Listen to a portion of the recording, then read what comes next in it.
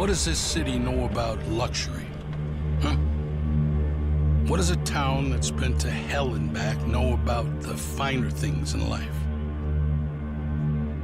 Well, I'll tell you, more than most. You see, it's the hottest fires that make the hardest steel.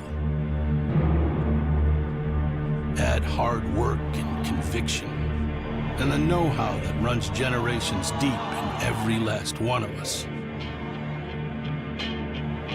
That's who we are. That's our story. Now, it's probably not the one you've been reading in papers, the one being written by folks who've never even been here and don't know what we're capable of. Because when it comes to luxury, it's as much about where it's from as who it's for. Now, we're from America, but this isn't New York City, or the Windy City, or Sin City, and we're certainly no one's Emerald City.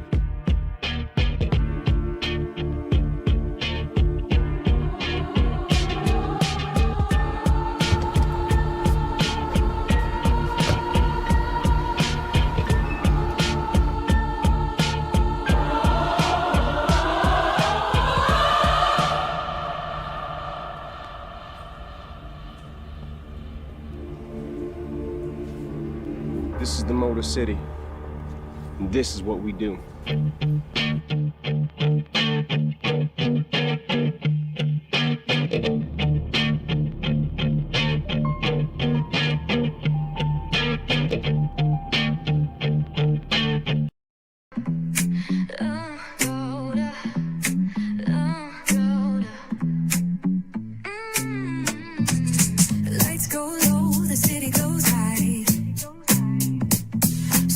Untold under moonlit skies. Braylon got the vibe, got the flow for the culture. Yeah, you already know. Turn it up, lean back, feel the breeze. Late night truths drifting through the trees. It's for the culture, by the culture. Braylon got the soul to show ya.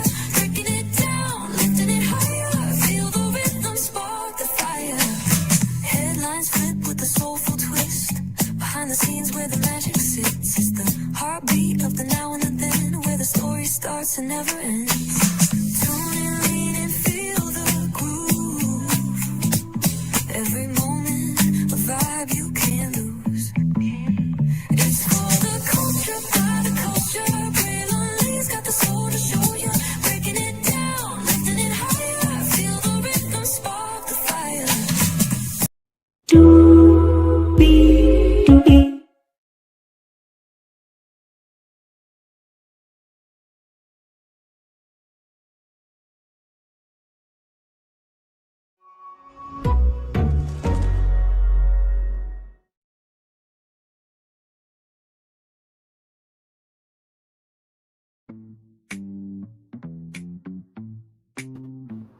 Well, 14 people are in the building, 10 people are in the building here. Welcome in. Glad to have you here. We are definitely breaking it down and lifting it higher. It's time to talk about some Rave to Love Detroit edition. And, of course, I have some of the best people to help me break it down and lift it higher of anything and everything going down in the Detroit, Michigan. I know the big D stands for Dallas, but there's other D's around the country, around the world. GGQ, what's going on, good people? What's going on, family? What's going on, family? Happy Sabbath, everybody. Hope Yes, everybody indeed. had a wonderful Thanksgiving. Yes, indeed. Yes, indeed. Listen, hopefully, there was some new family members that you met that, they weren't interrogated too bad. Hopefully there wasn't too many family arguments, and hopefully there was some resolve for whatever happened, and lessons that hopefully came down, some curses that you cut out your life and everything in between. Because we know that there's no Thanksgiving dinner that's ever the same. So just blessings all around. Listen, we cover everybody over here, okay? Listen, higher is weighing, low is available, but either way, we got to go on tour. Yes, indeed, we do. Let me take this down here, this iconic intro. Before we get started, I just want to say this, right? To all the subscribers, one love, much love, all love to you. But until you can do a fifth quarter or a half of what content creators do, shut the fuck up talking. Because there are people who read court documents like Pam Esquire, lead attorney, and many other law professionals that you tune into. Okay, whether you're reading news stories, whether you're doing after show reviews, whether you're doing sound baths, whether you are giving business advice or what have you, doing this is not easy. And honestly, I think it is tacky, downright disrespectful, and disgraceful to say what other people should do, and other people are being solutions when you're just moving as a whole problem. So if that bullet ain't for you, don't pick it up. Okay? All right. Just want to get that off my chest because, child, people want to try people, but yet they can't do what we do, child. Just moving on. With that being said, say that again to the people in the back who couldn't hear or who decided to, selectively turn off their hearing at this time because it applies. But yeah, keep speaking. Yes. Listen, just had to let the people know. And by the way, shout out to the 22 people. I saw y'all. Thank you for coming through. Appreciate y'all. 12 people in the building now. And listen, I say that because what we do up here, this is teamwork, but also it's family too. And I think it's about long overdue that people understand that if you don't have it in you to do, then go watch who you watch, but also too, don't group everybody together a bunch when you're not even a part of that bunch. Just saying. But anyway, with that being said, welcome everybody. We're talking about Ready to Love Detroit. Hey, it's an old saying, big dog, that say, mind the business that pay you. Come on. It's an old saying. Listen, let the church say amen. Yes, indeed. So, Ready to Love Detroit, we are on episode 4 of season 11. We were just talking before the show, me and Q, before Gigi got on, and Gigi also heard a little bit of what we were talking about.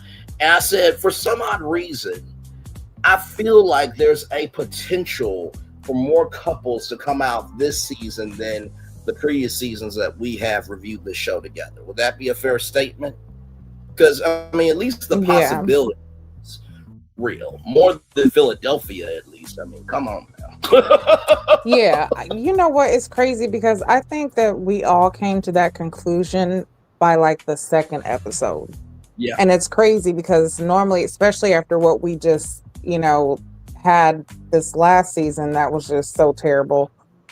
Mm-hmm. It's like you can see the difference already compared. Okay. So yeah, I absolutely agree with that. I feel like we'll have a better turnout than what we did last time. Yeah, without question. Q, what you guys say, my man? And now Lisa, welcome in. Glad to have you here. Q, what's your take, my man? Yeah, we rocking and rolling this episode. This season. Yeah, we rocking and rolling. Way better cast members, I think. I think they did a really good job picking the right people. Yeah, we're gonna have a way better outcome this season than the previous season. Because if we had to do what we did last season, if we had to do that again this year, man, they was squeezing all the lemon out the juice. I'm telling you, like, good Lord. Wait, they squeezing all the lemon out the juice, but they didn't add no sugar to it. Not sugar, not sugar the regular way. Sugar, okay? No sugar at all. No Splendor or nothing. You know what I'm talking about? Like, God. No Sweet and Low. No stevia. No.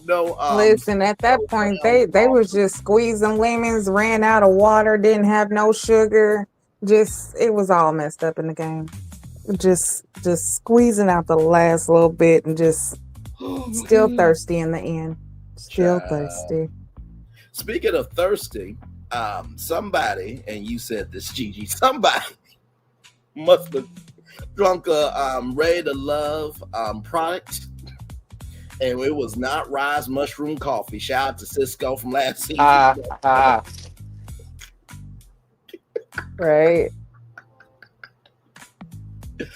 Oh, it must have been some vodka bath coffee, like you said, my friend. Because Right. Shout out to Jessica from what season was that? Season 8 or something, I think it was. I believe so. Yes. I believe Yeah. so. Shout out to Jessica and her combative coffee. Evidently, she went ahead and made this a trademark and went ahead and sent some to the cast of season 11. Yes, and they drank it instantly. And we would like our credit as well. You know, I think what $75,000 checks for all of us. I think that's a decent cut. That's fair. That ain't too much to ask for. That ain't too much to ask for. I mean, because we've been saying some bath coffee for a while. You know what I mean? So listen, we all try to get to the bags around here, right? Let's put some respect on our names because our gifts make room for us in Jesus' name. Yes, amen. I mean, in the name. That part right there. So we get started, and this is interesting. So the ladies' lounge is also the gentleman's lounge. Do we like this at all? I mean, I think me and Gigi know this from a production standpoint that, you know, they shoot this show in like 7 to 8 weeks. So this kept production costs, you know, relatively, you know, leveled. But still. I was actually looking at that. I'm sorry. Go ahead, Kia. Go ahead. Go ahead, Gigi. You good. No, I was just saying, I was looking at that and I was actually trying to figure out. I was like, you know, it looks like the same set, but also they did some tweaks to make it a little bit different for the women. So even though we're in the same location, there's just like a couple setting or placements that are just a little bit different, just to kind of give it a different vibe, I think, for the ladies. But yeah, to keep, you know, set costs down. Yeah, it's only smart to keep one location and just kind of switch it up a bit. I think that's the same thing that happened with Philadelphia, right? They were in the vault last season, which I gotta tell you, I know the Ray Love Nation crew will tell us that there have been many other, you know, fellas and ladies lounges, but let me tell you, that vault was something special. I think that was probably the best part of the Philadelphia season, the fact that it was a physical vault that you could walk into. And it really was a huge metaphor too of you're going to this vault to, you know, deposit what you feel and then lock the vault away. You know what I mean? So yeah, I think the vault was the first time they did that. As a fact of having the ladies lounge and the men's lounge in the same building. I like the vault. The vault was amazing. You know what I'm saying? The vault was like they were saying, whatever happened in the vault, stay in the vault. You know what I'm saying? Whatever happens in the lounge, stays in the lounge. So I'm kind of excited, you know what I'm saying, to see the future of the lounges go. You know what I mean? So the ladies came through this time, you know what I mean? They really did. I would like to see some more camaraderie from the ladies, you know what I mean? Hopefully that gets built throughout the show. Yeah. But so we're gonna see where that goes. Yeah. No, for sure.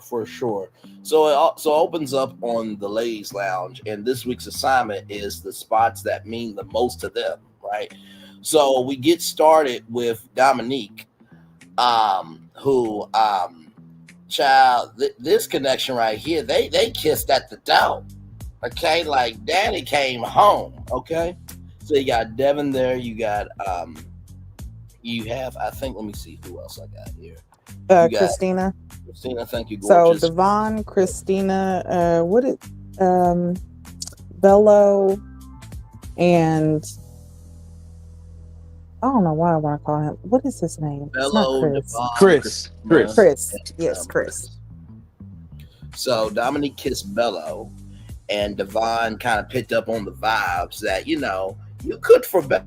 I want sushi. I'm like, okay, Devon, listen, you have not because your ass not, but also too, I ain't mad. You know, you can cook for this brother. You can also cook for me as well, rather. And so Chris and Christina talk. And, you know, they have a conversation about, you know, their childhoods and how they grew up. Christina was called fat and ugly, pig and pudgy. And it's always interesting that what you talk about back then is what you really need later on down the line. Like Gigi so articulately said last week, just because you want what you want doesn't mean you can avoid what you need. And by the way, that clothing line, that merch line is from our show. So if you see that anywhere else, it's bullshit. Okay, because that was a word from the congregation. And then Chris, he had a gap in hair issue.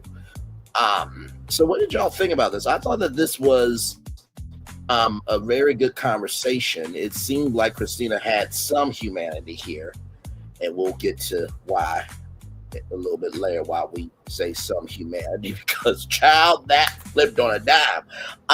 But what did y'all think about? Because seeing this, I was like, oh, okay, we're starting off good. This conversation is nice. Actually, almost made me forget what we seen in the preview and, the things that was said. I kind of almost forgot that was, going to happen. But she just seemed very genuine and comfortable. And maybe that's Chris bringing that out of her. Because sometimes it takes, the right person to have that conversation and for you to feel comfortable enough to say, hey, I can talk about my past and feel comfortable opening up about my trauma so early. Because sometimes it takes a little bit of time. Sometimes people do it quickly. But I feel like she's comfortable with Chris. And them two together seemed like it was very natural. It didn't seem forced. She didn't seem angry or agitated. Like she actually seemed like she was enjoying the conversation. So I like that dynamic, and we quickly see just how it can be when you talk to someone who either you don't have interest in or you have a problem with, compared to someone you are interested in and don't have problems with. So yeah, absolutely. Hey, Linnell, still a welcome in, my friend. Good to see you here as well. Q, what was your take on this? Hey, Good sir? Hey, what I really see is Chris is really that guy. He's easy to talk to. I really feel like a lot of ladies are interested in him. He really seems like a ladies' man. And I don't think he's really trying to be that. You know what I'm saying? Right. He did a great job. I think last week, telling one of the ladies you're not ready to love, and he did it very eloquently. You know what I'm saying? And always very good. Always has a very good choice of words. You know what I'm saying? But my thing about her is, I remember whenever she was on a previous show, and she was sitting here saying that, how when she goes to the club, she don't have to pay, and she's so pretty. She's so pretty. And I look like this and I look like that. And for her to really express her insecurities to Chris was very heartwarming. But at another time, it shows that she's masking who she really is. You know what I'm saying?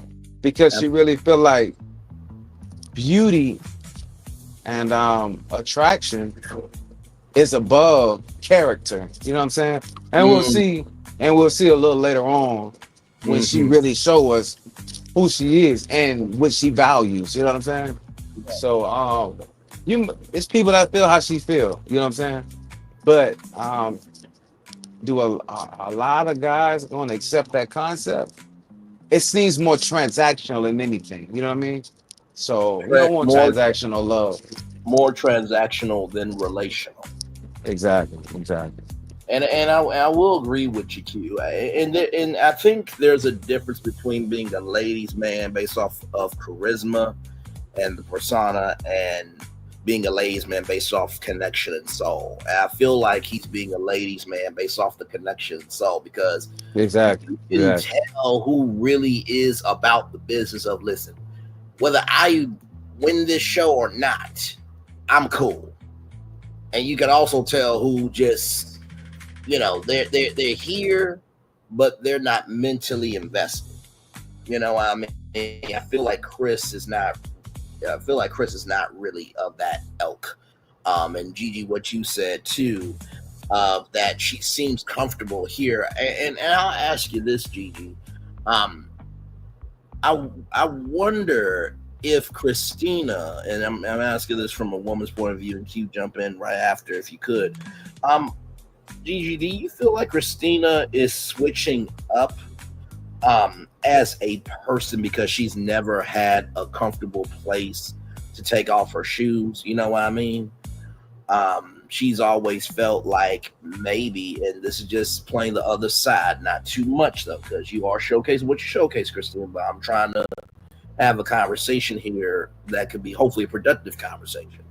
That when you go into somebody's house, right, you feel like you're not going to really be there long, so you're just having your shoes on as a visitor. But for Christina, she's always been a visitor because she's never felt comfortable, and maybe she's finally taken off her shoes because she does feel comfortable. Because I feel like it's a lot of flip-flopping energy going on with her. I mean, I know that's early to say, but so I feel like that goes actually a few ways when it comes to her. And not to cut you off. No. And hopefully that makes sense. I was actually just, yeah, it does. And I was actually just thinking like a few things. So first off, let's just talk about like her attitude when it comes to, it seems like she's more transactional than, like you said, relational. Mm-hmm. I don't know if you guys have heard people talk about like in relationships, men and women alike, you're not always going to get everything you want from a person, okay? So sometimes if you have that person who is emotionally invested and is able to give you all that time emotionally and physically, maybe their finances aren't right, okay? Or maybe that person who is financially securing you and they're able to take you shopping, buy you the bags, make sure that you stay, you're financially happy, but they're not able to give you that emotional happiness. They're not able to provide for that. They can provide money and that's about it, but they can't give you the heart. Okay. And I feel like that's kind of like what it is with her. Like you have to think about that. Like she wants the money, but she's not going to get all of those qualities that she's wanting because she's so stuck on the financial part of it. So while she's out here looking for the front row seats and has to be VIP everywhere, that person who is financing that, they might be okay with that, but guess what? They might want to stay in the shadows. So you're not going to be able to have that good time out with them because that's not the life they want. They'll fund it, but they won't be a part of it like that. So basically what you're saying is they'll fund the fantasy, but they won't ever recognize you in their reality. That's kind of how it is, and that's why a lot of times you see all these big bosses and stuff, and they have these wives who are in these nice big houses, and they have the cars, and they have the country club memberships, or they have this and that. But guess what? They're cheating. They have several mistresses, or even the wife who's a stay-at-home wife, she's got to seek her somebody because the husband's not providing what she needs physically. Oh, he'll provide the money, but listen, he's not providing anything else. Okay. Right. So that's one side. Now to the side of the point where you were talking about, I feel like with her, and this, y'all can correct me if I'm wrong, but to me, okay, so her talking about how let's just start at the beginning. She's talking about how she's pretty, she's so gorgeous, she's this, da da da da, right? But talking to Chris, she's talking about how earlier, she was made fun of because she was bigger, she was uglier, she was this, that, and the third. Okay, so we see there was some type of transition that happened where she went from fat to small, she went from ugly to pretty, right? But the one thing that didn't change was her personality. You can change who you are physically. Correct. But if your inside stays the same, you're still going to get the same thing. So evidently when she was fat, she still had an ugly ass personality. Right. Because now that you're cute, it's just bringing out that personality. Correct. So who you were inside, who you felt like you were when you were fat, your prettiness just brought that out in you, and now you're over the top with it, maybe. You know what I'm saying? So I feel like with her, that could be like why it seems like she's wish-washy. Of course, everybody wants love. Everybody wants to be desired. Everybody wants to be wanted. But are you giving that same thing to the person that you're wanting? Right. Are you reciprocating? Are you, are you just taking? It seems like she's a taker. Like it almost, I don't know if y'all have come across girls who feel like they're just so pretty that that's all the quality that they have. So you should Yes, be ma'am. like, you should Yes, just ma'am. accept it. Like, Yes, ma'am. you know what I'm saying? Like, Yes, ma'am. no, wait, what did Cardi say? I don't cook, I don't clean, but let me show you how I got this. Girl, stop. Yes. Now, like, you listen, cuteness only gets you so far, but a That man part. truly does want somebody that they can fall back on. Because what do I say often? At the end of the day, you can be disfigured, your face can be fucked up, but if you got a good personality, that person will still love you through all of that shit. That part. But when you have a fucked up personality and a fucked up face, oh honey, you're hit. Car crash, bus stop, just give up. Yeah. But I feel like Christina, she just got some more stuff that she needs to work out within herself, just because of maybe that transition from being, fat and ugly to, now she's cute and she's hot. Or I don't know. Maybe she hypes herself up because she does music. I don't know, but it's something that's imbalanced in her, and I just feel like she really, really needs to work on that more. Absolutely. And I thank you for giving the context, conjecture, and connection, because Sorry, I know that was long and a lot. No, I'm sorry. Child, listen, like I said to you, I know I was long-winded in explaining it, but I think sometimes what one person may feel like it's long-winded may seem like a needed, point of view to another, right? Everything is in the eye of the beholder. And I wanted to go down that path with Christina because it just feels like to me there's always been an uneasiness of not feeling accepted. So she has to do more. And when they say when men overcompensate, it's usually for something else. But I felt like she was trying to overcompensate for, the emotionality that she really wants, but she doesn't know how to express that. Right. Women overcompensate too. That's why you see IG models who are looking so fly on the gram, but you go home and they really are living off air mattresses and ramen noodles. I ain't lie. Don't do ramen noodles now. Don't do ramen noodles. Listen, I love me some ramen noodles, but I'm saying, girl, don't sit there and act like you going out eating crabs and lobster dinners and you love oxtails. Girl, stop. You've had that twice. And now, you know what I'm saying? Like, basically what Gigi is saying, Q, is that if you don't hang yourself up as this masterpiece, if I come forward to look closer at, it's better still be that same masterpiece energy of the colors and how the light hits and everything in between. It better walk up to it that I can see it from far away. That's what Gigi's saying. Hey, I don't know if y'all ever seen the video, right? This guy, he took a girl out to dinner. Yes. And so the girl ordered lobster, right? Lobster, steak, and whatever else, right? Mm-hmm. So you can tell she never ate that kind of food before because she was sitting there actually biting the shell of the lobster tail. Oh, yeah. You seen that? Yeah. I said, man, she eating the pasta with her fingers and stuff. Yeah, she grabbing she was going it. crazy. Yeah, she was wild. She was going crazy. She was going crazy. Yeah, that's a, but see, you see how she was dressed though. She dressed like she does this, like she's just so elegant, and she's just right. This like is what she does. Like exactly, exactly. Oh my Lord! Are we jumping right into her comment, or are we gonna wait till that slide comes? No, let's just wait till we get there because she hot. Listen, because we got to build it up. Because my Lord, it goes from this to that very quickly.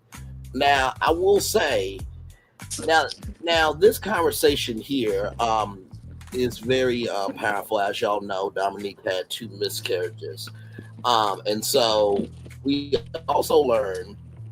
Not that, because we already knew that, but what we do learn is that Dominique and Devon have been talking, because Devon virtually met Dominique's mom on FaceTime. And the conversation, the kids come up about adoption. Now, I'm going to just say this right now. I know that your kiss Bello, at the door. But I feel like, and I know Gigi and Q will have a take, and maybe I might be right, maybe I might be wrong, because I see myself in Devon. Just a little bit. Like, the smoothness is there, being a nerd, but also too the grownness is there. It's like an old soul. Like, we've been here before, so I relate to Devon, not just because he looks like a growner version of me, but that's neither here nor there. But a very fine point to make. But I will say this: I feel like Bello is what Dominique wants, but Devon is going to be what she needs. Because you need that person who, although they can have all these responsibilities, there's a soul that you want to keep coming back to every day. Y'all let me know what y'all think about my take, and what did y'all think about this conversation. I don't really feel like she's really that into him like that.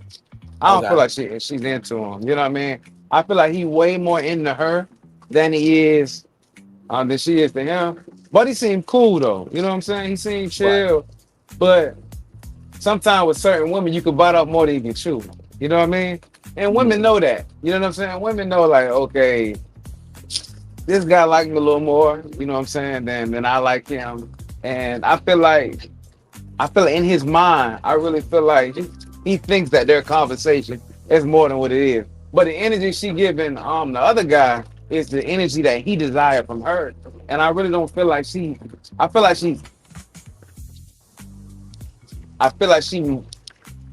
if she gave a man an opportunity, I feel like he would make the best of it.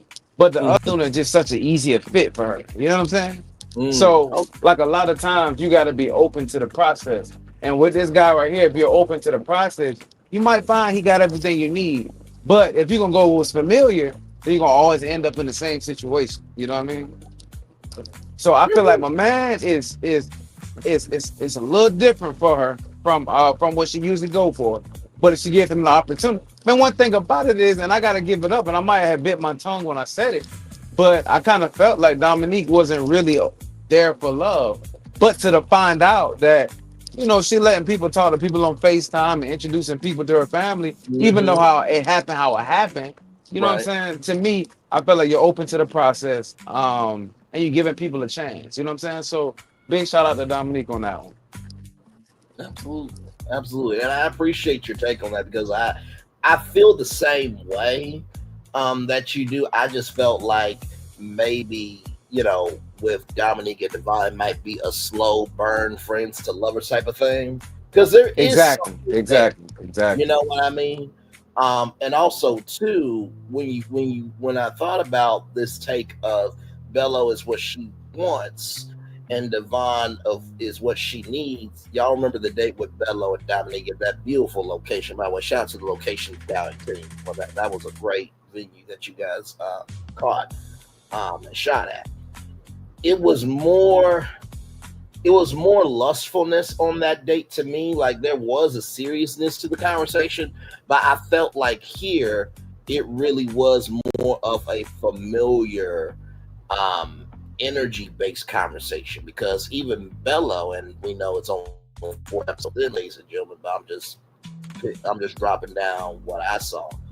I felt like there was a connection, that there had to be some conversations in order for Dominique to feel comfortable to show, to call Devon, and the mom was there, right? Because she could have said, hey, I'm gonna, leave and, try to talk to Devon, but the fact that there was more of an openness there, I felt like maybe that she sees something in that slow burn, like you said, for her to open up. But brother, let's do remember, this is almost a game show. So you are trying to make as many connections as you can, because you are trying to stay on the show. You know what I'm saying? So she might be more physically attracted to the other guy, but she like, shoot, I might need to make sure that just in case the other guy get kicked off, I still have me a connection here. You know what I'm saying? So let me still just keep the door open, because it's a possibility I might like this guy this week. Next week, the other guy might be my number one. You know what I mean? So, you really want to keep your options open throughout the process. And it seemed like she's doing that, because when she got kicked off out the first mixer, I feel like it opened her mind. Like, okay, now I gotta somewhat strategize my way, to make sure I find love, but also, be successful in the show. Yeah. No, I agree with you. At least she's being open minded. She's not like that last person who tried to bust that dude out about is he pregnant or not, but yet you were helping him pack his shit. I mean, that was just a fucked up situation. Like, wait a minute. So you said, and I quote, that he ruined your happy ending when no person is in control of your happiness. That's a personal decision. But yet you went with the other person that, you had problems with, but yet you were helping him pack. So at least she's keeping an open mind with both. It seems more of a sincere, open mind state, if you will. But no, Rose just need to keep her role. That's what she need to do. So she keep that thing charged. You know what I'm saying? Right. Maybe just keep it charged. By the way, if you go to adamandeve.com and you type in BQGS, that's Braylon, Q, Solana, and Gigi, you can get a 30% off discount on adamandeve.com. So just type that in. Get that rose. Oh, look at that. Look at how that rhymes. Use that code to get that rose. Listen, you know what? I'm going to do a little pause right now for that. Listen, that was smooth. I didn't even mean for it to be smooth. It just rolled off the tongue like that. We're going to find that sponsor now. I'm trying to tell you. We're going to find that sponsor. One day, damn it. One day, very soon. But you see how smooth it was, though? It felt like it was, wait, y'all got Adam and Eve contract? No, we don't. We just speaking things into existence in due time, for sure. Gigi, what's your take on all this, beautiful? What's your take? I mean, I actually agree with both of y'all. I've been sitting here really trying to ponder how I feel about these two. Like this whole time. And I'm just like, okay, so I agree with you, Braylon, that Bello is who she wants and Devon might be who she needs. But then it's like, would she really make it work with Devon, seeing how I don't feel like she's really attracted to him like that? Mm-hmm. So I don't feel like there would be full intentions made there. Okay. I don't feel like she might give her full self because there's attraction missing. But then on the other hand, like if we think about it at the end when Christina was talking about how Devon had sent her some money to, get a spy. I think that kind of opened her up to Devon a little bit more too. Especially with the comment that she made about how Christina was trying to, show off and, she felt like that was tacky. I feel like that was a little bit of jealousy coming out. So I feel like there's a connection there with Devon, which we've seen. We've seen that last episode. We see it this episode. There is a connection that she does have with Devon, but it's not like the intense attraction that she has with Bello. As we see, when she opened up the door and seen him, she had a glow. There was such an energy between those two that it was almost automatic. It almost seemed as though he's come over before. He knows this house. Right. This is, you know what I'm saying? This is something that they have done before, even if it's not. But yeah, I feel like her attraction to Bello is something that she would pursue more instead of with Devon. Because I mean, with her, I don't feel like she's like the type who's worried about the money. You know what I'm saying? So the money doesn't really too much make her float. You know what I'm saying? As it did with Christina. That's not kind of what sets her off. No, she's more of a refined version of oh my God. No, it's not Jennifer. Oh my God, y'all know the person. Bae, you caught a fish. Y'all know. Oh shit! Not Jessica. Giselle. Yes. Not Giselle. Damn it, Janelle. Yeah, Janelle. You were thinking Potomac Child. Yeah. It's all. And you know what? To Janelle's credit, right? Remember how in parallel, we bring up parallels from different seasons, so you gotta go back and watch some of our old reviews, but we always will keep you in the loop. If we remember that parallel and how she was attracted to that trainer, but then she married somebody like a Devon, right? So it could happen. Because Janelle's a beautiful woman. We can't sit up here and Most deny. up. Yeah. Most up. It was just the attitude. The attitude, yeah. You gonna be my footstool and shit after the executive producers put your ass on national television and shit. But that's neither here nor there. But if she could find somebody like that, obviously that process. But yeah, you're absolutely right about that. Like that goes into what I said. What you need doesn't mean that you can, escape, or what you want doesn't mean you can escape what you need. So her going after, Bello because of the attraction that she has does not mean she won't end up with Devon, because he can actually surprise us all and surprise her and actually fit somewhere that maybe Bello can't. And there has been times where go ahead. No, I was just gonna say, and him meeting her mom on FaceTime, that's a huge thing, because not everybody can just meet the parents. But yeah. But one thing that she said though, she said, "Ain't no telling if I'm on FaceTime with you. Ain't no telling who you and me." You know what I mean?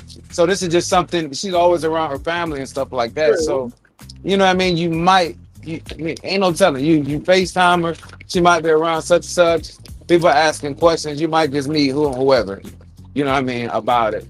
But so it wasn't something personal like that. It was exactly. It could have been casual. You know what I'm saying? It could have been real casual. But for Devon, and my thing about it is sometimes,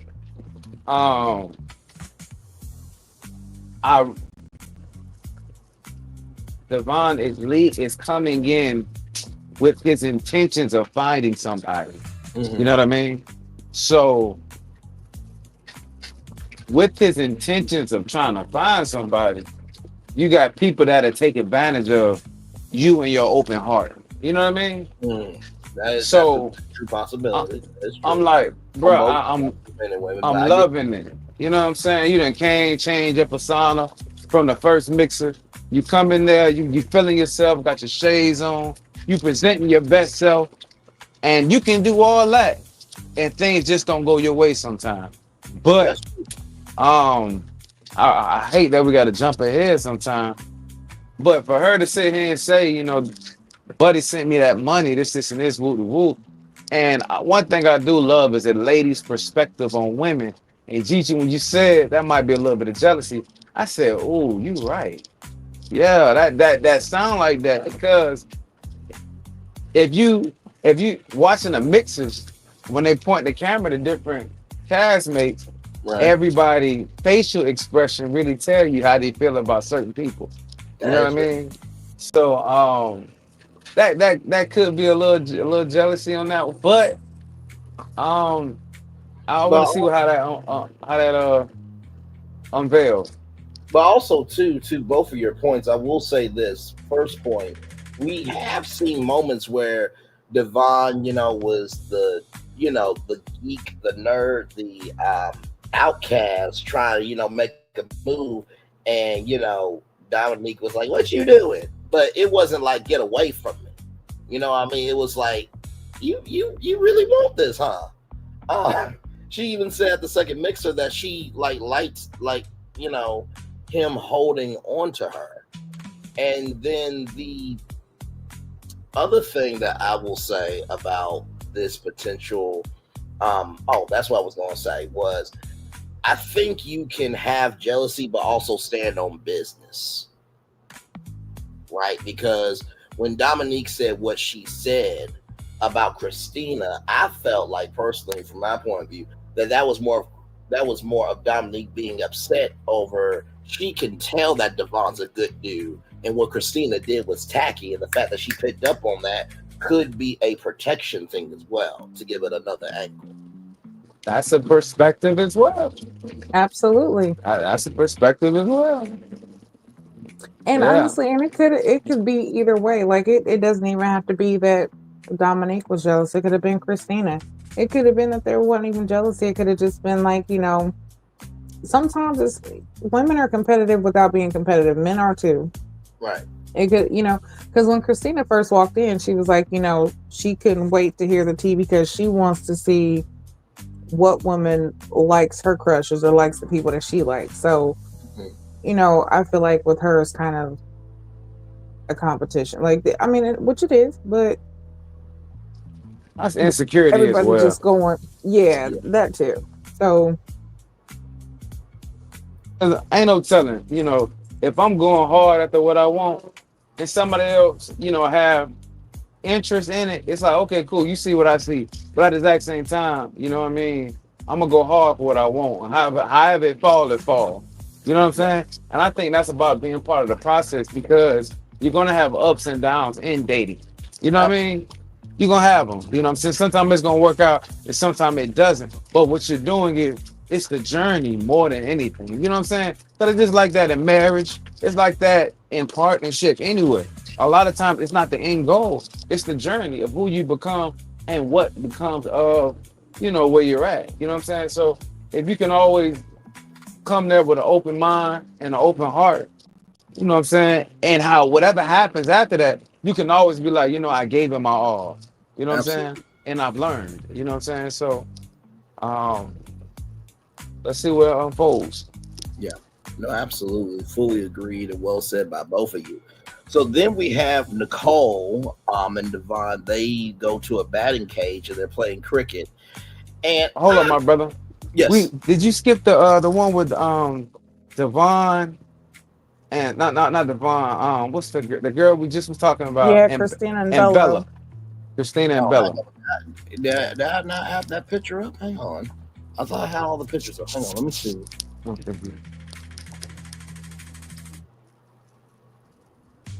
No, I don't have that picture.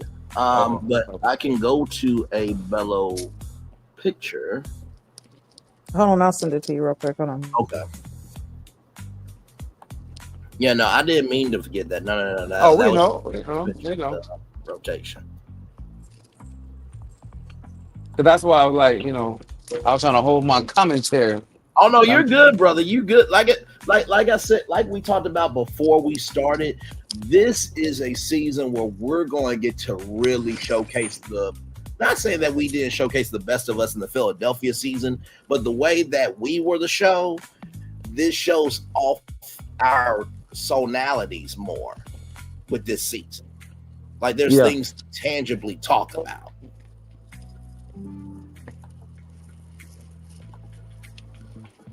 Child, this right here. Oh Lord, let's get to it. Cause Lord Jesus, I mean, just my God. So as Gigi left to give us that picture, so she'll be back up here in just a second, y'all. But this conversation here, I was just flabbergasted on this because I'm just like, it's the 4th episode. You just had a really good, human conversation with Chris. Welcome back in, gorgeous. Glad to have you here. You just had a really good emotional, in tune, and relational conversation with Chris. And on the 4th episode, I said the 4th episode, this ain't episode 7, but on the 4th episode, you come in with this conversation with Bello. And so Christina and Bello have had phone conversations, right? But then Christina says, I should be having 2-hour phone conversation with somebody else. And so, Christina, comes up with the money, thing of, and these are the guys in the group. One guy gave money.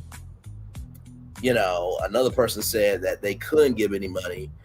And then with Bello, he did give an answer, but apparently the message didn't get to Bello until 3 p.m. And if we all remember, Jessica and Chris, there was a thing about messages, right? That season,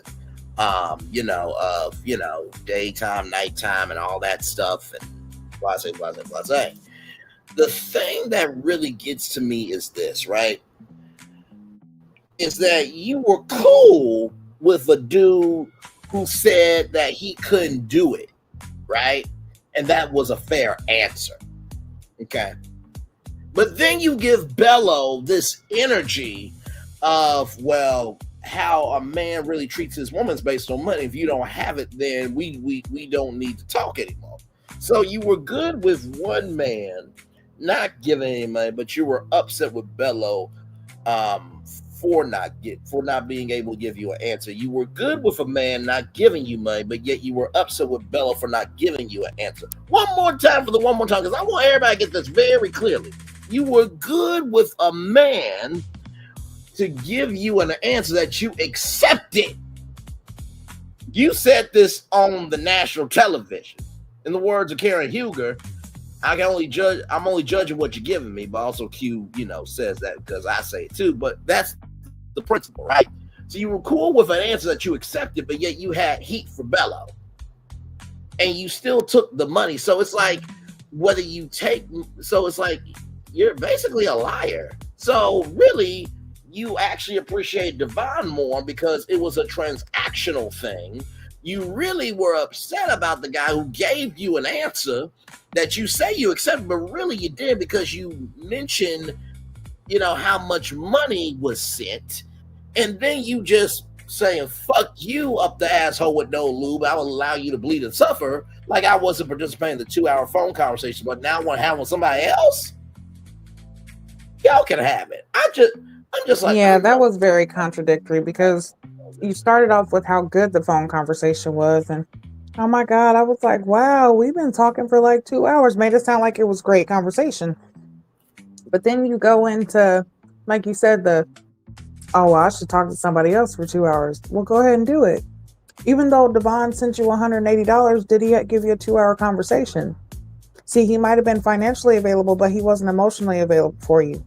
And the person who wasn't financially available for you and wasn't in the position wasn't available for you at all, emotionally, physically, mentally, or just to conversate. Correct.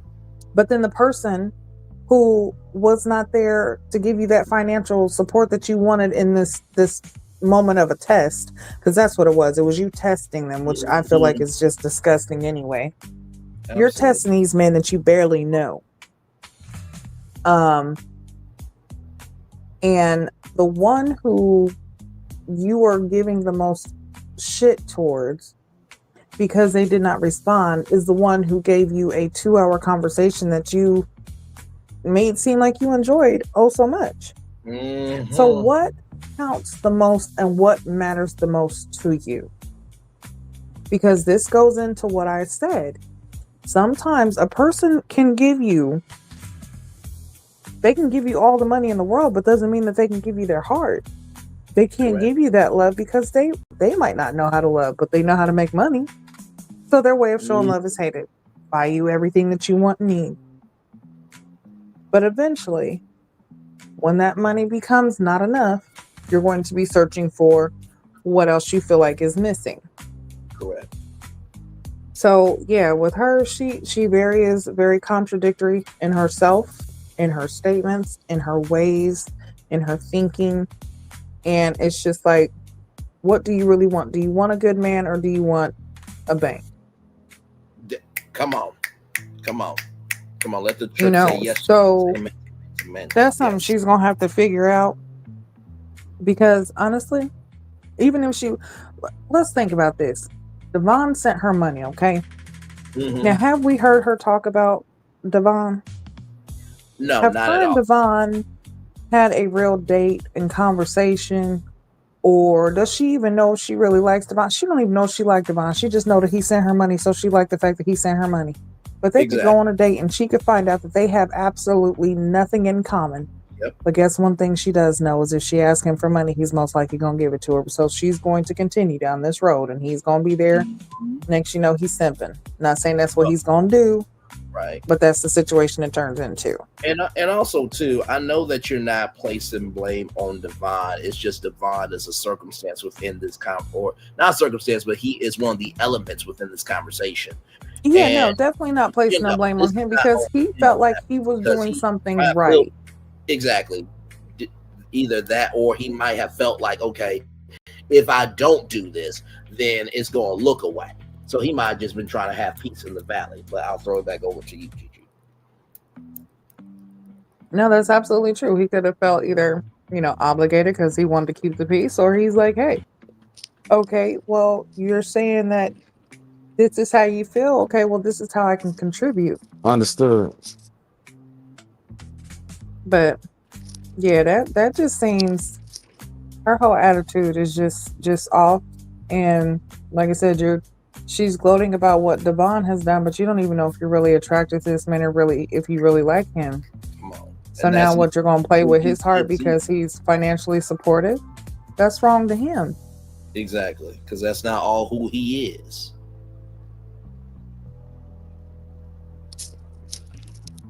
Man, there's a lot to unpack in this conversation. And y'all covered a good bit of it. You know what I'm saying? If not everything. And I'm pretty much gonna reiterate just some stuff that y'all said. But on the back end of it, the part that blow me is, as a man, you can always it's one thing that you can never buy.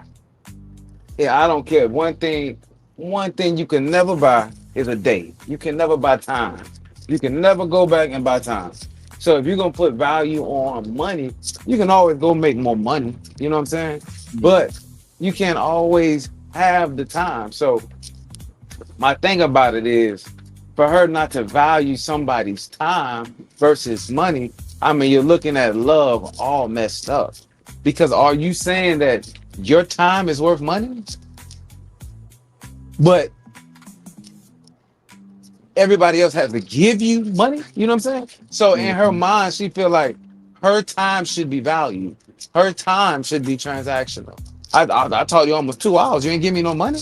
I taught you for almost 2 hours. You ain't got nothing for me.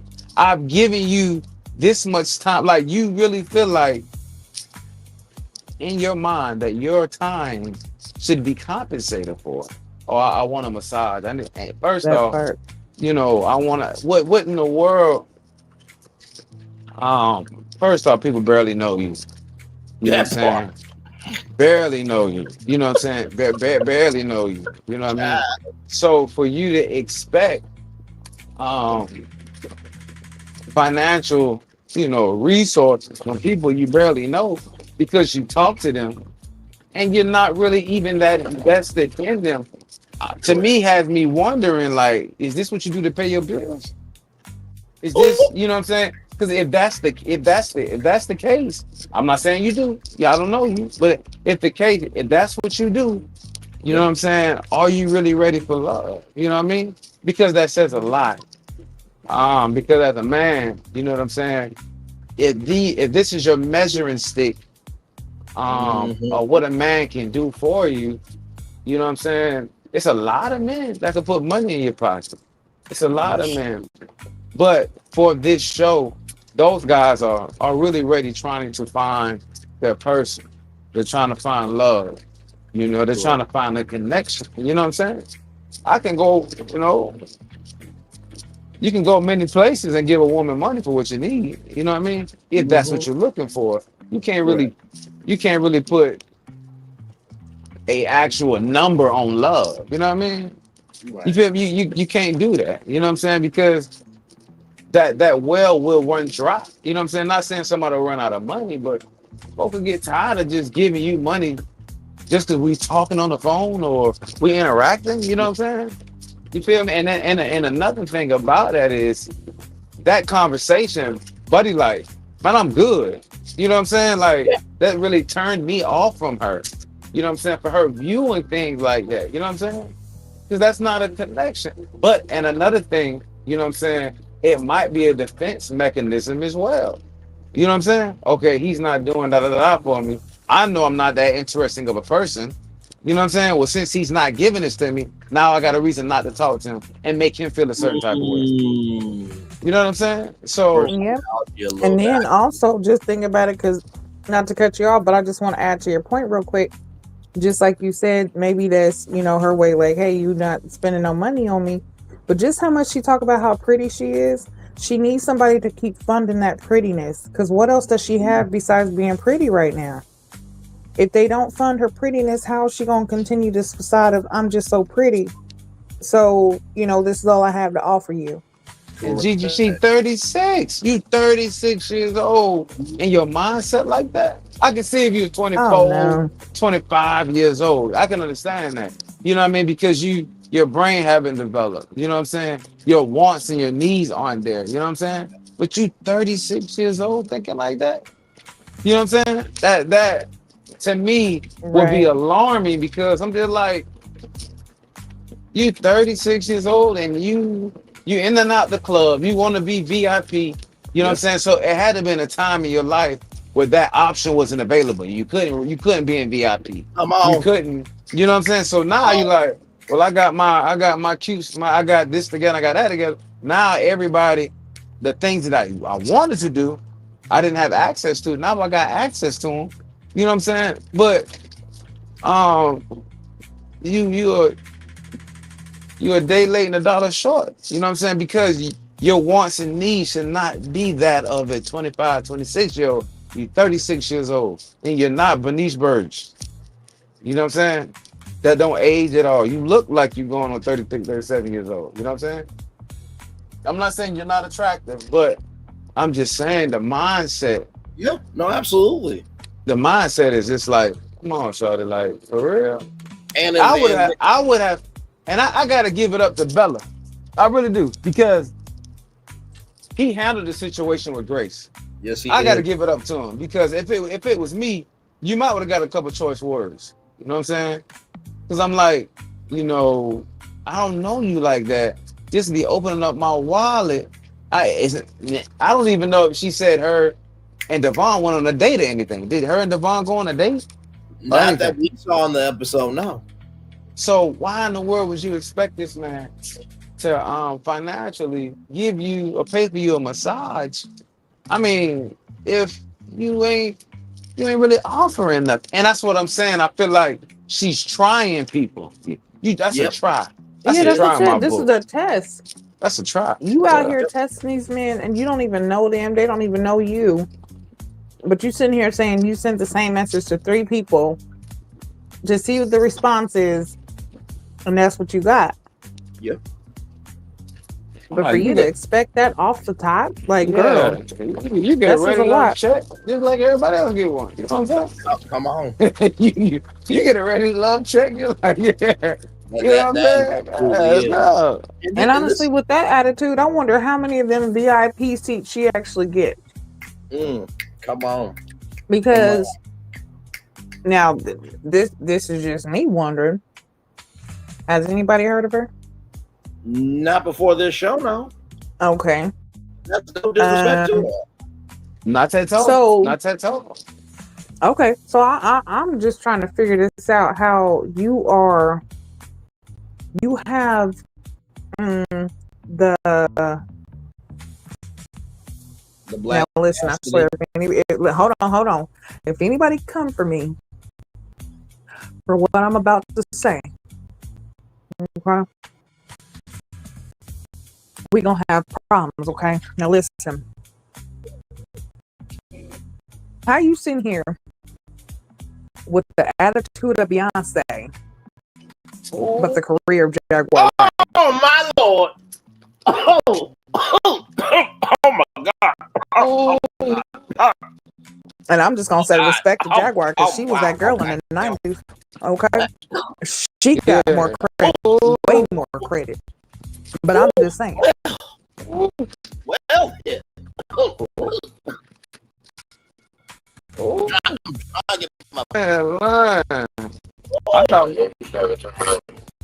I thought Mike Tyson.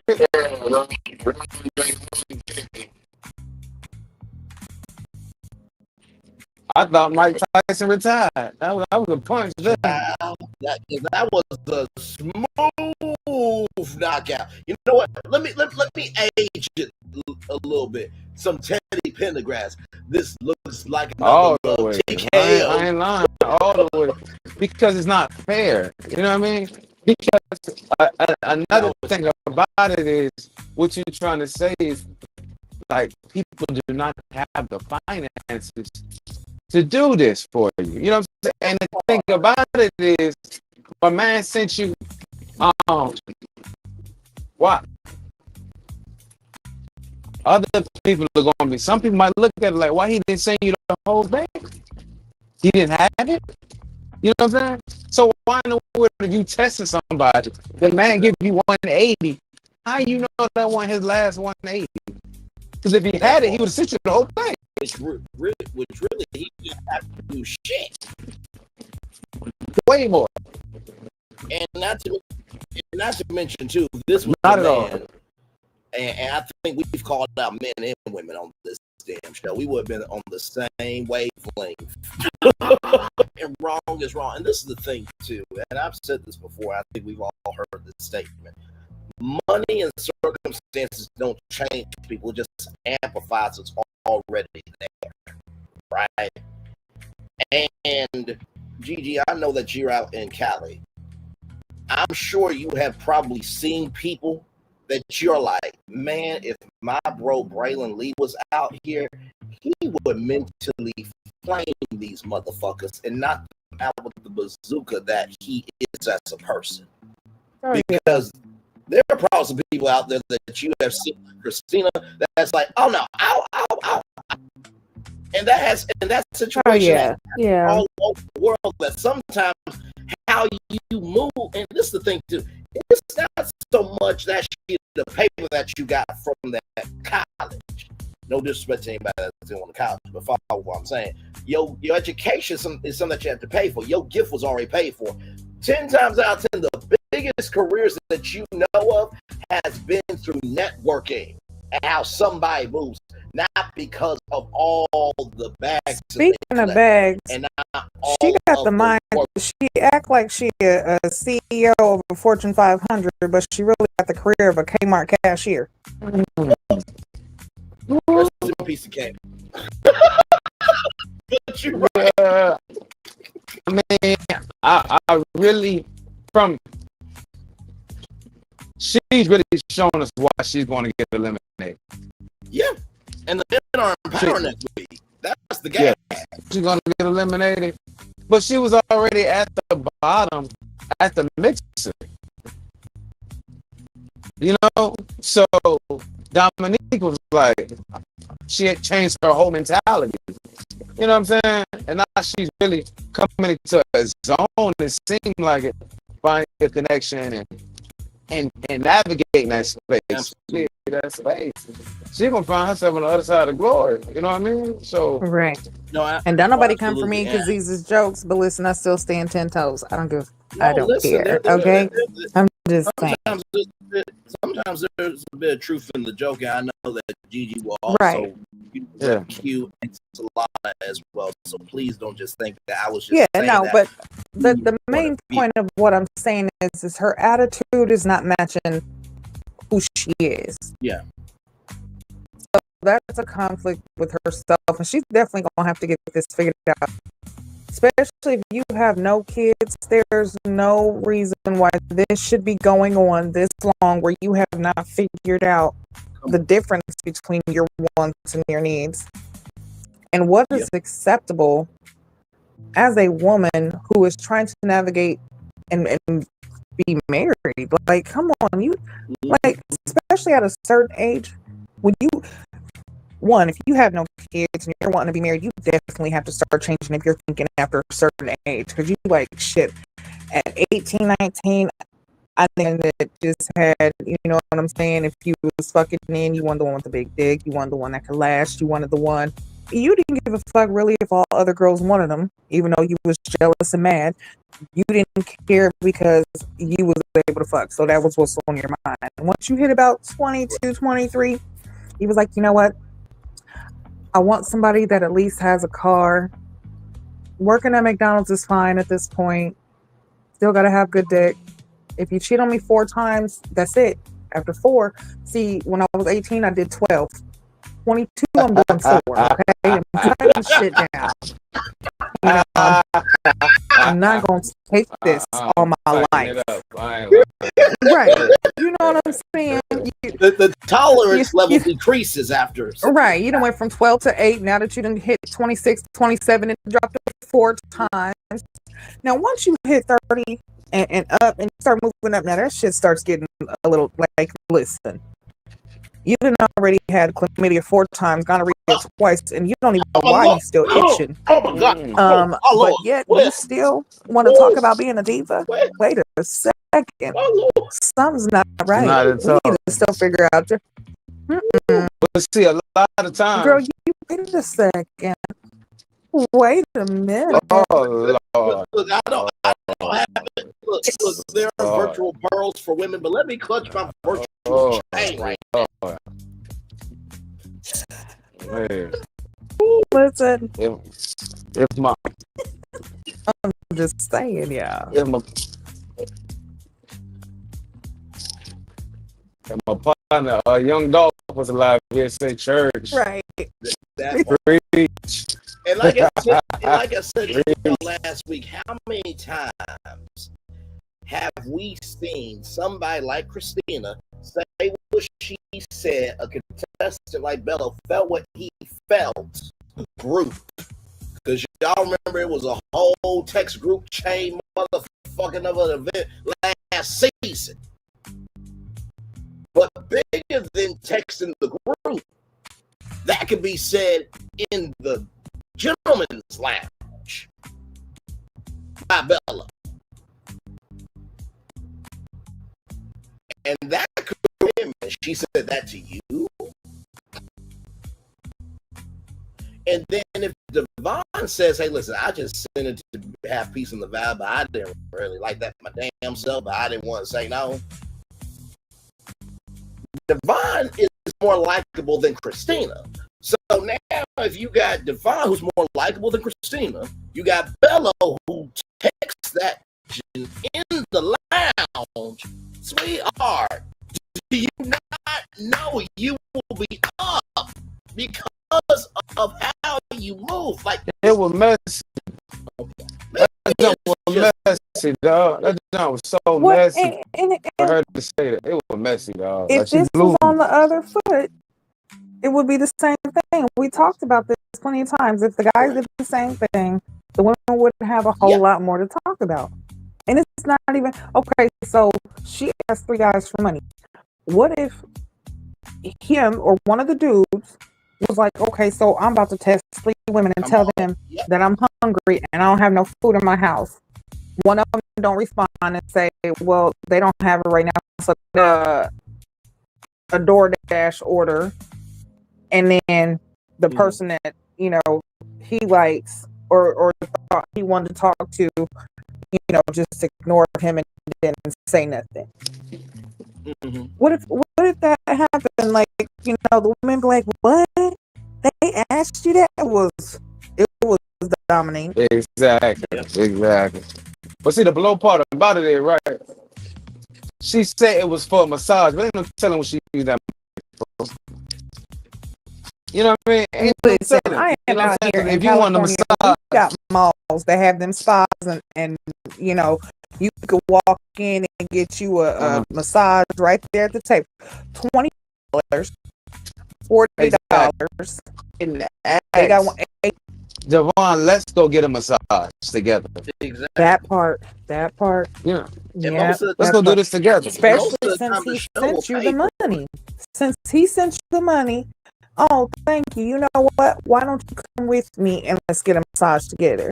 Exactly right. And most of the time, you're right about that one. Most of the time, depending on the show, they will set up the date. They'll make it all work. Like these shows have social capital. Hey, listen, what's the best massage place in Detroit? Or there's an app called Zeel, Zeel. I know that because of Melody Sharif from formerly of Love and Marriage Huntsville. But it's an app where you can literally bring a massage person to wherever you are. And I'm sure if you were told, the crew that, they would have went on the Zeel app, got a discount to snatch it out of somebody. Like the hell? And hold on, let's just even take it a little bit, another step, seeing how the women were empowered this week. And, after this we can move on because we've been talking about these for a while. But even with that, the women were empowered this week. They had to open up, kind of bring them into their special place or space. Why couldn't Christina make a date with Devon and use that money for that massage then? Hey, the other day I said I need a massage, but I decided that I want someone to have a date and to thank you properly for sending it, and it would have showed intention. It would have showed, well, would have showed intent. It would have showed that you were at least graceful and grateful, as well as you taking the time to get to know this man and go on a date and actually see, hey, do we have a connection besides just this money? Show some type of appreciation, but there is none, because it's all just I feel like with her, it's one-sided. It's all transactional. Absolutely. I think we did our job on this one, y'all. So, we good? Yeah, I'm good. That's right. Let's roll on, everybody. So we got Nicole and Devon here. This was I thought this was really, really cute. And it seems like they've been talking every single night. And so, Devon and Cricket's kind of so-so. Devon, he gets asked a question from Nicole, what do you look for in a woman? And Devon says smart, kind, thinks more about the world than themselves. And Nicole talks about how, she would like to be in a leadership role, where she likes to get into leadership roles, rather, when she feels like she can be a solution. And what I really liked about this? Sometimes the date is not even about what you're doing. It is just a conduit for a space to be opened up. Let me say that 2 more times, because that was a word right there. Listen, sometimes the day is not even about what you do. It's just a conduit for a space to open up. Sometimes when you go on a date, it's not about what you're doing. Sometimes it's about that being a conduit for a space to open up. I mean, it looks like Devon. Listen, I do the best I can, my sister, indeed. But I really do feel like Devon definitely will find somebody out of this process. And it seems like Nicole is more of a relational energy to Devon, maybe more than Dominique, because Dominique is a lot. And nobody complain either, Dominique. Keep being you, because listen, you can be that'll be on Ray Love BDSM edition. Moving on. But anyway, like I was saying, I think Nicole's energy, my damn mouth, shut up, Brandon. I feel like Nicole's energy is more relational to Devon, because it seemed like there was more of a natural flow there. And with Dominique, it feels like you have to match her energy. But also, too, I think that's just Dominique's persona. But girl, she just carries her energy, walks with her, rather. So what did y'all think about this conversation between Nicole and Devon? I like them together. You know what I mean? They was having a good time. I believe that were those the two that had a geeky conversation at one time? No, I think that was Channon and Devon, because if you remember, we had Gigi virtually live. Shall not pass. Okay, but yeah, okay. Well, I'll say that all with love, because Gigi, you really went off on him so damn bad. Go ahead. Real bad. But because of the type of woman she is, she says she's always been forced in leadership roles. So she's a natural leader. So one thing about it is she doesn't need validation from anybody. Correct. What she wants is love. You know what I'm saying? Now, because Dominique is who she is, and she's known, and she seems like a very popular person on the show, hopefully Devon's not seeking validation from her just because of, he's himself. You know what I'm saying? He don't seem like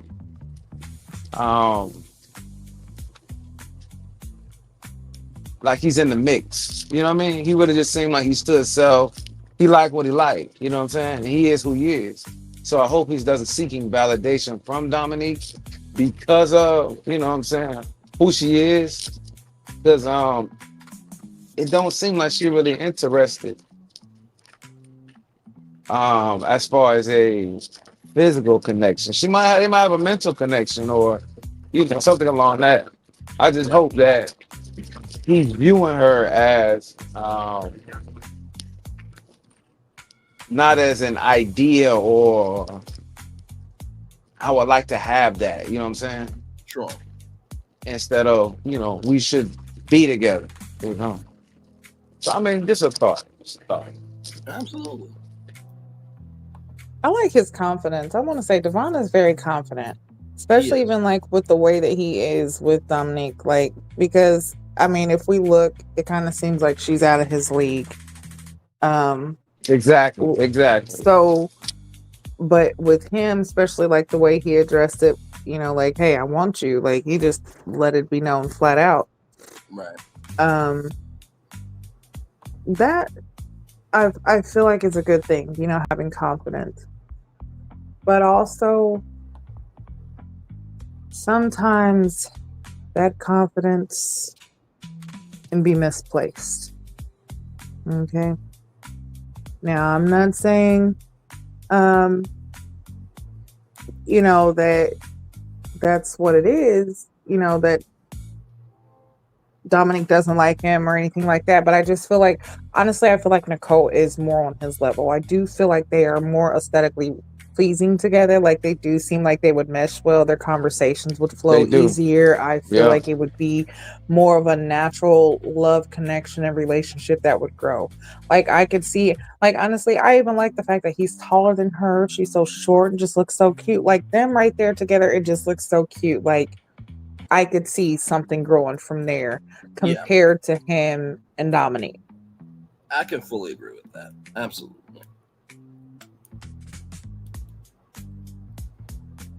Absolutely, I can fully agree with that. So, but another thing about it, this particular date, it wasn't nothing really there. You know what I mean? We just seemed like they look good together. It wasn't really no meat in this conversation. You know what I'm saying? I don't really feel like that. I just feel like they enjoy each other's time, and possibly, hopefully, they'll strike a stronger connection. But I don't feel like it was too much there. Well, I mean, I'm sure they were probably there for at least maybe an hour, 90 minutes, at least an hour, 30 minutes. So there may have been more that we just didn't see, but I do believe that there is something tangible there because there was a lot more touch and agreement. I'll put it like this: there was more of a touch and agreement than Christina. And her excitement, way more. Nicole's excitement for Devon was kind of the same as Dominique's for Bello. Like, you can see, like, she, was naturally excited to see him. She was definitely, she's been waiting to, you know what I'm saying? Like, you could tell this was something she's been looking forward to. Especially the one-on-one date, too. Yeah, it was a one-on-one. It wasn't with the whole, with different people. And she even went outside of her comfort zone and did something that she hasn't done before to do something with him together. Correct. Which I thought that was cute because at first I thought she's, was a cricket player the way they were saying it. At first I was like, oh, well, maybe this is her thing. This is what she likes to do. And she's like, oh, this is way harder than I thought. I was like, oh, wait. She's not done this before. But I thought that was just so cute for her to be so vulnerable and like, listen, I'm gonna try it. I'm gonna make mistakes and we're just gonna keep going on. But ever since, just like you said, ever since that day when they were skating, she's had that comfortability where she's like, she wants to do stuff like that. So I like them two together. I look forward to them being together and I really hope that they do work out. Absolutely. No, for sure. Now, Devon's geek buddy, geek buddy is in the eye of the beholder. I do believe there could be some with Channon and Devon. I'm just messing with Gigi from last week. That was fucking hilarious. But Channon has invited over some people to her place. Ed, Donna, Darius, and Xavier, and Channon wants everybody to bring something meaningful. And I will just say this to Channon. I definitely see what Ed is saying by, Michelle Obama, Claire Huxtable energy, because she really does come off as who she is who she is. You can even tell right here on the wall, like she really is about being about her business, but she has a soul to care. And as we all know, it's one thing to have the soul to care about your job, but it's another thing when you have that personal soul to care for yourself.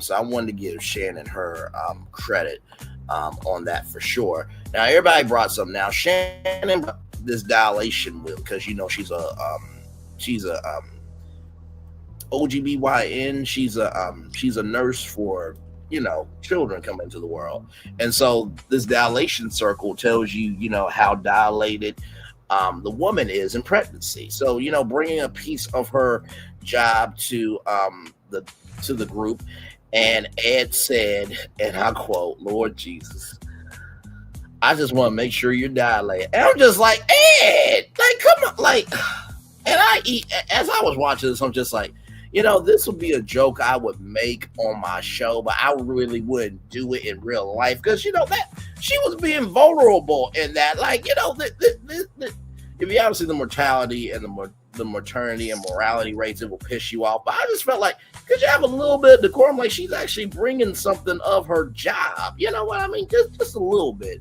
But then Xavier brought a rose that his grandmother gave to him as she passed away. Before she passed away, Donna, we got to see some humanity from her. She had some pom-poms. And that's not she doesn't have any humanity in her, but she is a mathematician. But it was nice to kind of see her in a different light. And then Ed had a brother who, was deployed overseas, but he did not come back. He passed away. And then Darius, who, my lord, you got me. Those pictures are there. Say again. I'm saying those slides could be there. Should be there. I didn't get the one of Xavier except for him crying, which I thought was, I felt like Shannon's date brought out the emotions with everybody. But go ahead. Yeah. No, you're good, beautiful. So here's Xavier. Thank you, gorgeous, for that, as always, being the good people that you are. Here's Donna with her pom-poms here. Then here's Ed with that looks like I thought that looked like a Buddha at first to me, but I just didn't know for sure. And then Darius right here. Now this story, brother, you almost had me crying. Because this was an outfit for his firstborn daughter, and his mom used to make outfits, and so she passed away, and Darius almost got choked up. And I will just say this: I think sometimes we forget, just because somebody made it doesn't mean they don't forget their struggle. And I can appreciate what Donna said of, I didn't have Darius all the way together, right? Because y'all remember when she said what she said. But I appreciate that Donna was able to take a step back as the mathematician and be Donna the soul of, oh, wait a minute. Hang on, wait a minute. Let me see. Oh, my God, wait a minute.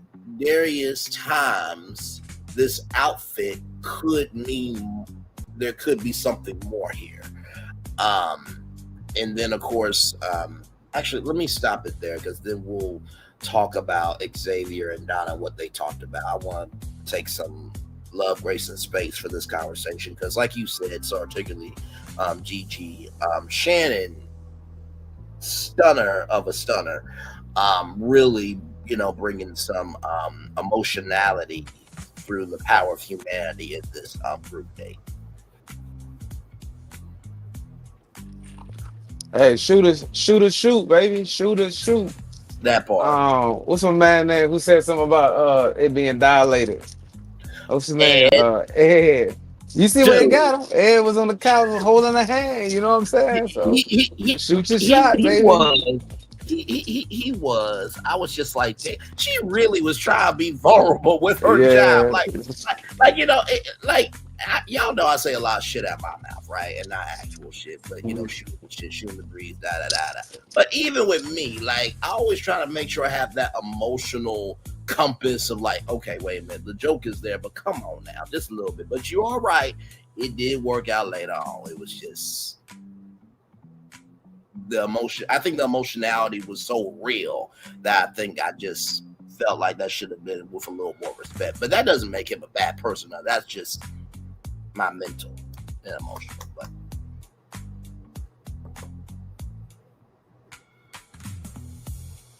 Yeah, I think it was a really good date. Just the fact, like I said, she brought out a lot of emotions from everyone, especially doing, giving it that personal touch, because that is a way to really break the ice and get to know someone is kind of, touch them at their weakest point or touch their heart, something that really means something to them. Once you find that out, it's kind of easier to open up about, tougher things like that.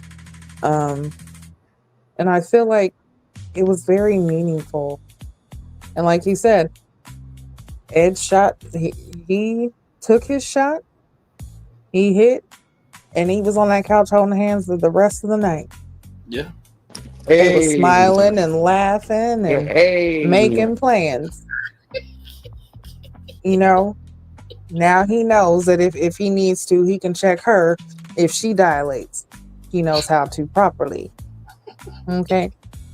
So, Hey. but yeah, I think this was definitely one of the best dates that they had this episode. Yeah, Ed's sculpture piece was definitely, or his porcelain piece was definitely meaningful, especially losing someone. The story behind it being something that was given to him, and then the person went on deployment, and a couple weeks later, died. right. That's very tragic. Rest in peace to, this fallen soldier. The even with Xavier. Xavier had a rose that was in a box from his grandmother. His grandmother had passed away. And then, you had, what's his name? I don't know why I keep missing his name. The other I'm one. trying to think. Darius, yes. Then, Darius with the dress that his mother made, his mother passed. Being able to, and it's sad that it was, these three young men who, went through that. But yeah, just having that openness and that vulnerability during a time like that, I felt like that was a great date. And I feel like it set the tone for the rest of the night. Now, what you did with that energy and that opportunity is completely up to you. And as we see, some people fumbled and some people were fiddling. So we see who did it right and who did it wrong. not GG and Q saying we love an educated black man over here. Right, he was trying to learn the different phases of dilation for educational purposes, for a more powerful experience later on down the line, where he can be a resource. Braylon, there was more to it. Everybody like a little dilation every now and then, you know what I'm saying? Everybody enjoy a little dilation, Hey, I like the date though, man. It was a great date. You know what I'm saying? Yeah. First time I really seen this on Ready to Love.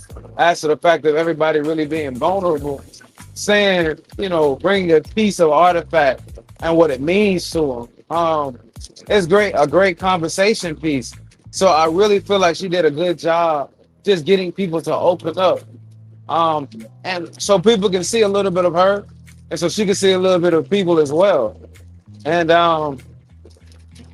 it made sense about Darius because he's a very flamboyant dresser. You know what I'm saying? Yeah. So you got understanding to why he's the way he is, why he dresses the way he dresses. You know what I'm saying? He's it's an expression. You know what I'm saying? It really is an expression, and it's a part of his culture almost, because something his mother loved, something he picked up. So That was dope to hear hear why. And for Donna to sit there and recognize that and be like, you know what? I could have got this guy wrong. You know what I mean? And a lot of times we don't get that opportunity in dating because it's almost a one and done. You know what I'm saying? You don't get it right the first time, you might don't get a second time. And then for you to come and highlight the man about you barely don't even know him, but you don't formed an opinion about him. You know what I'm saying? So next time you're gonna learn how to put your foot in your mouth so early. You know what I'm saying? Right.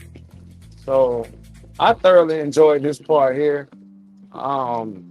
Especially about the guy talking about they didn't have somebody come back after a deployment. Yeah. And that was dope to hear, you know what I mean, why people hold different things close to their heart. So I Absolutely. mean, it was man, I'm trying to tell you, man, like these are moments that people actually grow from, you know what I'm saying? And I really feel like in this setting, you know what I mean, connections are happening, you know what I mean? So man, I'm not being, man, I'm rocking with it. Absolutely. And we can all be grateful it wasn't a one and Donna. See what I did there. See the flip there. It was. Exactly. Speaking of Donna, Exactly. that is how you transition, ladies and gentlemen, as a host. I'm not being facetious when I say that, but it really was there. So, and thank you both for the love. I appreciate y'all. So, Xavier and Donna, and really you could call this, like, I know I joked about, but this really could be a one and Donna for real, because this conversation here with Donna and Xavier was just that. So Donna asked Xavier, do you feel that being in this process, is helping you in any way? Are you, changing? Are you, reflecting on some things? And he was like, basically, no. And, honestly, to tell you the truth, I feel like that was Donna being human. That wasn't her being in her mathematician mind. That was Donna the soul. Because, this process is a very rushed process, where you have to, do things outside of your space of comfortability, more than you would do in real life. But it does feel that there has been some reservation energy with Xavier. I'm not going to blame him for that, because, to go from anonymity to publicity, on national television when you've never been on national TV before, it's a very daunting space to be in, and we always get a very daunting mindset to try to have. It's a daunting mindset to have when you have never had the conditions to be in a mindset like that. So we do give love, grace, and space for that. But what did y'all think of this conversation? Because I felt like Donna was trying to. And I don't think it was for emotional connection. I think this was just a mental check-in for a mental check-in of like, where are you in the process? Yeah, that's what it seemed like. It was more so just like a check-in. This is one of those, since we're sitting this close at the table, we might as well just talk real quick. So how you doing? You doing all right? Okay, that's good. But yeah, I don't feel like she was doing this in a sense of trying to get to know him on a romantic level. It was just more so seeing where he's at in this process, and that's why she asked what he did. But honestly, I'm not going to say that he wasn't here for the process, but maybe this process just wasn't for him, which is why he ended up being eliminated. But, especially if coming into this, if you feel like you have all the time in the world to just take it slow and do your normal, you don't. And that's what hurts people a lot, is like the fact of, I understand in regular relationship, you want to take it slow. And this process does not mean that right after the show, you're getting married. You can still take the process slow, but it's taking the process or moving quickly in the process of finding someone you're interested in enough to get to know them after the show, to want to take things further, whether it's taking it slowly or taking it fast afterwards. But the process in during the show is faster. So, but also for him to just be like, basically this process hasn't made him change anything. It doesn't make him feel like he wants to change anything. It's almost like, well, yeah, what are you here for? Right. But yeah, I totally agree. Donna, I feel like this conversation was just basically a mental check-in, kind of see where you're at in the process and keep it moving. This was camera time. This was just a slot fill. That's what it was. They needed some camera time. They needed some, some shots. That's what it was. Yeah, they were just really showing why he about to get eliminated. You know what I'm saying? That was the only thing I really seen was why he was about to get eliminated. Cause he really not there for the process. You know what I mean? The process got to be aggressive. They saying you don't have nobody's phone number. What are you there for? You ain't got nobody at the 2 mixes and this, and you ain't got nobody's phone number. You know what I'm saying? So, I mean, what are you there for? I mean, you're not ready to love, at least for this process. Not saying you're not ready. He's not even ready for the process. He's not ready to love. He's not ready for the process to love. You know what I mean? When you sit there and say my time is like this and my time is like that. So what's more important to you? I mean, are you not present in the moment? Or, you just here to, like Gigi was saying, you got to be very swift in this process. And it just didn't click for him. It just didn't click for him. Right. Thank you for that, brother. As always, Mo, perspective, welcome in. Glad to have you here. He was trying something new, but wasn't able to adjust quickly. Yeah, we agree with that. And you say also too, our stream is going in and out a lot. I'm hearing Q and GG just fine, so it might be on your end. Let me see something real quick. Hang on. Yeah, I just turned up our vertical stream and I'm hearing Q just fine, so maybe it might be on your end. But thank you for being here, and I'm glad to have you here. So please feel free to keep commenting in the chat. But yeah, we just talked about that, Mo, perspective. We definitely agree that he wasn't able to adjust quickly. You know what I mean? It was funny because I have this other platform called the Onyx Collab that I do weeknights 10/9 Central only on Clubhouse. And one of my good virtual friends, her name is Crystal, and she loves the Bachelorette franchise, Bachelor in Paradise. And there's this club called Rose Noir, great platform. And she said to me that, Bray, if you were the Bachelor, like, it would be easy for you because you would know the game. Here's the thing I would say to that, right? Here's the thing that I would say to that. It is one thing to know of the game. It's another thing to play in the game. I'm going to say that 2 more times. It is one thing to know of the game. It's another thing to play in the game. It is one thing to know of the game. It's another thing to play in the game. That's why you got coach and you got players. Exactly right. Because you would think, with me knowing the media knowledge, I know that I would do really good on Ready to Love. But how my family and friends receive me and how you guys on YouTube receive me might show up differently on TV. But that's because it's easy to, know the game when you can see how the game is being played. And you can control your circumstances by how you seeing it rather than being in the game.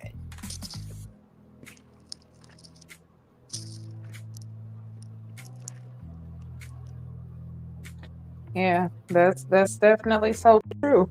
And of course, this is, definitely could be a new process, but still in this process, you have to be able to adjust. and it doesn't seem like he was willing to either, and not necessarily adjust or adjust quick enough, I guess.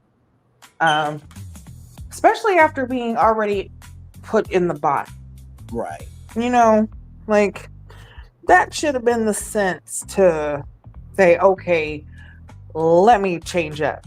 But for you to say after being questioned, like, hey, in this process, has this made you want to change anything with the way that you're dating or going through this process, and you just say no, you haven't learned anything. You have. Absolutely. At this point, it's choice. This is a choice being made to not change for the process. That part, absolutely. No perspective is saying this guy didn't even get phone numbers though. What was that about? Yeah, we talked about that as well. Getting numbers since day one. Don't need game for that. LOL. True and untrue, I would say, because sometimes just because you make the approach doesn't mean they're gonna give the number. So I do believe it is some game, but I do get what you mean by that low perspective of if you can't just do the basics of creating the circumstances for a potential connection, then what makes you think somebody's going to invest in you to create a foundation? You know what I mean? So I totally feel you on that low perspective.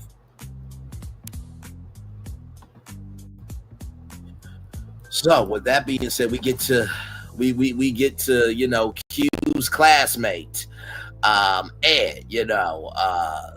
Say these hands are not just for fighting, but they're for protecting. You understand? My dog. You know what I'm talking about? Yeah, I'm about giving massages too. And listen, massaging can lead to dilating. You understand, ladies and gentlemen? Yes, indeed. Yes, that just came out my mouth on live right now. Yes, indeed. Yes, indeed, it did. But with that being said, listen, this Q fault. We're getting on the dilation part. I'm just rhyming and shit. Okay? Hey, you feel me? You know what I'm saying? This was a great date. I like this conversation. I feel like Ed's into her, and she's also into Ed as well. You know what I'm saying? So, and you can also see when he had another date later on in the show, it didn't go. It wasn't as smooth as this one, you know. No. And not to mention too, to add to your point, when Channon said, "I'm trying to make this a one-on-one date now," I'm like, "Oh." She picked. Okay, the Nala look in the jungle when Simba got fully grown to be a lion look. Okay, all right. Not the Pinja. Pinja again. Listen, God, if you can send me the right BBW woman that can give that Nala look to Braylon Lee, I would certainly appreciate it. You know, Christmas is coming up. Just want to put that request in because characters of the world that bring goodness, holisticness, and joy. But go ahead. I'm sorry, I just had I really wish a lot of women would understand what really just happened in this conversation. She said, I'm trying to make this a one-on-one thing, right? Mm-hmm. She dropped the banana. You know what I'm saying? She dropped it. She dropped the mango. You know what I'm saying? And guess what my man did? He picked the fruit up. I got it. You done gave me everything I need to know. You done gave me everything I need to know. Now it's up for me to pursue you. Because guess what? You done gave me the opportunity. You know what I'm saying? So what I'm saying is, a lot of women, I gotta go ahead and start dropping that fruit. Drop that fruit. You know what I mean? And trust me, a man gonna pick it right on up. I'm telling you. Just don't put the grapefruit on the cream stick, okay? Because that might be a donut that might not turn out right in the making process, ladies and gentlemen. Because juice can sting, ladies and gentlemen. But that's neither here nor there. No perspectives. You feel me? You know what I'm saying? He grabbed that hand quick, like, oh, I know what you're talking about. I got you. That part. Hey, I got you. You know what I'm saying? And I was like, Man, that's a man being a man right there. Like, oh, Yes, you told me indeed. what I need to hear. You know what I'm saying? Oh yeah, oh yeah. Absolutely. Sure, yeah, Absolutely. okay, I got you. You know what I'm saying? Yes. Mo perspective says, maybe he was scared of getting turned down. True, but I feel like that's more. Hey, ain't we all? Yeah, Ain't no. nobody. And honestly, to tell you the truth, in Mo perspective, I have this statement that I live by. Everybody gets rejected, but eventually everybody gets accepted. And the gag with that is where you get rejected from is where you want it to be, and where you get accepted to is where you need it to be. Now, it's easier said than done to have that perspective. You know, when you keep trying to, give your best energy, is not being reciprocated. That's easier said than done to have that perspective. But if that is your foundation, then you're able to move about your mindset a lot easier until that mindset comes into the physical realm. BBW, more cushion for the pushing. Listen, Cinnabon cinnamon rolls are thick for a reason. Even the cinnamons from Burger King got some thickness to them. Hey, You know. And like my boy Ed, shoot. You know what I'm saying? She passed Ed the ball. Get what he did? He started shooting. Boy, I'm trying to tell you. Well, he hasn't shot yet, because in order for dilation to happen, you do have to shoot and dunk it in the hole. But we get you cute. Hey, he dribbling it now. I'm trying to tell you, he dribbling it. He dribbling that basketball now. I'm trying to tell you, she gave it to him. He getting ready for the layup. You know what I'm saying? He getting ready now. But I just really like this interaction. You know what I'm saying? I like the interaction. You know what I'm saying? Like, you can tell he's into her and she's into him. You know what I'm saying? How highly he spoke of her. It ain't too many women you gonna say that remind you of Michelle Obama, or it ain't too many women you gonna say that about. But this man was like, had high praise for her. You know what I'm saying? So, hey, I mean, I can see something materializing because of the value. He valued this woman. Absolutely, for sure. So as we roll on, we have this double date with Cardi, Enchante, Vince, and Lauren. And can somebody tell me why this looks like a sitcom scene of the couple that don't know what to do looking at the couple that knows what they're doing? I mean, if this was a meme, did you know that there was a test today? No, I didn't know there was a test today. Okay, let's just stare at them and see what they're doing, and then we'll just copy their answers for that. Like, that's why I felt like this was. So, and shout out to this chef right here, because she just had great energy as an instructor. So shout out to that sister. They didn't show her name, but shout out to that sister. So Enchante had a cooking class. It was Lauren, Vincent, and Cardi. And one of the things you have to do is say, when you're cutting the knife, you gotta say sharp. And I gotta give it to Gigi, because Emily, who was eliminated, said that Vince was being agitating this, that, and the third. And I said, well, we don't know what really agitated Emily, but I gotta give it to Gigi because she called it about Vince, because Lauren was like, this is driving me crazy if he says it one more time. And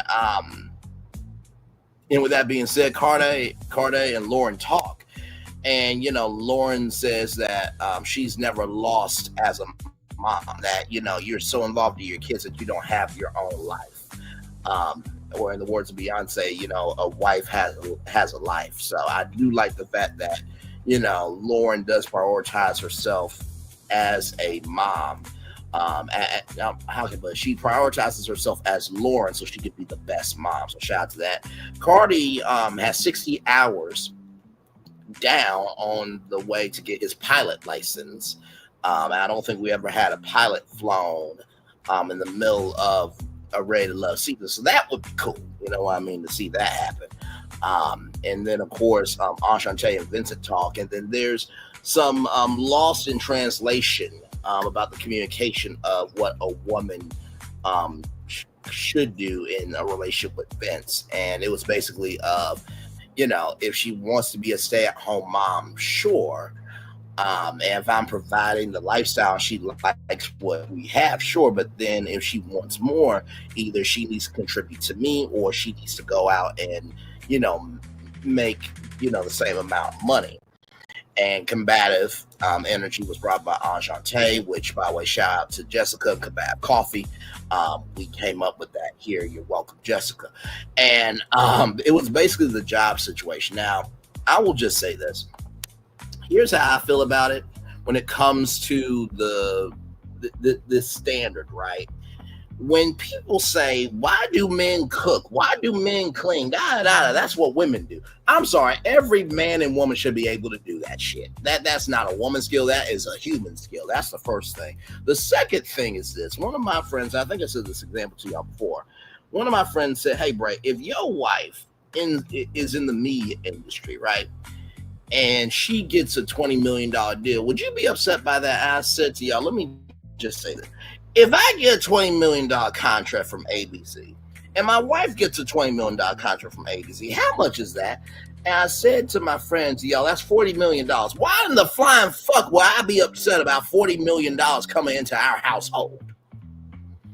And the third thing, if you have the mindset to be about domination rather than being about taking care of the foundation, then you're shit to me.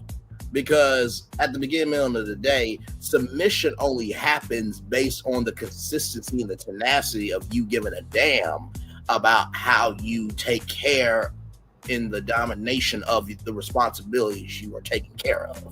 But hey, that's just me. Y'all can go at it.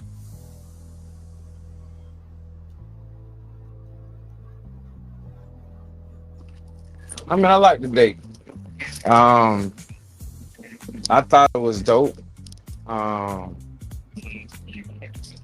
Vincent, you know, you see another side of him. He can seem a little immature at times. Let's say doesn't read the room that well. But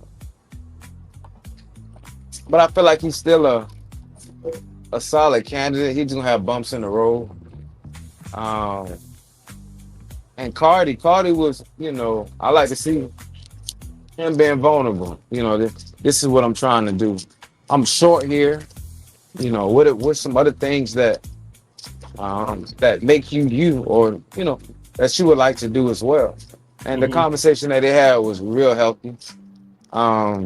So I like the idea of the cooking show. You know what I'm saying? Of the cooking classes. Yes. You really don't see that too much. I haven't really seen that date a lot in the Ready to Love world. So, old girl was showing him how to use a knife, and that's something tangible you'll be able to use years and years, you know, down the road. You know, so that was cool to see. Gigi, what's your take on that? Yeah, I think this part of the date was definitely good. I love to cook, and for me, cooking is very intimate. So whenever you can get into a space like that and you're able to cook with someone and be in close encounter, or just like in this instance, like, you know, Ashanti and Cardi, him being able to take pointers from her about, you know, the knife etiquette and technique and things like that, and he'd then be able to laugh and have fun with it. It showed a lot, you know what I'm saying? It helped with their conversation, helped open her up, because, you know, before she kind of even seemed a little standoffish, a little cold and distant, but I feel like this kind of opened her up a little bit, because she was more in her element in the place where she likes to be. When it comes to Vincent, though, he's annoying as fuck. Like, everything he was doing was just annoying. There was no reason for it. Like, just like with the whole knife thing, and you just kept saying sharp. Right. Sharp. Yeah. No, I would have had to say something, because that right there, I feel like that's childish. Yeah, she said every time you grab a knife, you say sharp. Okay. That does not mean every time you lift it up off of the cutting board that you say sharp. That's not what that meant. Sharp. Right. And it's like, I don't know. And y'all, please, I was having this conversation earlier with my husband, and y'all could judge me all you want to. I don't give a fuck. But we were talking about like people being on the spectrum, okay? I know that I am. I don't give a fuck. He says I have Asperger's because I have no fucking filter, and sometimes shit that like some social cues that some people have, I just might not have. And to me, I feel like it's just honesty. I'm just an honest person. He's like, no, that's just not normal sometimes, okay? You gotta watch that shit. And I'm like, oh, well, oops. I don't see nothing wrong with it, but he does. You know what I'm saying? Like, maybe, just maybe, Vince is there, okay? Maybe there's something else that we just don't understand. Because it's something that is off about his ass that is just so fucking annoying that it just makes you... I was ready for somebody to just kick him out. Just go. That's Gigi like, being kind. This really is me being kind. Like, seriously, because it's like, even in conversation, the conversations that he was having wasn't really with substance. Now, okay, let me take that back. I ain't gonna say it wasn't with substance, because him talking about, like, you know, him financially taking care of his woman, I completely understand that, okay? I agree with him 100%. Hey, if she's okay with him making $150,000 and, you know, she feels like he can take care of her fully with that, and he wants to take care of her, not want to do, and she doesn't want to do anything but be a stay-at-home wife, and that is what has been agreed upon, great. If she decides, hey, this isn't enough, you need to make more money because she doesn't want to work, okay, well, you need to do something to help input, whether it's resources or input that good loving to make him want to go to work and put in more hours, input, you know, that emotional attachment, input that positivity, whatever it is that is going to help him make more money, or the money that you are wanting, make sure you do that. Or, as he said, go out, get a job to help fund that and add to that amount of money. Correct. I completely understand that. Why can't he just be that kind of person and kind of talk normally like that? You know what I'm saying? Even though the way he kind of came about it when talking to Ashanti and correcting the situation kind of seemed a little off, but what he was saying made sense though. It really did. And to anybody who isn't a freeloader and doesn't just want shit handed to him, he's like, oh, okay, yeah, I completely understand what you're saying. And most women understand that. And most women will get there, be like, oh, it makes a lot of sense. But when it's coming from a person who's annoying as fuck already, who you already can't stand, who has already pushed your buttons, it doesn't matter if they said the most intelligent shit possible and spoke the truth, okay? They just turned water into wine in front of you, and you like, I thought Jesus could only do that. And they was like, well, Jesus told me. And you like, and he's like, watch, I'm gonna do it again. And you like, wait a minute, okay, I can see you did that, that's great. I still don't like you, so fuck you. I don't care. You know what? I stopped drinking yesterday anyway. Bitch, no, you didn't. You just had a drink earlier. Whatever. But you get the point. 100%. Nothing that he could do. So it's the messenger. It doesn't matter what message is given. If the messenger is not received, the message is not received. I feel like that's how it was. You know, to your point, Gigi, I fully agree with you. It's almost like that Whitney Houston interview that she had with Oprah Winfrey when, you know, when Whitney Houston talked about how her and Bobby was at the house, and Whitney did this laugh like, and just had this blank stare. That's immediately what I thought of. And also, too, listen, I have autism, for those of you who do not know. There are plenty of amazing geniuses that have autism. I believe there's a different version of this word Asperger's because of the history behind it. But I will say this with you, there are just some people who are just who they are, disability or not. Okay, Joan Rivers was blunt on Fashion Police, and she gave no damn tucks or ish. If your shit look right, it look right. If it look wrong, it look wrong. But I do believe that everybody has a soulful compass, some more than others sometimes. But I do agree with you that sometimes it's not just what you say, it's how you say it. You know what I mean? So I fully agree with you on that perspective. And with Cardi, I did feel that, there are some layers there. And honestly, this humanized Ashante very well.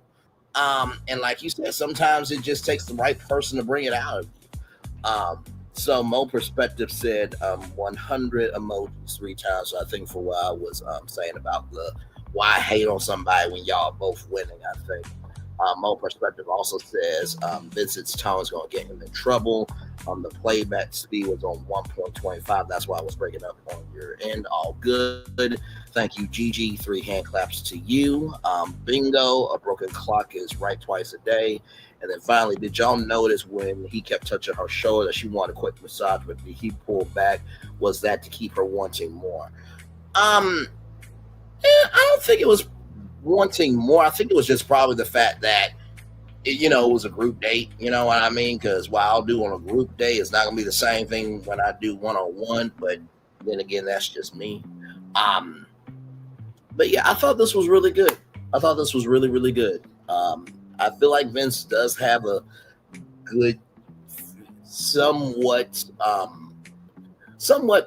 headspace about himself. He just has to breathe. Because even I miss social cues, but 10 times out of 10, because I have that mechanism to be still for at least a good long minute. And I don't think Vince has that. I don't think he's found that mechanism yet to be still. Yeah, I think that and I'm just trying to help him out and come up with so many. There's so many different reasons why this could be nerves. Could just be him.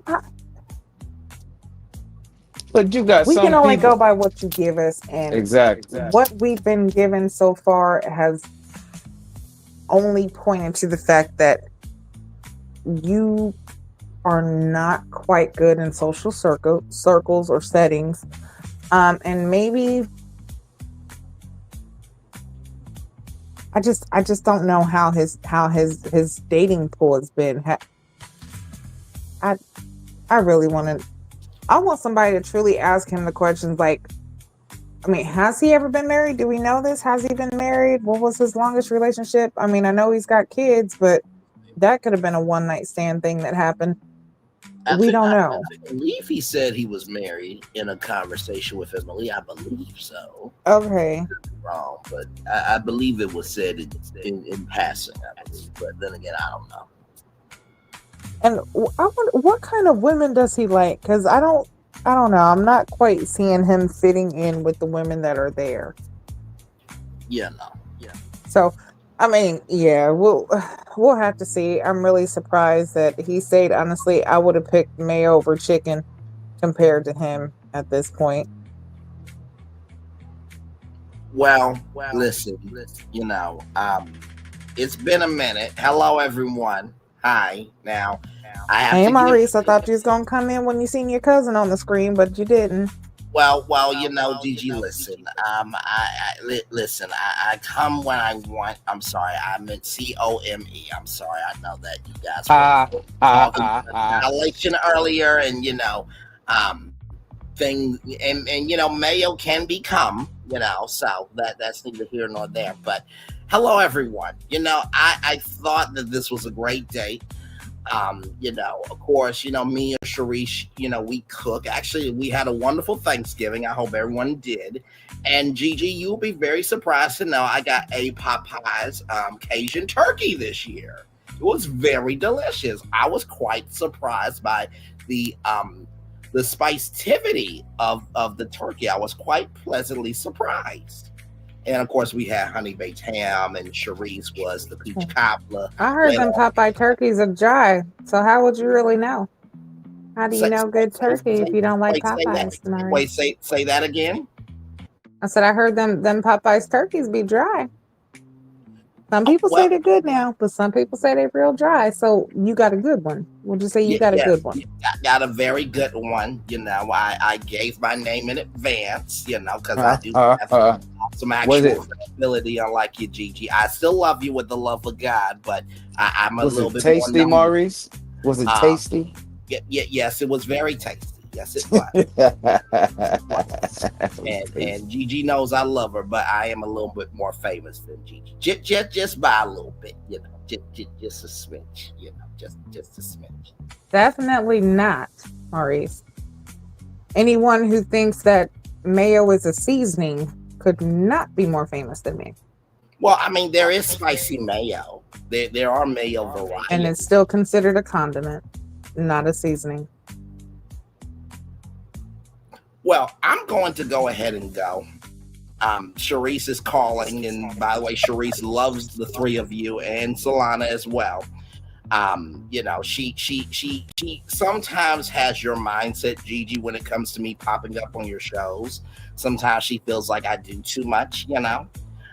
So that should bring you some comfort.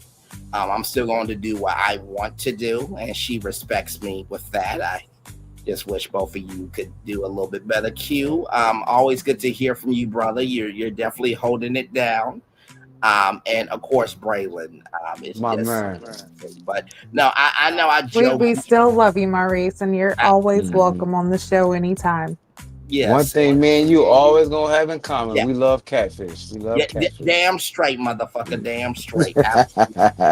You know, I know I joke about the four of you, but sincerely, you are some of the most kindest, down to earth, and very knowledgeable people, because you really don't just talk about love, grace, and space, you give it. And that is including Gigi as well. I know that's probably a shock for her to think that I could say something kind, but I can be surprising sometimes. You know, I can have a little more spice than mayo. You know, can we at least upgrade me to a better condiment, even for this moment? And then, you know, right after you can go drop me back to mayo. But can we find a better condiment for this, you know, nice moment we're having now? You know what? I think you should just go ahead and go get some of Auntie Sharice's hot peach cobbler. Go ahead and wow. You know. Well, you see, I do try to bring peace sometimes. I do. All right. Love you all and talk soon. All right. Bye-bye. All right. Well, that was the interaction, wasn't it? Yes, indeed it was. Thank you, Maurice, for stopping by the show. Gigi said, I'm picking the bear over Vincent. Child, listen. So for those of you who don't know, there's a situation in Q. I'm sure you probably heard of it. It was this, I don't know if it was viral video or whatever the hell, and Jaguar _actual welcome in. Glad to have you here as well. But basically it was, you know, 100 women got asked, would you go with a man or would you go with a bear? And basically it's like, well, at least I know what the bear is going to do. It'll attack me. While a man, you know, he has more variables to do whatever he wants to be. So basically, when Mo Perspective said, Gigi said, I'm picking the bear over Vincent, I think that's what she was meaning. That was hilarious. Hello, all. I'm new to the channel. Well, welcome in. We always love new people and glad to have you here. Hopefully you are enjoying yourself here with myself and Q and Gigi. Vince made a logical point regarding money. His issue is he is leading with comedy, which isn't working, so he becomes frustrated and aggressive. I think that's a very you know, down the line perspective there that you just gave. So and hello to you, Jaguar Actual. Thank you for being here. Absolutely. As a man, you have to walk a fine line. Women want a man who can make them laugh, but if you lean in too much, they see you as a clown and a jester. That is very true. I think it goes to a statement that I've said to y'all before. Boys and girls want spontaneity. Men and women want security. It's not that men and women don't want you to be spontaneous. They just want to see that you can handle your shit. Once you're able to handle your shit, then you can be spontaneous and do whatever you want to do. But they need to see that you can handle what you need to do first.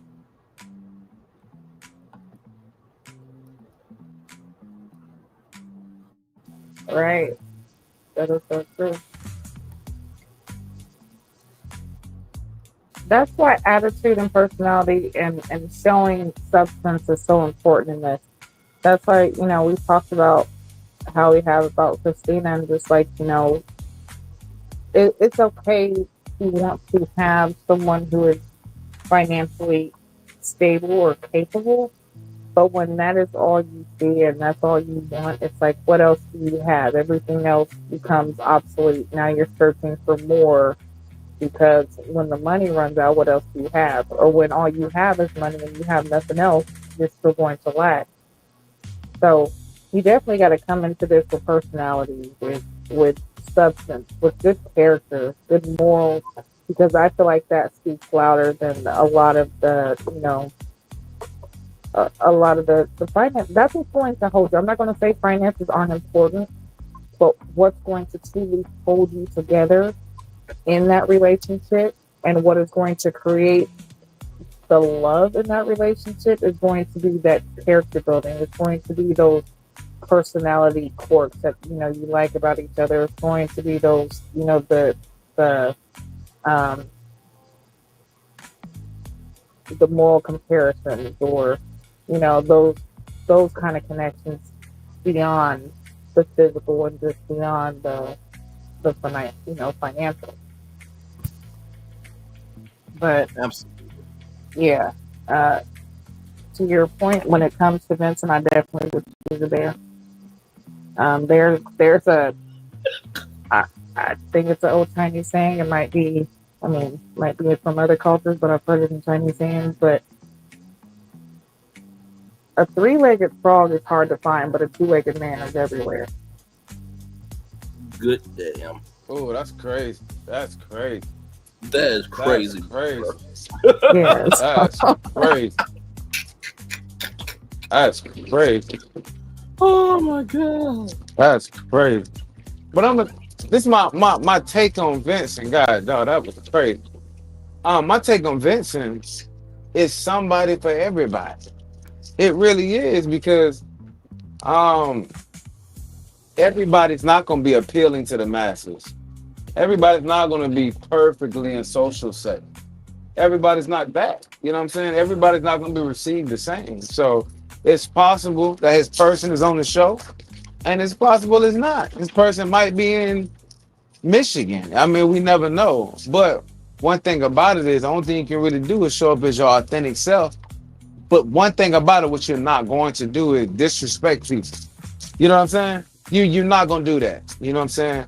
And I think the more the show goes on, hopefully he understands the consequences of his action. Because you just ain't about to call no woman a B in any type of way, and Right. that's just gonna be what it is. You know what I'm saying? Absolutely. Especially if people not feeling you as it is. You know what I mean?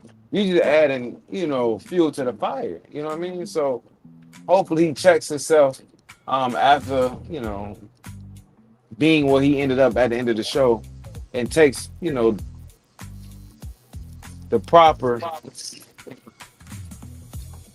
approach moving forward. No, Right. absolutely. I fully And agree. No, go ahead, Gigi. Go right ahead. no, I was just gonna say, and here's another proverb for you guys, and this definitely ties to Vincent so well. Just because you're quiet, no one will think you're mute. I mean, you don't have to, like, the shit that you be saying and doing, it's unnecessary. You can just be quiet sometimes. But yeah, that the disres, not only are you annoying, but then you're disrespectful. And then it's like,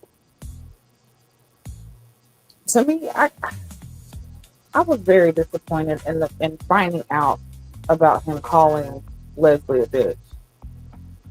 But then, you do the, oh yeah, I wouldn't call that bitch like that. Yeah, I shouldn't have said it because I got a daughter and that's the first thing I think about. Well, if that's the first thing you think about, then why would the bitch word even come out of your mouth in the first place?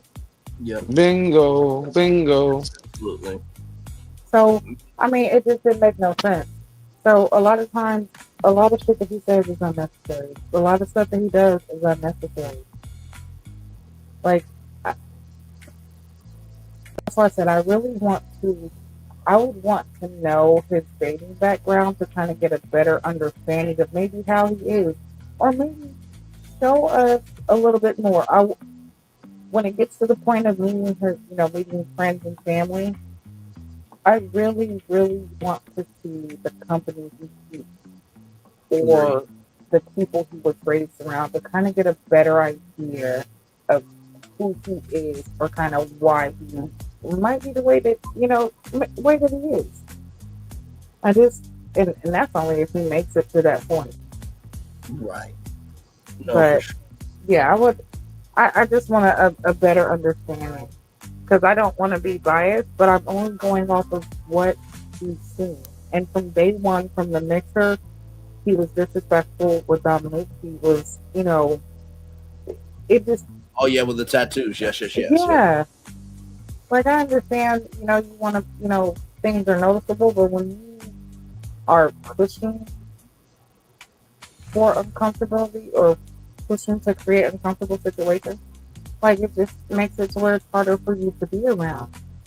And as far as the women of who we know are left out of the women, I don't see any of them being attracted to him physically, mentally, or emotionally. So I really can't see any other connections forming later on down the line with women and anyone else. It's very possible that it does. Very possible. I just don't see it happening.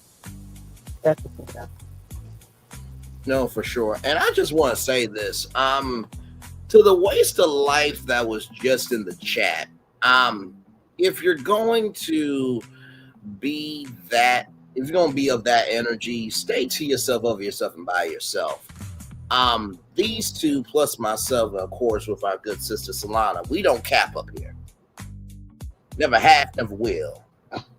Okay, I talked about a whole woman who got a transportation company that, listen, me and her should have been doing things. Okay, in the Sprinter, and me sprinting through her, this, that, and the third, all around the world, ay, and it did not happen. The thing that people gotta understand is, if you really wanted to cap, then you would be hoping for something to come. We've been doing this thing for over 5-6 seasons now. And whether somebody gives a damn or don't give a damn, we still are about our assignment. So please, just because you are a waste of life doesn't mean we are not useful vessels of life. Okay? Appreciate you. All right. Just wanted to just get that out. Because I'm like, who caps up here? I cap for being. Yeah, good thing I didn't see the comment because I surely would have said something. And Jaguar, do I sound muffled still, or Well said, my brother. Well said. Thank you, sir. Because I'm just like, we do this up here. Like yours truly is getting closer and closer to 1 million views.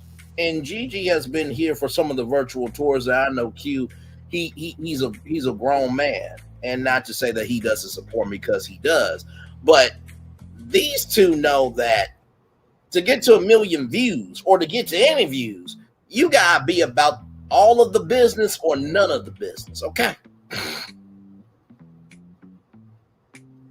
do I still sound muffled, guys? Does Gigi still sound muffled, beautiful? Mo perspective. Yeah, it sounds a bit better, but still not clear from Jaguar Actual. That's what Jaguar Actual said. You were speaking really clear, then kind of got staticky for a little bit. Let me get to Jaguar Actual's comment, then you could come back, Gigi. His Jaguar Actual says his brain is doing flips, trying to figure out why the comedy isn't working. If you look at him, almost every time the camera is on him, he looks lost and confused. Gigi, you sound muffled to me for some reason. That was Jaguar Actual's comment. To use Robert Cummings' comment from the Disneyland grand opening, Vince is out there. Vince is out there trying to look for a microphone, and he's all confused. He's looking for an opening, but he's all confused. He's looking for a pulse of wait. Is anybody giving a fuck about me? And he's all confused. Gigi, try again, gorgeous, if you can. And thank you, Q. Does it sound any better? I just took my headphones out. Loud and clear, gorgeous. We can hear you. That sounds better. Okay. And thank you, Q, for the support, and thank you, Gigi, for the support too. Like I said, we welcome. Yeah, absolutely. We are a family up here, and like you said, we don't cap, we don't play. You know what I'm saying? We are about our business and definitely do this for real. So, just like, you know, for those who don't know, I am out in Cali. I am actually a film major. Like, I do this, okay? I'm on film sets. I create film sets. I write scripts. I produce. I direct. Like, this is serious. So, us doing YouTube and, you know, being content creators, that is, like, that's real stuff. And what we talk, we give, you know, grace and space, but we're very honest as well. And we don't discriminate with what we say and who we say it to. So. Not at all. And honestly, to tell you the truth, he better be lucky he got. I'll say this, and then you can go right ahead, Q, along to add on to Gigi in my comment. I think a lot of people, and this is just a side note, but a big note. I think a lot of people really are not appreciative of somebody's evolution. Because there's an old saying in the church house of I may not be where I want to be, but thank God I'm not where I used to be. Because this was a chat that has 3-4, including Solana, very capable souls that can stand on their own, but powerful when we come together like a fist. That you got a lot of love, grace, and space in this chat. Go to somebody else's chat, act a fool, and see how your ass gets disrespectfully handled. Right. Okay. And like you said, Braylon, you are already almost at 1 million views. You know, you have over 3,000 subscribers. So clearly this is, you know, and Q, we've been doing this for how long together now? All of us together? We're rocking. You know what I'm saying? So you got cred too. You don't even have to have a channel. You got cred. So, and that's just all facts. Big facts. Big facts. Q, did you want to say something to our comments at all, or? Man, y'all said it all. I'm trying to tell you. You know what I mean? Y'all covered everything on that situation there. So, and one thing, how you kill a fire is you starve it with air. So what we doing? We moving on, man. That part right there, brother. Well done to you. I wonder if it's because he's an ex-cop and he didn't want to come off as intense or thought he would be disliked from the jump, so he pushed the comedy play. You know, that could be a perspective, but in the same token, too, I think it's important to recognize that you don't. Sometimes your first thought shouldn't be your leading thought. And I know for all those people in the back that are going to say, well, Bray, you say anything and everything that comes out your mouth. I'm like, hold on a second. What did I just say? I may not be where I want to be, but thank God I'm not where I used to be. Now everything comes out my mouth. Okay? Listen, shot. Some things get swallowed up. Okay. Hello. Sorry. And listen, not only does it get swallowed up, but sometimes it gets swallowed up to protect your ass because we know how lethal we could be. Right? Held to the low. So sometimes I think we done all had to bite our tongues a few times. Like, you know what? We just, like you done said, we gonna move on. We just gonna, because sometimes it's not. Sometimes we don't swallow things up to protect ourselves because we know how to be professionals. Sometimes we swallow things up to protect you, mentally and otherwise. Okay.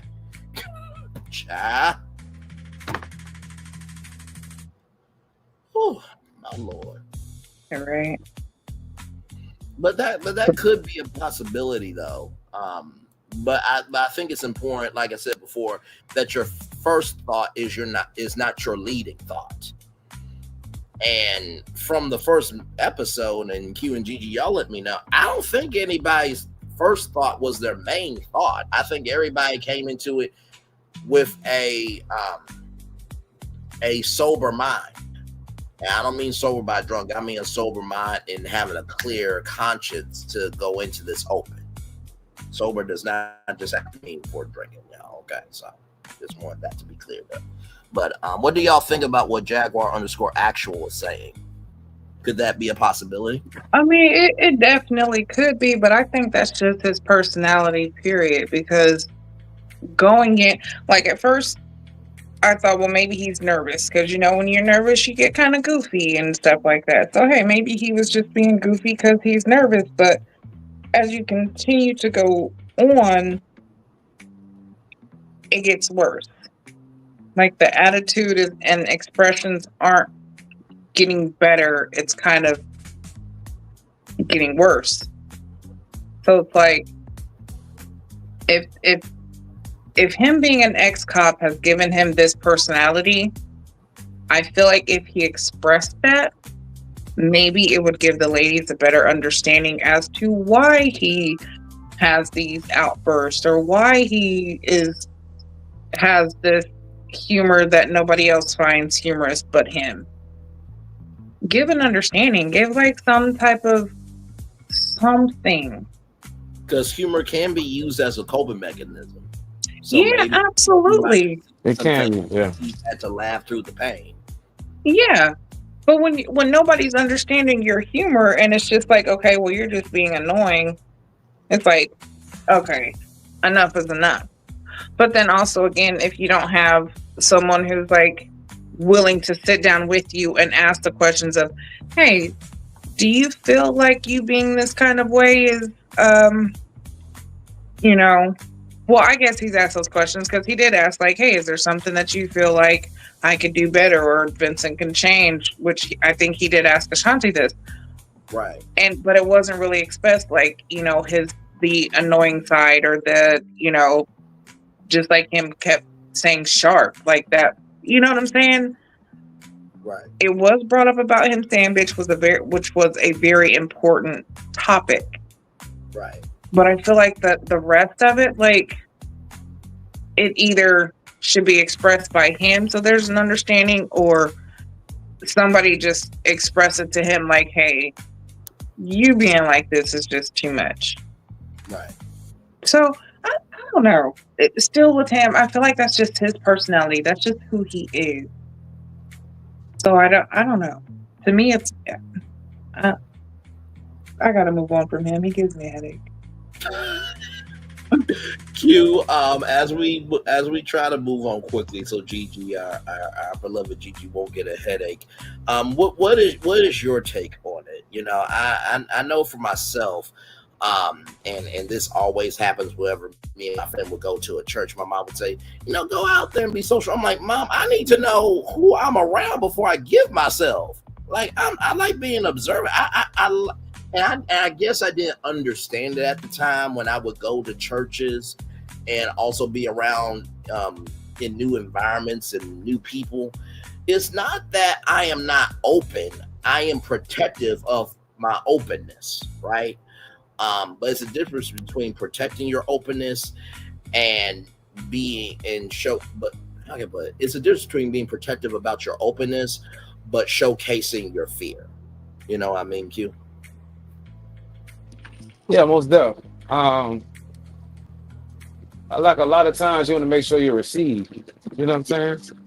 But at the same time, you kind of want to come as your authentic self. So to tell you the truth, you know, he might not be the best in social settings, but as long as he's coming off as authentic himself, it ain't for us to like, it's for them girls to like him. You know what I'm saying? So I'm pretty sure one of them girls is going to find, he's going to get a connection with one of them girls. So we thought Sahara couldn't get a connection, and she got one. You know what I'm saying? I'm pretty sure. Y'all made me surprised of how I agreed with y'all. And believe me, it was a definite surprise. Because for those of you who don't know Sahara, she said on national television that she buried the candle, and a man on national television. And so, I thought and we thought that she was going to get nobody. But turns out Sahara has her mental together. The cogs cogging and the clock was ticking because she stood up for herself and didn't want to be played with. So I flipped, but it took a long time for that flip to happen, ladies and gentlemen. Now back over to you. I just had to give context for that. My Lord, that was crazy work. That was wild. That was crazy work. I agree. That was wild. For her to say that on national syndicated television TV shows. Ready to Love off is coming. So Child, listen, I don't know if that would make it to air queue of we got 10 men and 10 women with all mental issues trying to find love. I'm sure in the right context. Ready to Love Asylum Edition. What type of edition? I said Ready to Love Asylum Edition. That'll be good on YouTube now. That'll be a great TV show on YouTube. Telling you. I was about to say because Warner Bros. Discovery also has the DC universe. So imagine the Joker. Well, hello everyone. Welcome to Ready to Love. Now, why so serious? We are going to relax. Not going to blow up the set. Okay. Now you might blow yourselves up. They ain't even worry about that. They ready to go. They ready to go. Listen, nephew, we just joking. We really don't think that Oprah will allow the Joker onto Ready to Love Asylum Edition. That's just me being very facetious. Very, very facetious. The people I am dealing with up here, not Ready to Love off edition and Asylum Edition is crazy work. Oh my God. Oh my God. If you have it, you have it. In an interview, even Tommy admitted he expected Sahara to be sent home first, and she made it all the way to the end. See, even Tommy. In this particular conversation they were having, she said it was a comment she made, and he got very defensive. Yes. What was the comment that was made? I kind of forgot. But I know he kind of did try to stick up for himself. That it was the comment about the money and him saying like if his woman wanted to, it was okay with him making $150,000, and he was like, no. What I said was, here, I'll tell you what I actually said if you want to listen. And she's like, oh, somebody's combative today. And I was like, oh, combative coffee. He had some. I feel like what he was saying was it just wasn't received, because he said that because he's like, you're listening to what they're saying, you know what I'm saying? But you're not what I'm saying. You're not listening to what I'm saying, you know what I'm saying? Yep. So,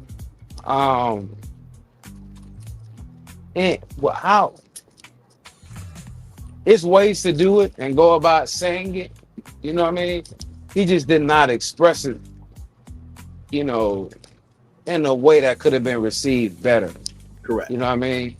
And so I feel like that's one area he's gonna have to work on, expressing himself in a way, because he felt some kind of way. You know what I'm saying? He did. And I felt like we all would feel some kind of way if our words didn't land how we wanted them to land, and people taking them and twisting it. You know what I'm saying? I don't know if somebody was twisting his words or what he said, because evidently people were having a conversation about what he said. So I guess people wasn't really agreeing with it. Right. Or they just didn't understand where he was coming from. Yeah. So he did his best to break down, and I understood where he was coming from when he got done saying what he said. But, sometimes people hear what they want to hear. Yes. All right. That's exactly what I was saying about the messenger. The message was right, and what he was saying, like, it's very understandable, but it's because it was coming from him. Exactly. And his previous actions have made it hard to hear anything positive that he has to say. Right. Exactly. That would be like how. No, go ahead. I'm sorry. No, go ahead. No, are you sure? Because it was gonna be a very brief comment. Oh yeah, go ahead. Because I was just gonna say something very brief too to go off of what I was saying. Go ahead. Okay, I was gonna say that's like Kanye West saying, "Y'all, we all give a damn about our own people," but then it's like, bruh, you saying that, but yet you did all this. Right message, wrong messenger. Go ahead. Yeah, exactly. But just what I was saying about, it being from him. So because of all the negative stuff and then, the negative thoughts that they have, that's all they're going to remember. Right. And there was something that was said earlier to me, and it was like, yo, did you know that the brain actually holds on to more of your negative memories than what it does like positive things?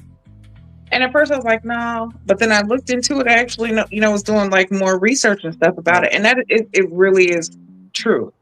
Like your brain kind of holds on to trauma more than happiness or like positive things. Somebody will be able to give a very vivid account of a negative story to the point where they are bringing tears to their eyes because they remember the detail that deeply more than a positive experience. Right. That's not capping for nothing. That's real shit.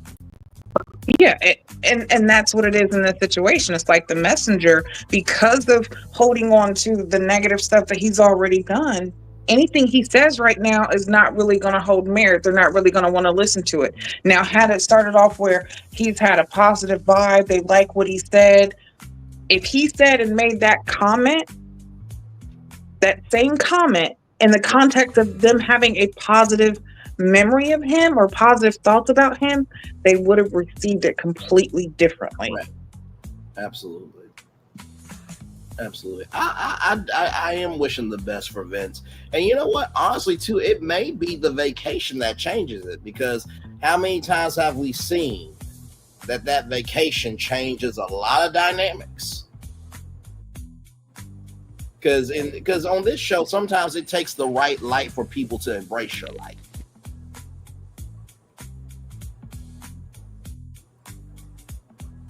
Right. Yes. And sometimes it takes the right person to allow you to understand that your light shines brighter than what it actually does. Exactly. You might have thought that it didn't shine as bright, but it just took for somebody to just maybe change your circuits a little bit. Maybe you were just plugged up in the wrong hole, honey. But guess what? Listen, you found you a good electrician today. Unless your name Habibi, you know? Unless your name is Habibi. You know what? I'm not about to do this with you, Q.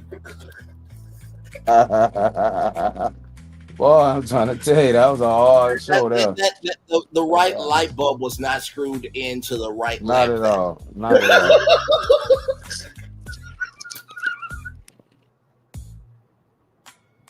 I'm not going to sit here from when Treasure went off on about Habibi. I'm like, you know what? I would like a woman to fight like that for me. Just a little bit. I didn't want the energy of Treasure, but I did mind where the space was coming from, because I feel like everybody wants their person, Damn, can somebody fight like that for me?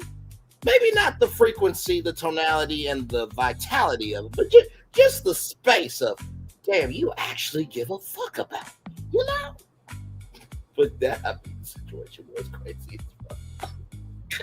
Hold on, you said Treasure. I thought it was that Tequila. Tequila. That's why I meant to say Tequila. My bad. I'm like, wait a minute, she was not no Treasure. Let's stop that cat now. Listen here. No, it wasn't Treasure. It was my bad. Tequila. It wasn't Tequila. It was I thought her name was like Tequila. Tequila. Tequila. I knew it started with a T. Damn it! It's like your grandmother saying, "Baby, what's your name?" Come in. Tequila. Y'all, we all know who it is. And for those who have watched Ray Live, I think y'all know who we talking about, right? Yeah. Tranquilizer or something. Listen, y'all, Bray had a grandma moment. Okay, that's all it was. Trampoline. What was her name? Shit. Trampoline. I think it was trampoline. Oh my god. By the way, I just a side note, I believe ever since 2020, we all have had grandma moments. Baby, what's your name is? Or what today is? What did you say to me that you cared about? Like, I feel like we all have had more grandma moments in the recent years than most. Okay, so listen, go easy on Bray. I knew it started with a T at least. That's better than most. Okay.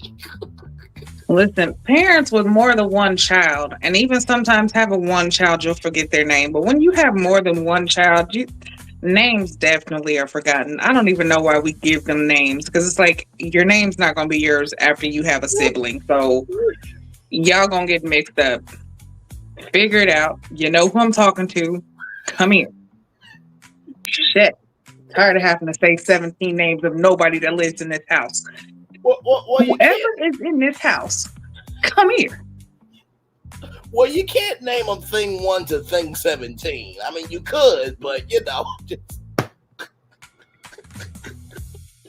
Listen, I'm going to say this. I have a sibling, and she has 7 children. Mm-hmm. Okay, 7. Mm-hmm. All of their names start with stuff. Okay, let's just go there. Oh Lord. So every stuff.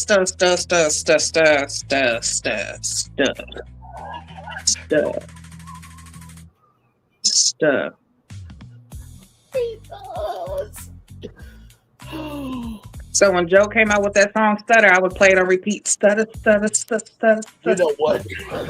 Bring y'all ass. Come on. Bring them. All of y'all. Let's go.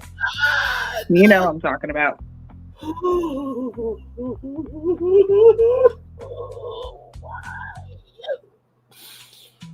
All this damn show we do. Oh my god. Okay, let's roll on. I cannot. So, we're with Ed and Ashley at the bar. I cannot. She really put the song stutter. I'm not doing this with y'all. So you this damn show. Gigi, I'm trying to keep the show on track. Damn, I'm trying. He's in tears right now. This is where listen, I can't make this shit up. You gotta understand this is life. I love them all to death, but damn it. I can imagine if me and Q and Solana was, at Gigi's house for a family reunion. Q be like, "Oh, y'all the stutters. Yeah, your auntie told me about y'all." I'm like, "Q, really? I'm gonna give me a plate of barbecue. I'm gonna let y'all." I want to see who started the words. Like, so y'all must be the 7 simple stutters, huh? Y'all the 7 simple stutters. God, no. Listen, I'll see a new super group called the Stutter 7. You heard it here on the show. We have the Jackson 5, now the Stutter 7 could be a possibility. All right, let's get back to this damn show we do, child. So we see Ashley and Ed at this place called Barkside, and Ashley is a dog mama, so that's very important to her.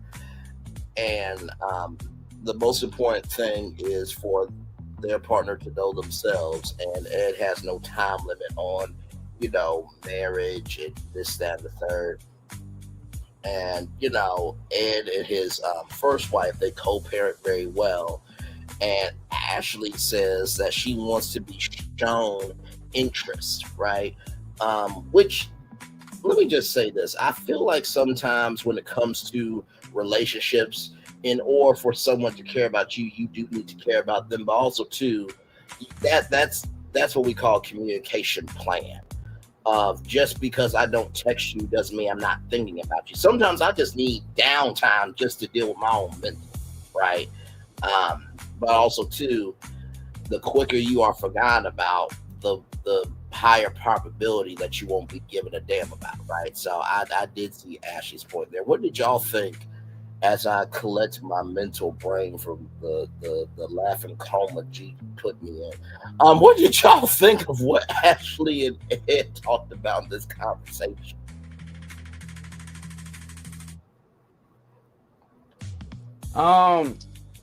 It was crazy because the whole time Ashley seemed like she was trying to get Ed to like her, you know?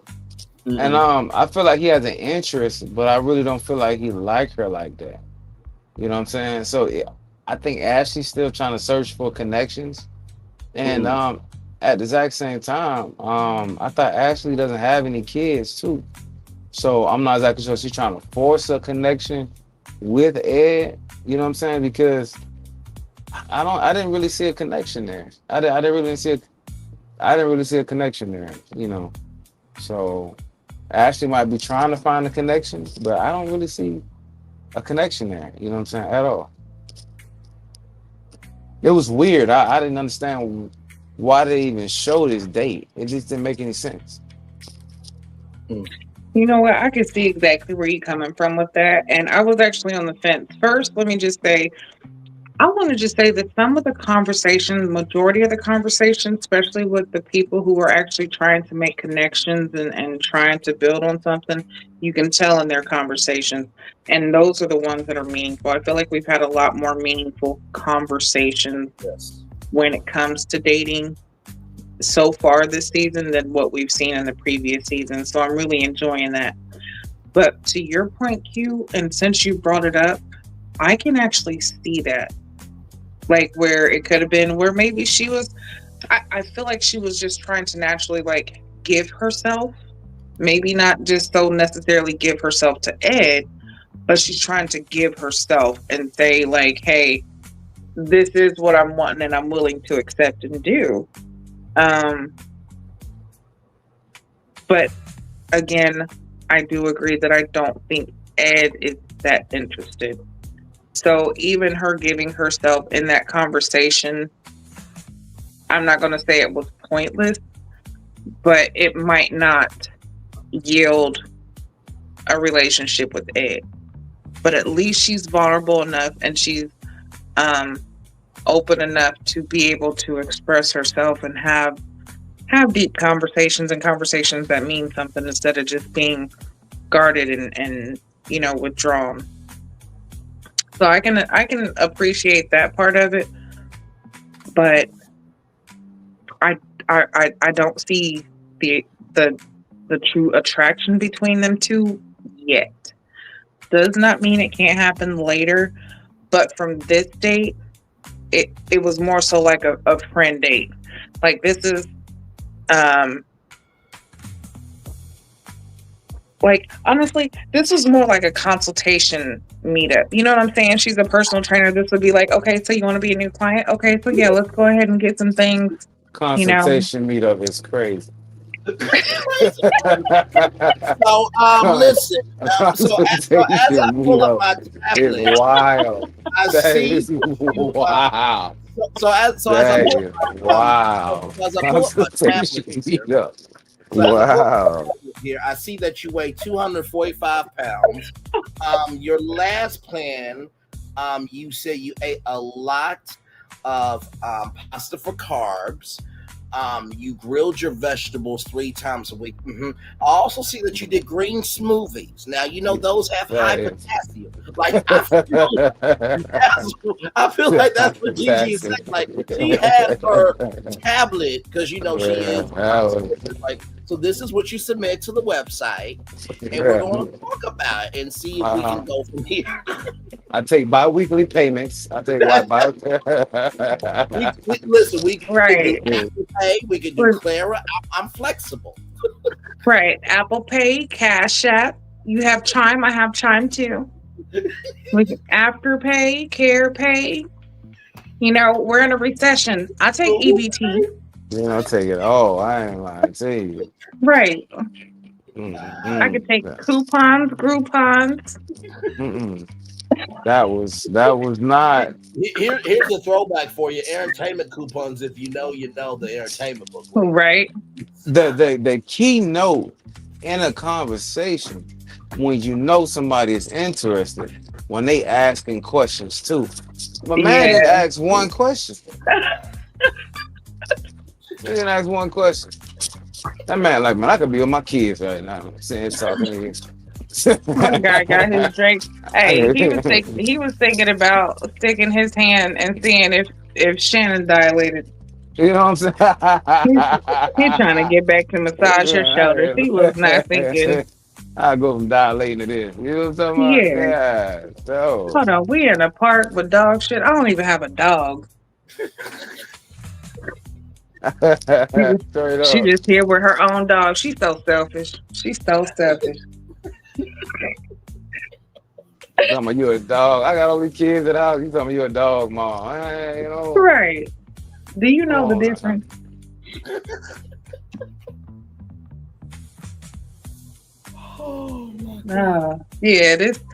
That's wild. That's that's just wild. But I don't see them yeah. Like I said, as of right now with this date, this was definitely a consultation. This was a meetup. This was a hey friend, hey big head, how you doing? Because you heard him talk so highly about Shannon. Right. Yeah. You heard him talk real highly about Shannon. There were You know what I'm tangible saying? things to say. Yes. Very tangible thing to say. Look at how far apart they are in this picture. They are spaced so far apart. He's like, you know what? Mm-mm. No, it's okay. No, we could split the pole. You go over there. I'm gonna come over here. We're gonna go down the steps opposite sides. I'll meet you at the table. No, I'll meet you there. Mm-hmm. Jesus Christ. Damn. Oh, wait, no. Okay.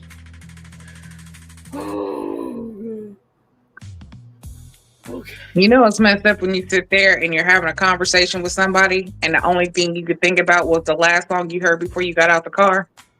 You know what? You just there. Just there. When your whole thought process just go to shit that you don't even like, man, I wonder if my 8th grade science teacher's still teaching. Like, motherfucker, you graduated in 2006. I ain't lying. You wanted my stuff on a menu. I want to have them onion rings taste. You know what I'm talking about? Right. Oh my God. When you brought up the last song, I could imagine, Ed asking, or Ashley, or no, it would be Ed asking Ashley since Ashley's doing the day. Ashley, what song were you listening to? Oh, I was listening to Maxwell Fistful of Tears. What song were you listening to? I was listening to Another Sad Love Song by Tony Braxton. Wait, what? You know what I'm saying? You know. Both listen to something sad. Maybe we shouldn't be here if we both sad. It's like, what the hell? Oh my God. Or you got him listening to John Legend's "Give Me the Green Light" because he thinking about Shannon, and Ashley sitting there talking about some Joe. I wanna know, and she's like, I just want to know what turns you on, huh? What do you like? No, tell me about you because I've just been doing all this talking and you haven't said anything. But just to let you know, in case you do not know, baby, I got the master key, baby. And the crazy thing about it is, baby, I'll do the things for you. Ashley's a personal trainer. You know what I mean? Right. She's a personal trainer. So I'm telling you, where was the common ground at? You know what I mean? Like, okay, there was no common ground. I didn't see any common ground. That's what I said. This seemed like a consultation meeting. Like she was meeting up with a new client who was about to become, they wanted her as their trainer, and she had to get their measurements, want to know what they've been eating lately, what your diet look like, what's your goal plan. Okay, I'm gonna set you up. Like that's what it gave. This was not. I don't feel like this was like a. Oh well, this is pushed me closer to you and made me feel like I want to get to know you more. And, you know, like this is still like to me, this would be one of those dates that would put you in the friend zone. Yeah, I would agree with that. Like, I mean, that's just me. I mean, everybody has their own opinions, but for me, I would just be like, and it's not even just because of the date, but it's just how the date went. Right. Just how everything went. It's just like, maybe there's really not a connection here. We're better off as just being friends. We can come here all the time. We can go out and do stuff, but let's just settle at being friends.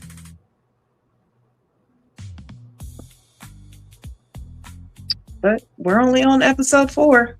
Yeah. Let's see where we're at. A lot more to go for sure. So then, my lord.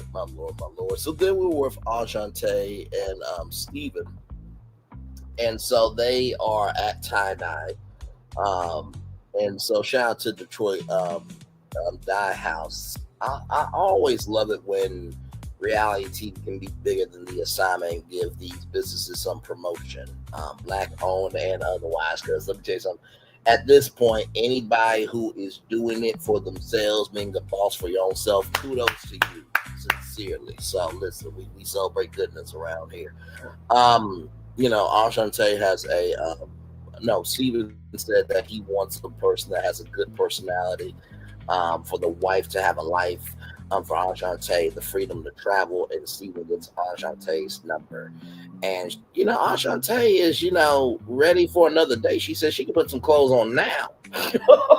So Enchante does have a soul there. And, you know, to her credit, she has, you know, blossomed out of her bud of a flower, at least a lot more in this episode. So what did y'all think of this? It takes the right person. It just takes the right person. And Steven just so happened to be the right one. He came in there with confidence. I'm just going to move on up. Yeah. Being nice.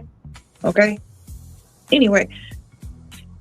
Does anybody else think that he looks like a sophisticated T.I.? Like, T.I. is smart, but never mind.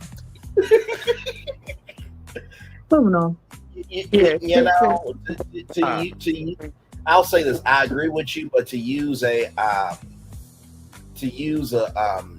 accent, I'm Stefan, baby. Right. Right.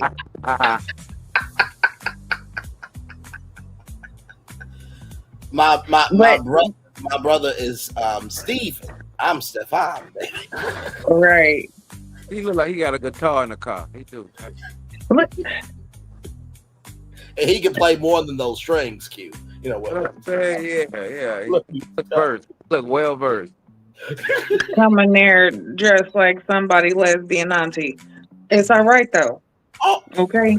Oh my god. Oh my god.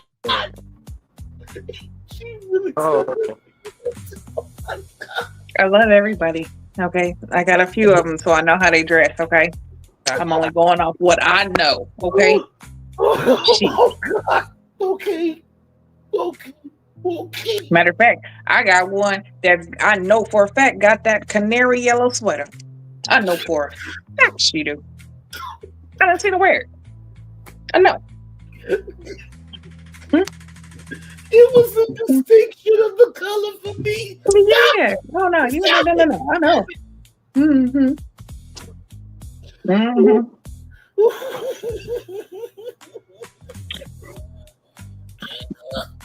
And the only reason why I can remember is because when she pulled the shit out, she said, "Oh, I'm gonna fuck him up." I said, "You already did."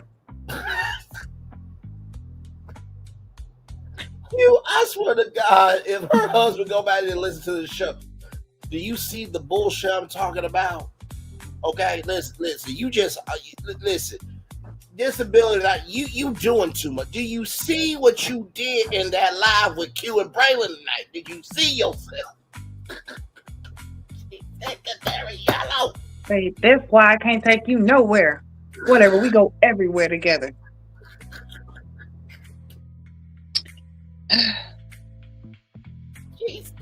Listen, guys, sorry, I don't know. We're going to blame it on my new vape pen, okay?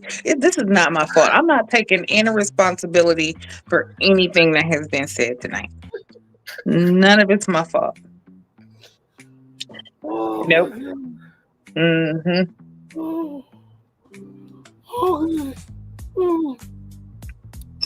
All of this is blamed. Yes, it's blamed on this. Okay. Jeez. But yeah, anyway, to move on, I still feel like this date was great. I love them together. I feel like he brought out the personality that we have been wanting to see in her, and she is definitely smitten by him. They look cute together. I can see it. I can see them together doing a little cute shit. Just cute stuff. I could see them at the ball game together, just sitting, in the bleachers, going to operas and theme park. Like they're cute. Yeah, I'm here for them. Them too. Yes.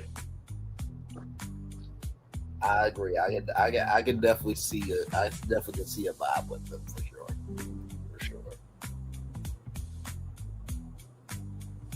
It was listen, kid. You know how like you go to Home Depot or Lowe's or you go to Ace Hardware or some, place that's, for, home improvement. And you know how like when you pick up a color sample, it'll have the hashtag CB1350 X and it'll be for canary yellow. That's why I felt like Gigi did. She saw that paint sample.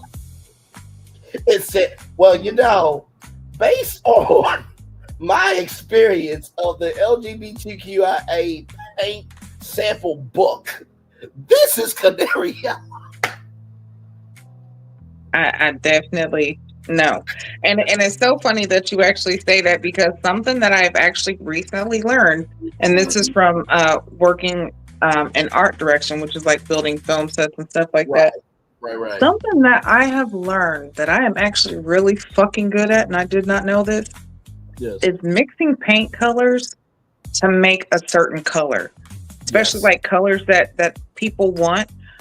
My brain can mix these fucking colors and come out with the perfect color. I didn't realize that I could do that, or that was something I was good at, until I started doing it, and I was like, oh shit. Oh yeah. Okay. That is very, very true. I was just watching some architectural digest videos, and some of them were on the new movie Wicked for Good. So they broke down the set design. They talked about how they had to paint it a certain type of yellow for the camera to get the full majesty of the color. So Warner Brothers, Universal, Disney, they have specific paint colors that you cannot get anywhere else. Except through them. So yes, that is a thing. And by the way, y'all, I'm being facetious when I made that whole joke. If you don't know by now, I love everybody. Let me put asterisks with that. I love everybody who deserves it, but I have a heart for everybody. Okay, so that was not being hateful, dragging, nothing like that. It was just. It sounded like a paint sample color when Gigi said it. Right. And nothing I said was dragging or being hateful. Don't nobody act like, oh, she came for the... No, I didn't. I didn't come for the community because, the community is my community and we in the community together. Shit, it don't matter. Exactly right. But the fact of the matter is, so what? Okay? I'm a fucking comedian every other Thursday when I want to be. And every other Saturday, clearly. Okay. So, thank that. Matter of fact, if you want, I'll give you my mama's number. Tell on me. I'm just kidding. Shout out to everybody who can afford to get your own paint for your house. Okay, shout out to all of y'all and getting home makeovers and watching HGTV and shit. Shout out to y'all. By the way, HGTV should be coming up with a brand new smart home or a dream home to give away. By the way, just a side tip, you do know you can accept the cash value of the home, right? You don't have to accept the home. But if you do win the home, I do believe you should at least go down for that weekend, sleep in the home because you won it. Just a side note. All right, moving on. Yeah, but what did you feel? How do you feel about Steven and Ajante? Yeah, absolutely. How did you feel?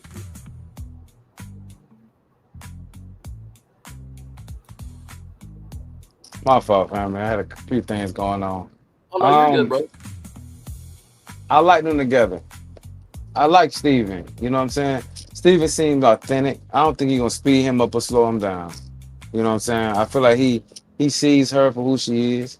And he actually was like, you remind me of a point in time in life, of a good time. You know what I'm saying? Something familiar.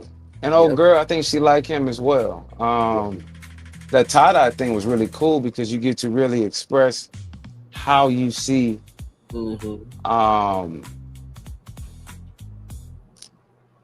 how you get to create. You know what I'm saying? Like, what do you like? You know what I'm saying? So I think they enjoyed that moment. And both of them pretty open to the date too. You know what I'm saying? So she got to see something that he enjoyed doing. And it was cool. I liked them two together. You know what I'm saying? And a lot of times when you see people together that almost look boring sometimes, but it's peaceful. You know what I'm saying? So it looked peaceful. It looked like they were just enjoying each other. You know what I'm saying? So sometimes. No, go ahead, Q. Finish it. No, I was done. Go ahead, brother. I was done. Are you sure? Hold on, can I just say something real quick? Yeah, Because that makes a lot of sense. Because I'm gonna tell you, a lot of people cannot stand peace because they feel like it's too boring. I was about to say that you read in my mind. That's why I was going to add to Q's point. The reason why Q, to Gigi's point, some people who only know how to be in chaos, hellish energy, and a draining space, they don't know that. That's why it looks boring to them, because they're used to not having any. So, no, very well said. I was literally thinking that exact thought.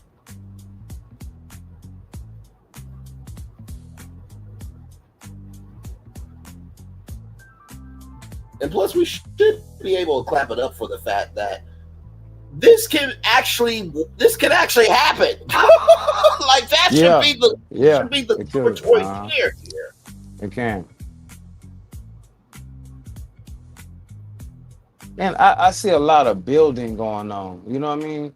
So it might not be, we're engaged in a 7-8 months or a year, right. But I see building going on. Like, okay, we're on the same page. Like, this could potentially be more, instead of just jumping out. Oh, we in love. You know what I mean? This, and this. I like seeing the building, the journey starts. You know what I'm saying? So I'm glad that they're in that process right now. It looks like they're in that process of saying, hey, do we like each other? You know what I'm saying? Mm-hmm. And let's start there instead of we jump in to say we tongue locking. You know what I'm saying? Let's see if we like each other first. And I feel like that's what they're doing. And I like the way that process is going. Yeah, absolutely. Absolutely. Did you get everything out, Q? Because I didn't mean to jump on you. Oh no, I was done. But I thought that was a brilliant comment. What you said of it. I appreciate it, brother. But it can look more to other people. That's just the perspective. Because, child, I don't know about you, but the fact that I know that I have my brain is a Christmas gift 365 days a year, 366 on leap year, not 265 days a year. But we respect people who believe there's 265 days in the year. Okay, Portia Williams, we respect all. So, I'm being facetious. Let me move on. Now, we're in the ladies' lounge here. And my Lord Jesus, this is a very interesting ladies' lounge here. So we start off with, who they're connected with. Ajante is connected with Steven, and Carday. Lauren is connecting with Carday. Nicole and Devon. Channon and Ed. Ashley, Ed, and Darius. Ashley wants more from Ed, but we have come to the realization that that was a consultation.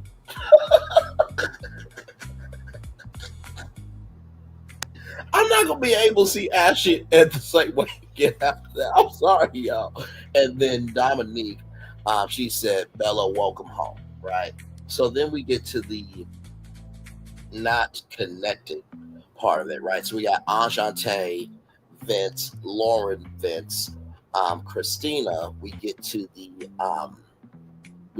pillow talking of what's going on, right, from Christina's point of view, and that the witch word was pulled up, and it was about Lauren, and Tommy is like, ho, I let me know if somebody says that, and I mean immediately. And then we got Christina with Bello, Xavier with Channon, and we have Ready to Love 65 from nephew Tommy Miles.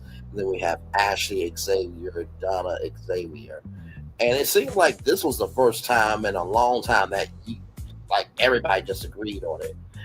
What do you all think about the ladies' lounge and also to Tommy's response? And let me say this before I pass it over to y'all. I will say this. Because I think there was a comment last season that Gigi read from our site that somebody talked about how nephew Tommy didn't seem like he wanted to be there to host for this, that, and the third. And if y'all remember that conversation and how I talked about how powerful your hosting style is, you do not need a host that is very engaging with this show. Nephew Tommy Mouse is a conduit. And there's a difference between somebody being an active host in everything and a host that has a presence to handle what needs to be handled. Because Tommy's like, wait, what? Oh no. I don't give a fuck, damn, or shit of how it was said, when it was said, why it was said. You let me know immediately, which indicates to me, let me know if that happens on a date, group date, one-on-one. Let the producers know. Anytime, anywhere, whatever headspace you in, let me fucking know immediately, and we'll handle that shit. So I just wanted to say shout out to Tommy for that hosting, for executing the hosting style of, while I may not be in everything, just know I will handle anything. Over to you, Gigi, and Q, for y'all takes on the ladies lounge. Yeah, I was gonna say that right there. That's definitely so true, because you have a lot of these reality shows where the bitch word and other shit just flies out so effortlessly, and there's no one there to stop it from happening. There's no correction. There's no consequences. There's nothing. It's just what it is. But like you said, with Tommy has always expressed not only respect for the women, but respect for the men as well. And he advocates for respect for all. He advocates for true love and actually being honest in this process, but also being, respectful, being humble, and being vulnerable. His hosting style is honestly kind of what has brought the show to where it's at now, I feel. And we said that even about Taronda hosting Never Ever Met. The Never Ever Met, because that was also something that was said as, Taronda's barely there. You only see her for, a few short moments and then she's gone. And it's like, yeah, you might not feel like she does much, but her presence there when she is there, and how she is when she is there is what gives the show that the connection that it has. But with Tommy, it's the same thing. Tommy he doesn't just sit there as a host and come in as a host. Tommy comes in and he drops nuggets and he gives you kind of a little, he kind of comes in as a therapist. You know what I'm saying? Like sitting here in the women's lounge, you're expressing who you like, who you don't like, and he's actually talking back. He's actually, showing the respect, listening to what's being said. If you're feeling uncomfortable, he's gonna step in. If there's something that's not right, he's gonna make sure there's a correction that happens. Right. So definitely love his hosting style. And as far as the women here, when it comes to this process right here, I feel like they honestly was right with this one. Yeah, it was split down the middle. Like it was very clear. Yeah. It just seeing like the different I guess I'm glad there's not a whole lot of snootiness going on because there are some people who like the same person, which sometimes women can be a little catty. Right. I think the whole Christina thing was a little bit much, but other than that, I feel like it was respectful with everybody listening to who likes.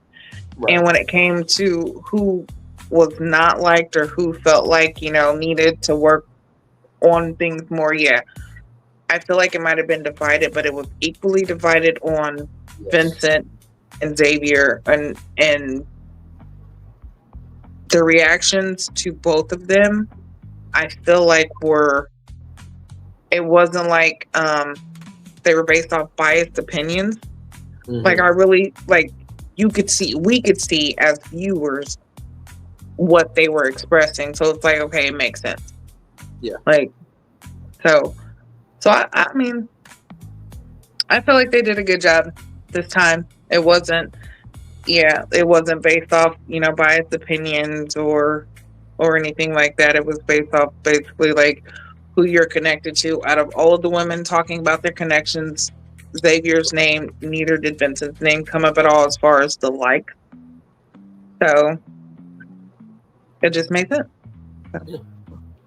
Absolutely. Q, what's your take on the women's the ladies lounge and also nephew Tommy's hosting style? And by the way, everybody, if you want a really good example, the best I can give you from an old school black perspective of hosting is Don Cornelius in Soul Train. He was the conductor of that musical experience. Yeah. Speak, and to a modern day version, Steve Harvey with Family Feud. He's a more involved host because there are more circumstances for him to be involved. Over to you. One thing about nephew Tommy throughout the years and throughout the seasons, I remember at the beginning of Ready to Love, he was very involved. You might see him a couple times throughout each episode. Now you might see him twice. They give you your mission statement for the day or for the week, and you go out and on your different dates or whatever you want to call it. And then towards the end, you come back and you discuss it with him, and he gives you the insight and also helps you figure out who's ready to love and who's not ready to love. So I really like the way it's his show. You know what I'm saying? Yeah. It's nephew Tommy's show. And so I feel like he takes pride in that. You know what I'm saying? Like, it's going to go, you know what I'm saying, exactly how I want it to go. And respectfully at that. You know what I'm saying? So I like how when it came up, what was said, he took ownership. Like, nah, this ain't about to go this direction. Because we know energy for sure, some Uncle Steve Harvey energy on that moment for sure. Exactly, because he know where things can go, and I don't think he want that stain to be on the show. You know what I'm saying? And my thing was, two things. It should have never been said. First off, he should have never. That was very disrespectful what he said. But another thing is so much stuff being said outside of the show. What made who and whoever wanted to come out and say that? Are they trying to make him seem a certain type of way? That's a fair point. Oh, you know what I'm saying? Because it's so many different conversations being had. I'm pretty sure everybody's not seeing everybody in the brightest of light. You know what I'm saying? So words get thrown around all the time. So, and to add to your point, Q, when Christina brought that up, she didn't really give the context, conjecture, and connect. Which we do find out a little bit later, and also too, to Gigi's point, right message, wrong messenger. Because earlier you got upset about somebody not giving you money, but accepted somebody not giving you money, but yet you took somebody's money and then threw up in somebody's face of fuck you and the 2-hour conversations we had, but yet you want to be VIP. Back over to you, Q. I just wanted to add that to your particular point. Yeah. And I mean, since what we've seen of her, for her to be the one to drop that clue bomb, you know what I'm saying? To be the homegirl. You know what I'm saying? The value of it has lessened, but at the exact time, the disrespect is still loud. You know what I'm saying? So, very well said. And let's just say, because I don't know if y'all heard when she had said, this is pillow talk. So that means one of the guys told her. Because he said that this was said around the guys. This was said in the guys group. So one of the guys went back and told her what he said. That's how it all came out. And that's crazy. And that's crazy. So that's crazy. So basically one of the guys can't hold water, just like she can't hold water. And it's only 3 guys she's been talking to. Bella. She was talking to Bella. What's the guy name who's into Bello, Dominique. Devon. I'm thinking Bella, Devon. And who's the other one? No, she did talk to Chris, but maybe Ed. Chris, I would say Chris. To me, I don't think it was Chris or Dom. I don't think so. I don't. Yeah, think okay, now listen, hold on.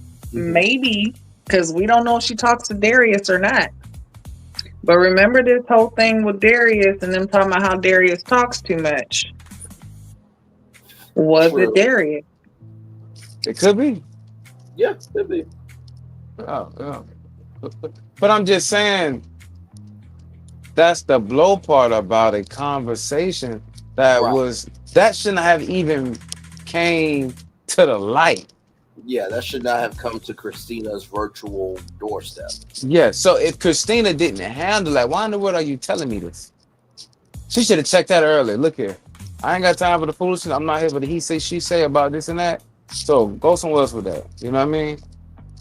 That right there, for her to take that information instead of checking it at her doorstep, really shows something about her. You know what I mean? Yeah. So that stuff could have been handled in privacy. You know what I mean? It really could have been handled in privacy. But it's 2 things she did. She brought that comment up, and then she said blatantly loud, like, it's 3 guys that asked for money, only one of them gave me money. So are you trying to make you look a certain kind of way? Yep. Or are you trying to make the guys look a certain kind of way? You know what I'm saying? And then also too, on top of that, when it came to Lauren, she said, yeah, actually he was talking about you being the tall bitch. I'm just like, wait a minute, didn't nephew Tommy just say no about the bitch word? Like what do we do? Okay. Okay.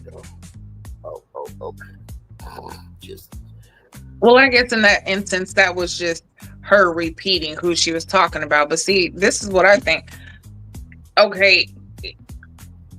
Now, going off what we see in the preview, she's talking to Vincent about him saying that about Lauren, saying that, you said this about my friend, da da da da. But if that was the case when it was brought to you, why didn't you tell that person to go to Lauren directly and let Lauren know, since it was said about Lauren? Or why didn't you go? Or why didn't you go to Lauren as her friend, in air quotations, and tell her then instead of waiting until the women's ball or the women's lounge and then saying it in front of everybody when it's time for eliminations? Correct. And having Lauren find out about it at that moment after she had sat in this man's face, after she had went on this date and all this, you know what I'm saying? Now, unless it was something that was said after the fact, okay, understandable. But if it was said beforehand and you had this information, you should have let it be known to the person who it was said about beforehand. And I do get the conscious conjecture connection, Gigi, of that's who she was referencing. But like you just said, so articulate as you often do, if that is your supposed homegirl, don't refer to her as a bitch after nephew Tommy said no to the bitch word. Just in the totality of that space, if that makes sense. Yeah. Yeah, but still, it's just like, why would you? There's so many different ways that could have went, and I mean, for the guys, and it's not just for the guys. The girls talk too. Like, let's just be honest. In every season, something gets said and brought up from what the guys done said and what the girls done said. It gets found out. Child, hashtag bath call. Right, they be talking. There's a whole lot of pillow talking. So this is how this all came out, is pillow talk. So it's gonna happen. It's not gonna stop. We are in episode 4. This is roundabout when stuff starts kicking. Mm-hmm. So, and no social media posts as of yet. Keyword as of yet. Yeah. When the seasons are this is so messed up to say, but when it seems like when the seasons are real toxic or messed up, shit hits the fan on social media by episode 5. Yep. Episode 4, 5, possibly 6. It's been hit the fan. Absolutely. But we're gonna wait and see. We're gonna see. And if it does come up, and it relates to the show, which that's how, even when me and Gigi did the Never Ever Mets, right? And when we formerly did that other show, we never bring social media into our after show reviews because there's a difference between viewers and consumers. The viewers, they watch the show, at 8, 7 Central, 9 Central for Ray Love, and then they're done. The consumers, they consume anything and everything. So and this is just a pro tip, you do what you want to do, but if you want the experience to be whole, complete, and in an understandable fashion for your audience, bring in social media when it is relevant to the after show review that your audience is consuming and that they're viewing.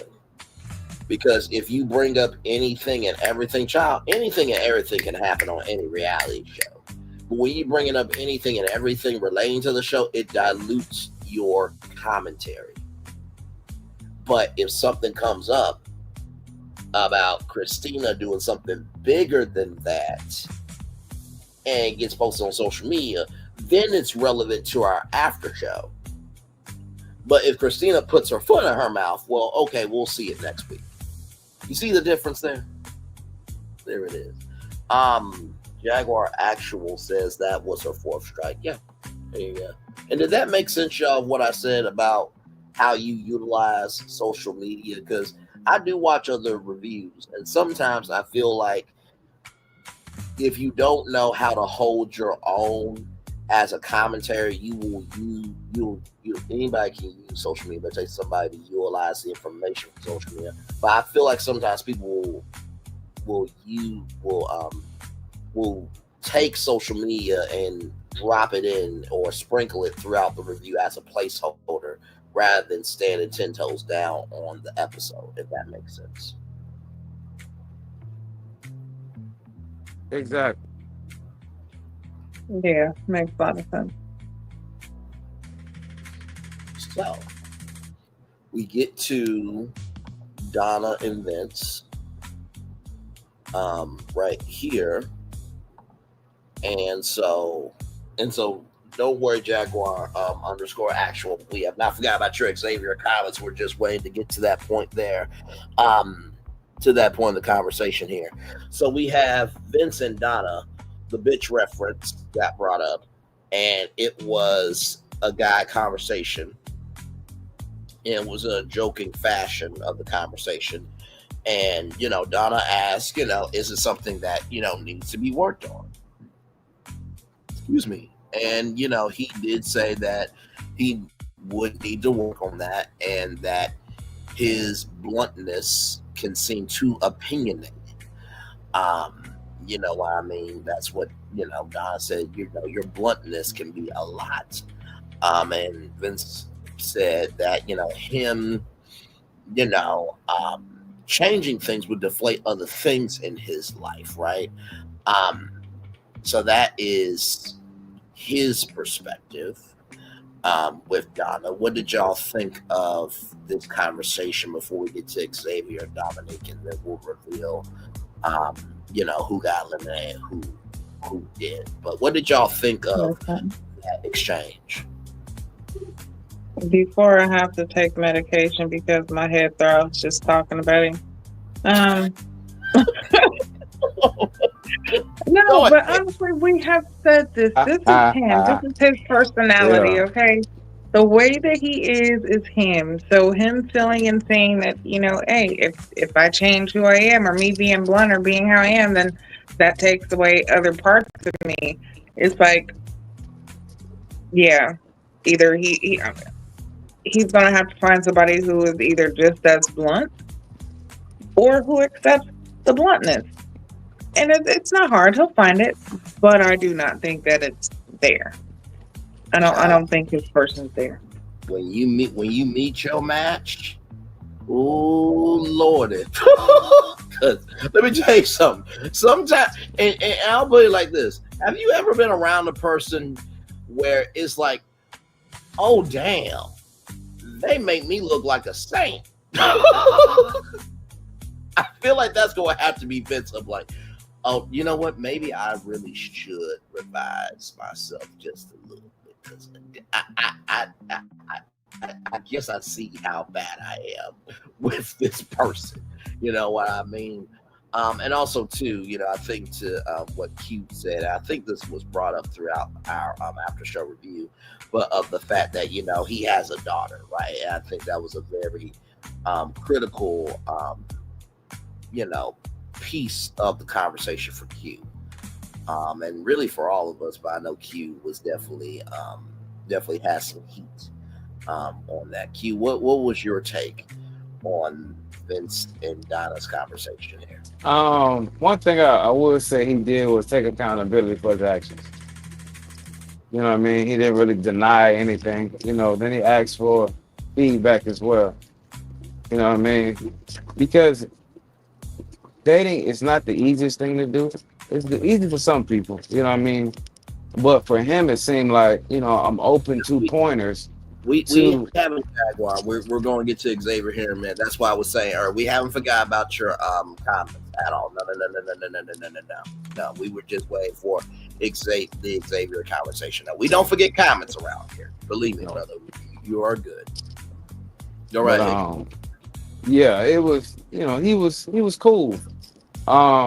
He could have took the comments another way, and I'm glad he didn't, but I wonder if he was just being humble because he was on the chopping block, or is he receptive to what they about to say? And I guess we'll figure that part out throughout the rest of the show. But it was good feedback, but then also Donna showed that she was interested in him as well. And I'm glad they sent her to do it versus somebody else who would have probably handled the situation or not been so gracious with their words towards him. So it was good to send a connection over there. And I really feel like he's going to make the best of it. But at the exact same time, hopefully he gets a chance to reflect and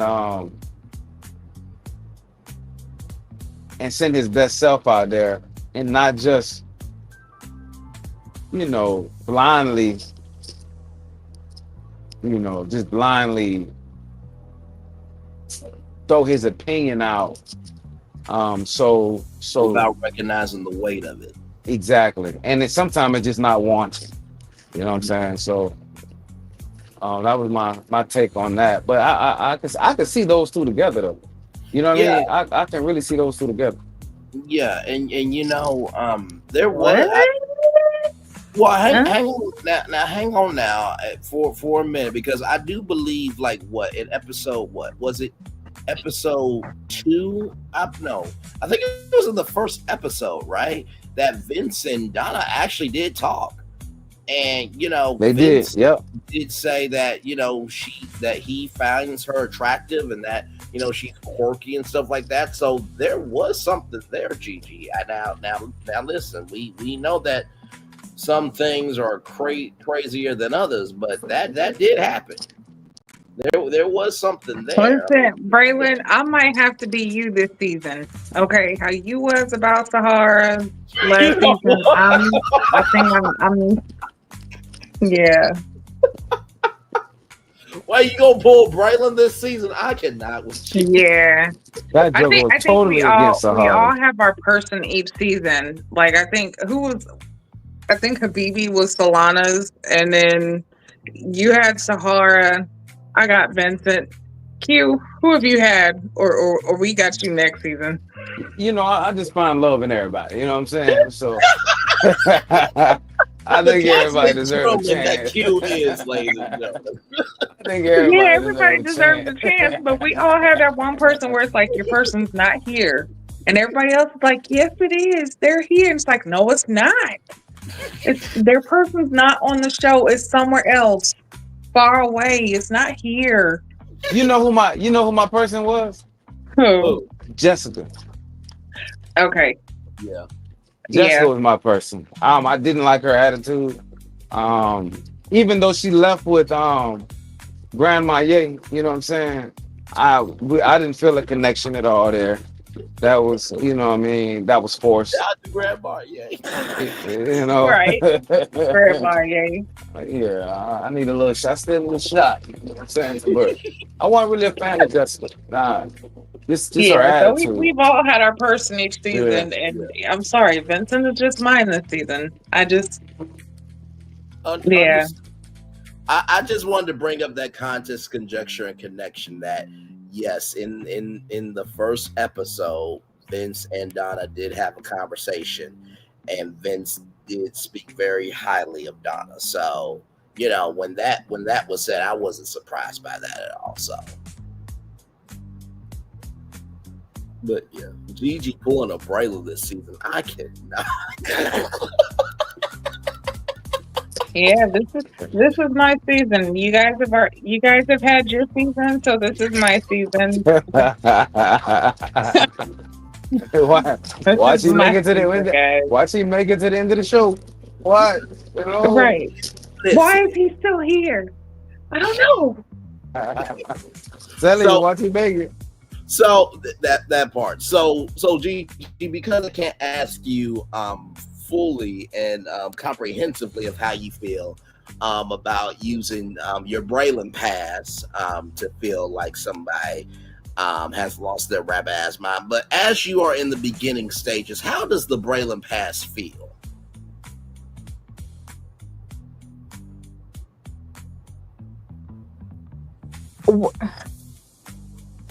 See, Braylon, listen, you're my brother. As much as I love you, I can't really. I'm gonna have to call it the ready to love pass because, like I said, everybody has.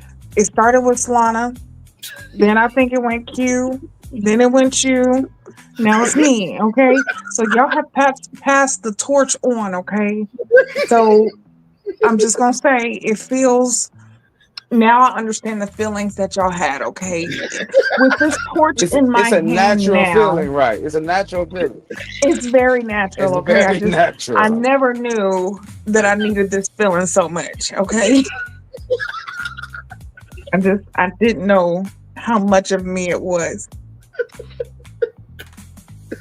So to give you guys context, conjecture, and connection on the past, Solana was fighting for this one person on Ray Love Make a Move, and Q and Solana correct the record if I'm wrong. Solana fought for that Negro every single week. I mean, every single week. Well, you know, he's taking his time being a photographer. Well, he does live alone with his dog. I mean, every single week. But I think Solana might have had a crush on him too, but that's neither here nor there. But it was the fact of defending him every single week. And we were just like, best friend, we love you with the love of God. But come on. For real. Right. That man did not like that woman at all. At all. That man did not like that woman at all. He was getting that regular paycheck. Man, he was not gonna make no move at all. I'm trying to tell you. I don't know. She had in her cuckoo head that, you know, it was gonna be more than what it is. What was that girl name? I wasn't too fond of her either. What was her name? Ashley. No, I want Ashley. It was hang on, let me pull up Ray to love. Oh, okay, yeah. Ashley. Veronica was, I think, matter of fact, Veronica's engaged Cameron. now. I thought Ashley was with Cameron. No, Ashley was the dark-skinned girl from Atlanta. Okay. Was it Xavier? I think it was Xavier. Yeah. She was a little delusional. Oh, Cam is this and Cam is that. And listen, there's nothing wrong with giving that the goods on the first date. But girl, you did it. You did it. Okay, he got what he wanted, and he get to get a check, girl. I ain't lying.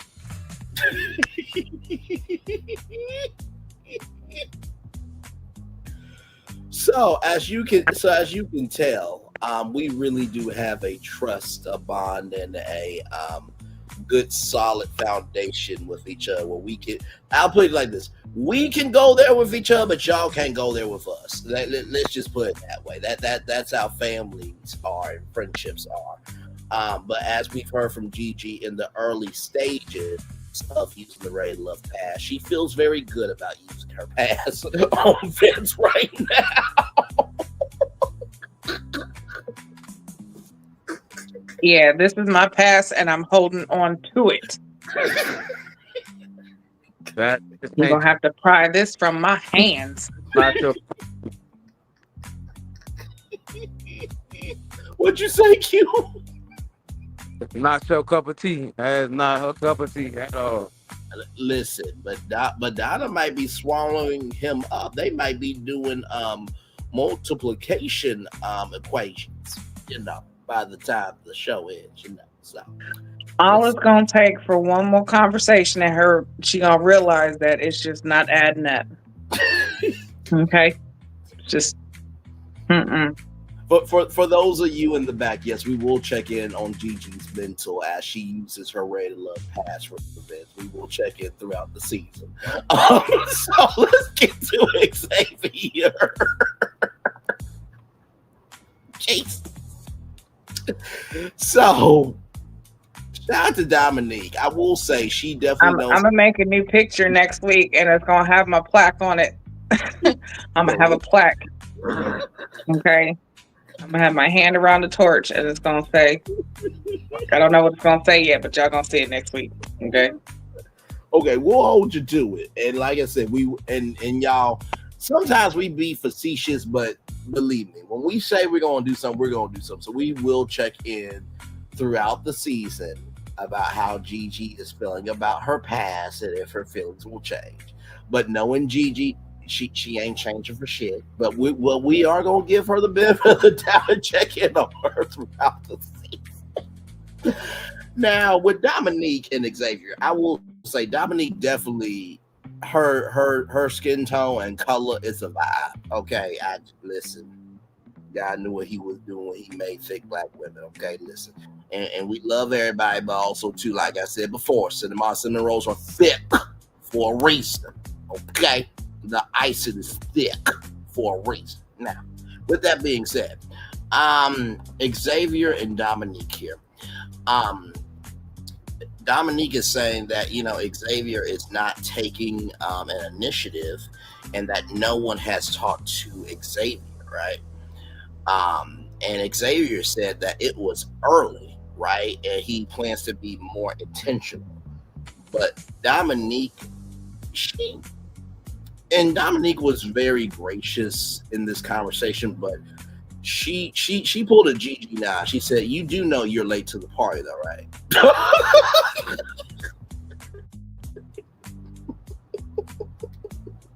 It's like, do you not? Yeah, she shut that down.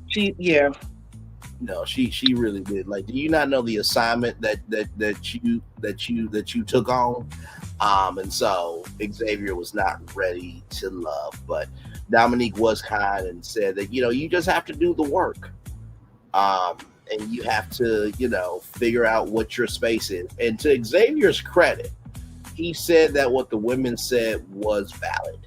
So he did not have any hard feelings. And that is grownness, for real, for real. So I felt like this was a very, very productive, mature, and respectful space of knowing how to take an elimination on national television. Gigi, since you said what you were beginning to say what you were going to say, go right ahead, my friend. No, I was just saying it was definitely yeah. Cut that. Sorry, sir. You are absolutely late. That assignment was due last week. No. We can't deduct any more points. Like, you're just no. You just can't turn that in. And it's like, so just to go to what Jaguar said, just like, because we're talking about Xavier now. So yeah, Xavier definitely was a day late and a dollar short. I get where he was coming from. He wanted to take things slow and steady like a boxer who wanted to kick in the gear round 6, but ended up getting knocked out in round 4. Exactly. Wow. Exactly. Like, yeah, like, I understand you wanna take it slow, but after you had already gotten eliminated in the beginning, that should have definitely made you kick. Like, that should have been your kick it into high gear, okay?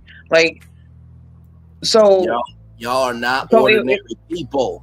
Y'all cannot. Right. Listen, it was already round 1, okay? They already knocked you out once, but you just happened to be able to get up after 7 seconds, okay? You didn't make it to 10. Right. But they got you at 7, okay? You got lucky. Okay? They let you continue. But you was like, you know what? I think I'm going to keep trying this same move right here. If I give you a left, and then try to do an uppercut, even though I'm going to do it. He didn't even train for the fight. You know what I'm saying? No, he did. He ain't even trained for the fight. He didn't even try. Would you say he was a substitute? He was standing. It was like, you know what? The main attraction didn't come. Go ahead. Come on. He was like, how hard could it be? I don't watch TV before. I don't exactly. I watched TV before. It can't be that hard. TV before. It can't be that hard. Let me try it. I remember something that Jeff Probst said. I remember. Wait, say that again, Keto. He said that joke ain't even trained for it, my man. Not at all. Yeah. And to Gigi's point about I've seen it on TV before, Jeff Probst said this about a guy named Colton, that he quit Survivor Blood versus Water. And, Jeff Probst said that, I think sometimes people think it's fun to watch adventure on TV, but doesn't mean they have what it takes to do the adventure. And right. Jeff Probst is about to be on his 50th season of Survivor. For him to say that out loud about a contestant, not just a contestant, but a returning contestant, not just a return contestant, about any contestant he has seen, every personality type and psychology and sociology, everything in between. That's saying a lot. So to that point, I do agree that, like, you know, the show's been on for 11 seasons. You could have followed some of our reviews to get somewhat of a game plan. Like, resources were available out here, Yeah. And then Jaguar also says, I think because he's so busy, he thought speed dating would be what would work, but you can't sign up for speed dating and move at the pace of normal dating. They don't mesh well. Right. Again, to me, it just boggles my mind how you were already eliminated. You were already down at the bottom and you felt so shocked. You were in awe that you were in the bottom. How dare they? Who had the black audacity to put there it is. The black in the bottom audacity. tier? The black Wow. audacity. The black audacity. The black Who audacity. had the black audacity to do this to you? How dare they? Oh my God. This is the most not appalling thing that could ever happen. Okay. Wait, I'll raise you one better, black pollen. Okay, I'll give you the black audacity, the black the black imagination, and the black pollen. The black pollen. Ball to do this shit to me. Hey,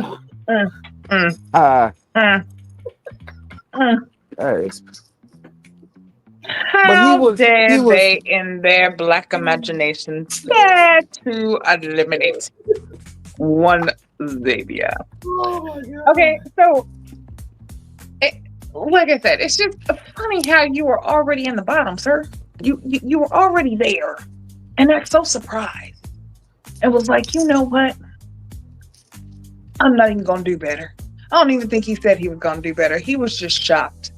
And then when he made it through, he was like, yeah, I'm supposed to be here. But you didn't change nothing. You continue to do the same thing. Like, what in the world made you think that you were going to continue to continue to do the same thing? Everyone knows what insanity is, right? We all know. Doing the Sir, same. that was insane. Yeah. To repeatedly do the same thing over and over, but expect a different result.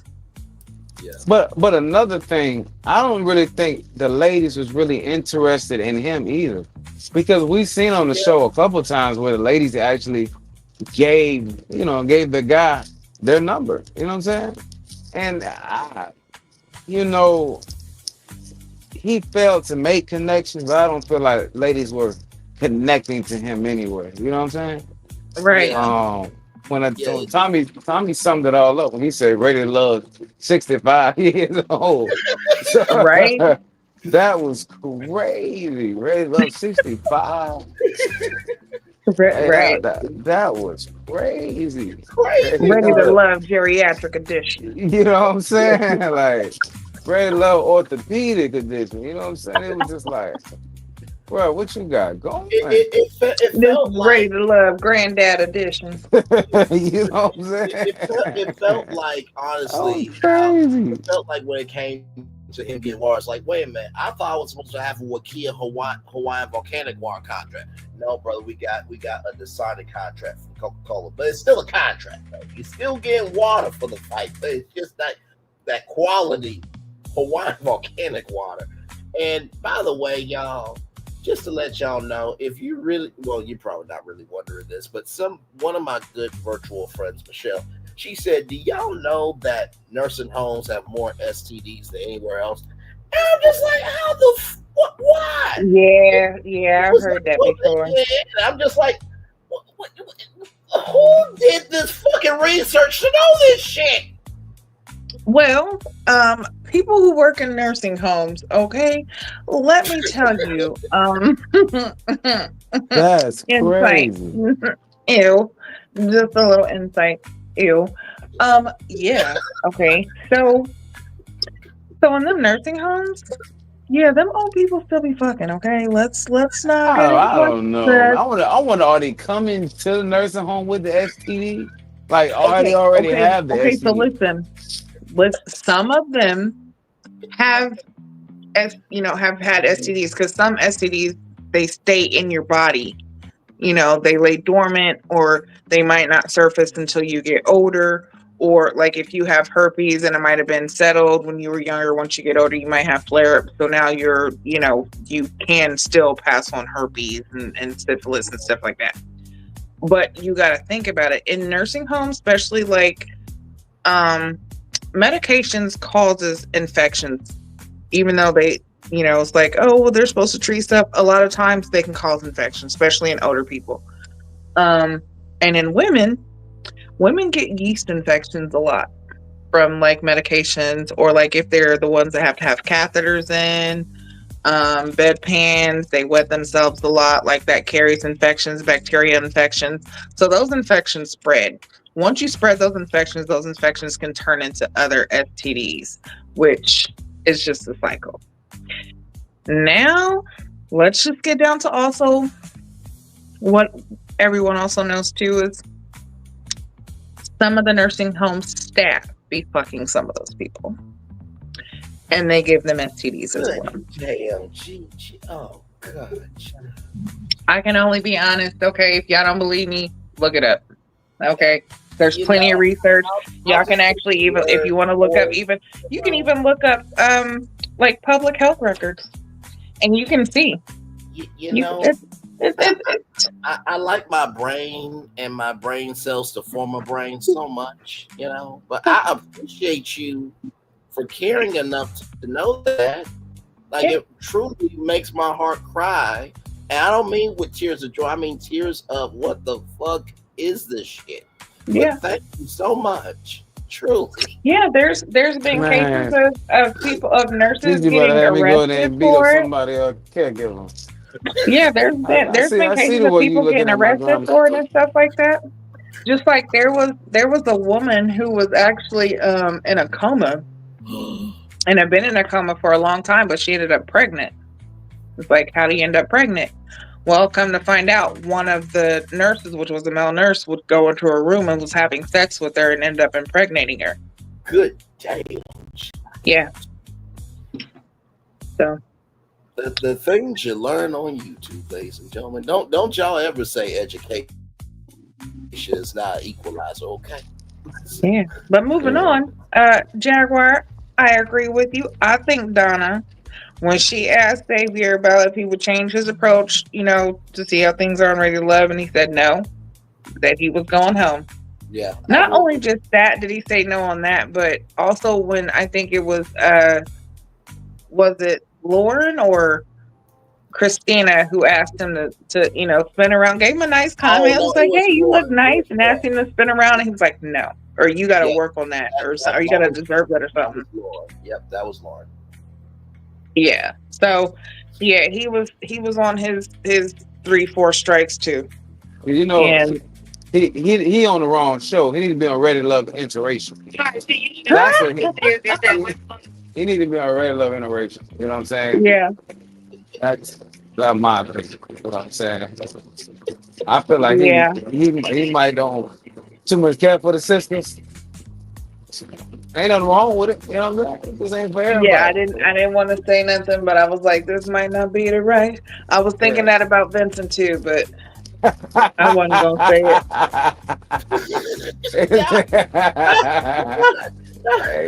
Who's got jungle fever? Ain't got jungle fever. Right? Ain't no wrong with jungle fever.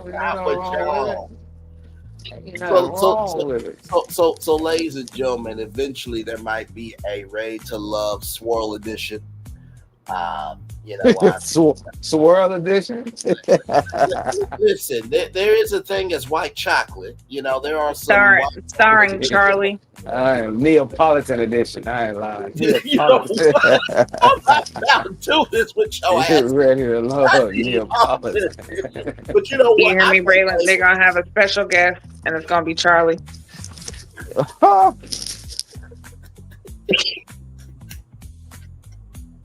She gonna be looking for Jared again.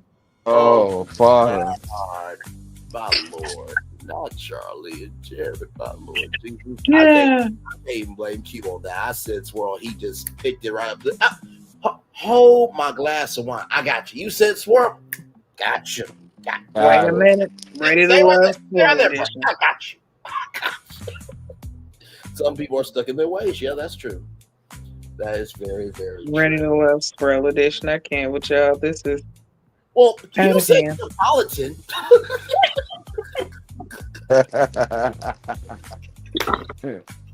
Chocolate, pink, and white, baby. You know. Oh my gosh. By the way, Chocolate, pink, and white. Ready to Love will be sponsored by Breyer's Ice Cream. I just got a text message on my phone as we were speaking here. Owen just texted me at 11:26 at night, ladies and gentlemen. That's how tight me and Owen are. So yes, I'm being. Just so that we can stay diverse, it's gonna be Ready to Love, Mix and Mingle. You know what? Mm-hmm. Yeah. Makes a mingle, baby. You know. Listen, a little bit of everybody, okay? Listen. Not gonna leave nobody out. Shoot. So for the preview, y'all, we got a throwback 70s Motown edition. We have Dominique and Bello, and Bello has this afro that he pulls off his head because he's like, Dominique says, "Do you really feel like you can make a good impression, and can you feel energy?" And he said, "Off of this look," and Dominique, she's rocking her hair as well. And then Christina in this child, I'm just like, Christina. Now, Vince, you said what you said, but all I would suggest to you, bruh, is, hey, listen, I owned up to that. I have already talked to that person that I said it to, and I have owned up to my behavior. This is the end of the conversation. And let Christina look crazy, because if you allow her to look crazy, recognize the men are empowered this week, okay? And I would just leave it there. What did y'all think of the preview and my advice? Because I think that's where Vince needs to go. Dominique and Ed or Bello was cute. Was it Bello or Ed? I think it was Bello. I thought it was Bello too. Okay, so yeah, Dominique and Bello definitely cute. Can see them, continuing on. And Christina and Vincent, I don't know why it just came in my head that Christina reminds me of the cousin from Soul Food. When she's like, "Man, just play my CD, man." You know what? I'm sorry. Yeah, I can see that. She was up on that roof, fucking her cousin's husband. I can see that. And then I saw a girl from A Thin Line Between Love and Hate. Her crazy ass. But anyway, yeah. I just saw Byron just yeah, man. Listen, before y'all get on my ass, okay? Good Lord. You know what? If Christina and Vincent got together, I would be surprised, but I'd be shocked at the same time. Just because for some reason, I don't know. Maybe them too. Because he's willing to support her fully financially if she wants it. And I think she would take it just because that's what she might consider as love. But honestly, both of them could go. But she want to be VIP though. You know what I'm saying? She want to be VIP. Yeah, she got to be VIP. Yeah, that's where it would die off, I think.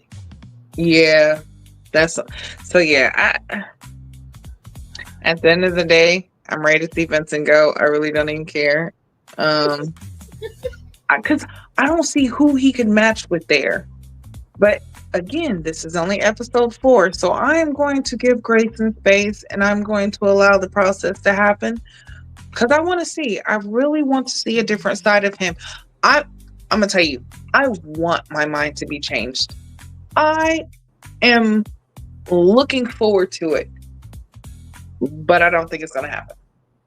So you are holding on to your Ready to Love pass with love, but you're hopeful. In addition to that grace and space. Okay. Oh yeah. Oh, I'm holding on to it tight. Listen, even if things do change, I'm gonna deny it. I will deny it. Deny it some more. So wait a minute, Q. Now, not only is she gonna be pulling a Braylon, but now she's gonna be pulling a Solana. But not in terms of defending Vince, but being completely blind. Oh yeah. And we ain't gonna let it do it. Because every time we get on here, we're gonna say sharp. Sharp.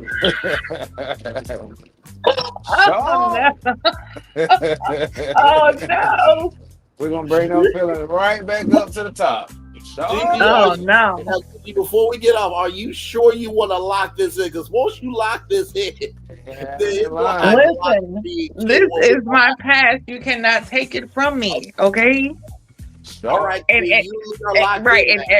matter of fact, go ahead and keep doing it, because the more you do it, the more it's gonna make me hold on to it even more. Okay, I will not let this past go. He's gonna go before my past does.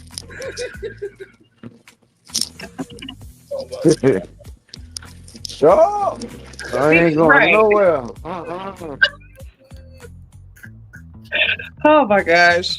Great show, y'all. Thank you everybody for coming and being here with us. Hope you guys enjoyed. We definitely will be here next week, same time. Would you say, Jaguar? Oh, good night to you. We gotta get a ranking first. We gotta give them the ranking.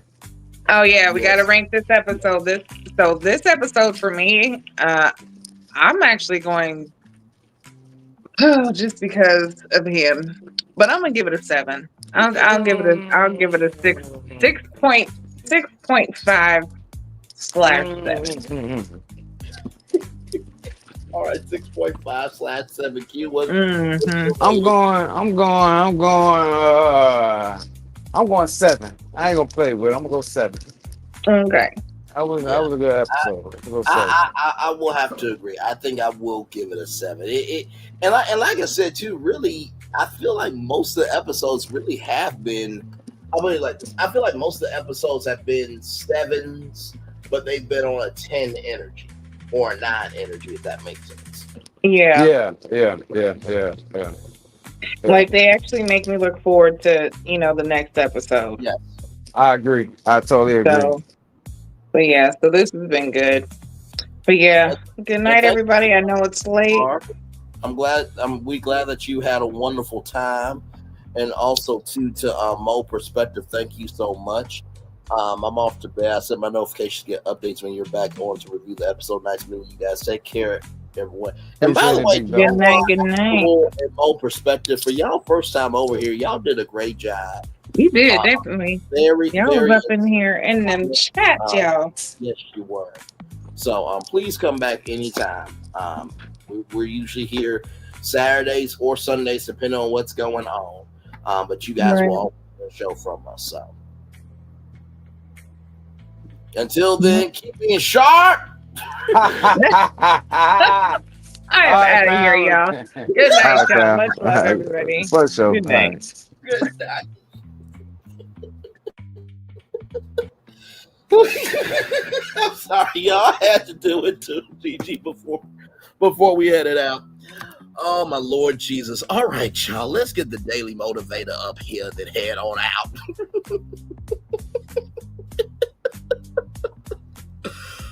Oh, I love this damn show so much. Oh, excuse me. All right, here we go, everybody. Here we go. It's time for the Daily Motivator. The pain passes, but the beauty remains. Pierre Augustet Renard. Yes, indeed. All right, here we go, everybody. It's time for a Daily Motivator for Saturday, November 29th, 2025. Getting things done. Decide to get it done. Follow through on your decision. Choose choose to accomplish a specific objective. Proceed with focused action. Keep it up until you've reached the goal. You are a miraculous achievement machine. Don't allow such a magnificent machine to become rusty from lack of use. Getting things done is in your nature. Never pass up a good opportunity to be true to that nature. Make something valuable. It will make you feel great. That's a whole lot better than sitting around wondering what to do. You already know what to do, and it's getting good work done. The place is here. The time is now, and you're sure to thank yourself for taking on the challenge, Ralph Morrison. You know, I have to tell you, in terms of getting things done, the first thing I'll say, anybody can talk about it. It takes somebody to be about it.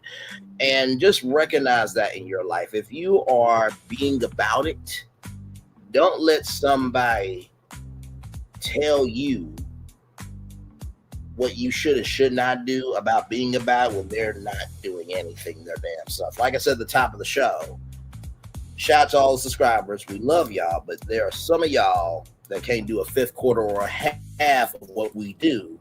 And shout out to Pam Esquire, the lead attorney, and other amazing law professionals for reading court documents and giving context, conjecture, and connection. Because it's always interesting. The people you talk about are the people you watch the most, because you can't do what they do. That's the first thing I'll just say. Second thing I'll say is make something valuable. It will make you feel great. And I have to tell you, being able to do this after show with Q and Solana and Gigi, we've done this show for like, what, 4 to, I think 5 to 6 seasons now. We've done it for a long time now. And I'm always amazed at how far I have come in my perspective of dating, but also, too, I'm so proud of them, too. They are game to explore and to fail and to succeed, but we have the space to support each other along the way. That's a blessing for sure. That's the second thing I'll tell you. And then finally, the place is here, the time is now, and you're sure to thank yourself for taking on the challenge. Just remember, challenges, they have a energy of being hard, but that doesn't mean you won't overcome them. Let me say that 2 more times. That was a word. Just because a challenge is difficult doesn't mean you won't overcome it. Just because a challenge is difficult or hard doesn't mean you won't overcome it. Amen. And so with that being said, it's time for the best outro on YouTube. Know what you do and do what you know. Never say you want more special, because you are always one of us. And trust, you may not be where you want to be, but by the end of it, you will be where you need to be. Do what you've been chosen to do. Why is one thing to call yourself, is nothing to be chosen. One love, much love, all love. We have spent time with you. You have spent time with us. And hopefully by spending time together, rise for great together. And always remember, where you're doing radio, television, YouTube, living your best life, or listen, you are just, maybe just figuring out, maybe if you can't do what someone else does, know your role, stay in your lane, and drive the fucking speed limit that you're supposed to be driving with, okay? Make sure the replay is not just for you watch it, not just for you listen to it, but if you want to experience it again. I love you, I value, I embrace you all. Always remember, or see love you gotta give it, or see love you gotta give it, or see love you gotta give it. Whatever obstacles you've overcome, whatever success you have achieved upon this particular day, we are extremely proud of you. But no one else is proud of you. Be proud of your damn self. And finally, y'all listen.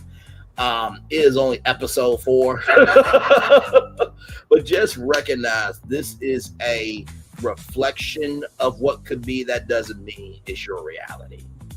And take lessons from this to know that love is out there, but you also have to be about moving in love in order to receive it. One love, much love, all love. We feel the love, and we're sending it right back to you. Commercial break and fireworks coming your way for the day that was, for the day that's come, for the blessings on the way for you, me, all of us, as society, as people, as culture. We feel the love, and we send it right back to you. Good night, everybody. Love you all. Bye.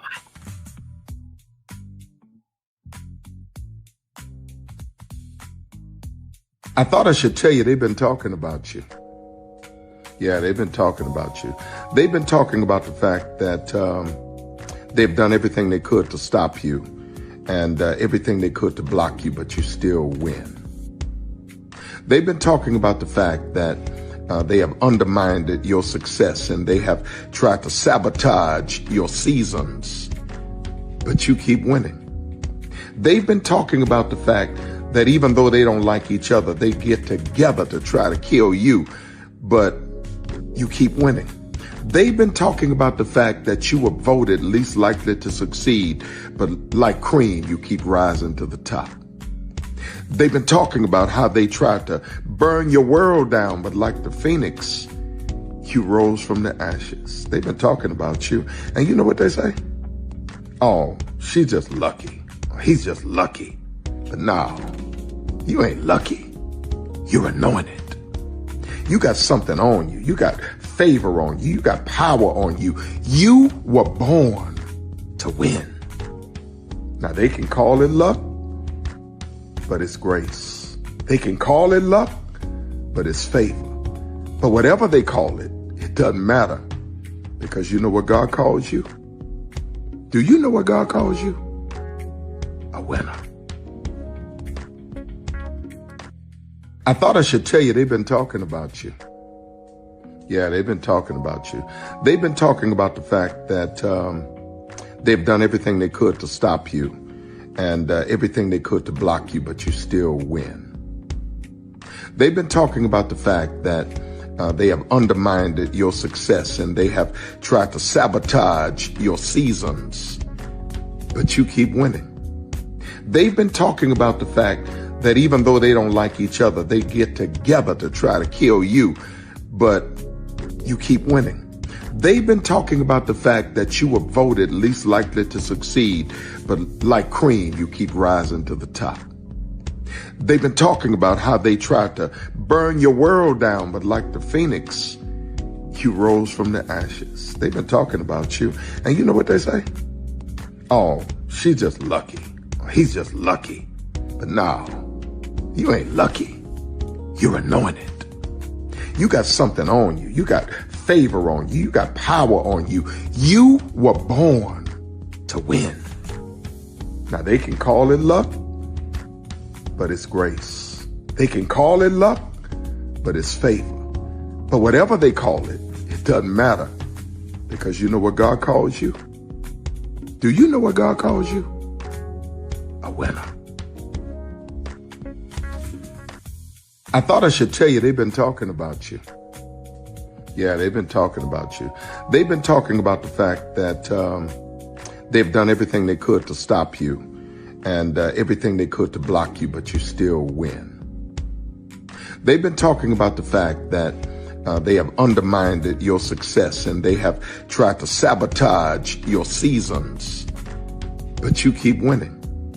They've been talking about the fact that even though they don't like each other, they get together to try to kill you, but you keep winning. They've been talking about the fact that you were voted least likely to succeed, but like cream, you keep rising to the top. They've been talking about how they tried to burn your world down, but like the phoenix, you rose from the ashes. They've been talking about you. And you know what they say? Oh, she's just lucky. He's just lucky. But no, you ain't lucky. You're anointed. You got something on you. You got favor on you. You got power on you. You were born to win.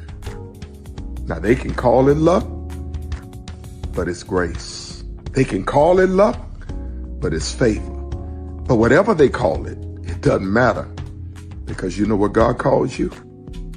Do you know what God calls you? A winner. Good evening. My name is Mark Woodbury. I'm the chairman and CEO of Universal Destinations and Experiences. Well, we're finally here. Tomorrow we begin a new chapter at Universal Orlando Resort as we open Epic Universe. We built this place for you. I want to thank you, our fans, for your love of our stories, characters, and immersive experiences that inspired this incredible place. Epic Universe represents over 8 years of meticulous planning, immense creativity, and innovation, combined with unmatched craftsmanship and operational excellence on the part of thousands of people who have brought to life the stories and characters that live beyond each of Epic's portals. But it represents so much more. Your love of Universal and the deep connections we've shared together here in Orlando over the past 30 years inspired us to dream bigger and to push the boundaries to create something extraordinary for you and for generations of fans and families to come. And tomorrow, as we open Epic Universe, I can't wait for you to experience this place for yourself. Now it's your turn to step inside, to lose yourself, and to share this place with the ones you love most. As we open this park, we hope your world becomes a little more epic. Tomorrow, Epic Universe becomes yours.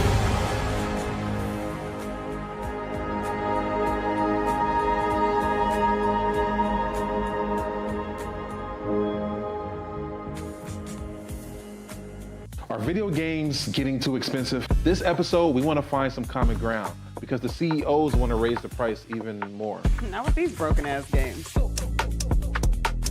$5 million. That's how much San Andreas costs to make. Is it their fault for selling or our fault for buying? Corporations claim all this stuff. Devs say otherwise. Sports gamers, cozy gamers, whatever you call the people who play Power Wash Simulator. I think it stings a little bit more because I'm spending my actual money and my mom is not. Imagine they get rid of all movie theaters and then charge you the same price to watch the same movie at home. That's like every streaming service. It doesn't have to be the longest of games, but am I having fun with it? This is Lex. I'm Ronell. Let's get right into it.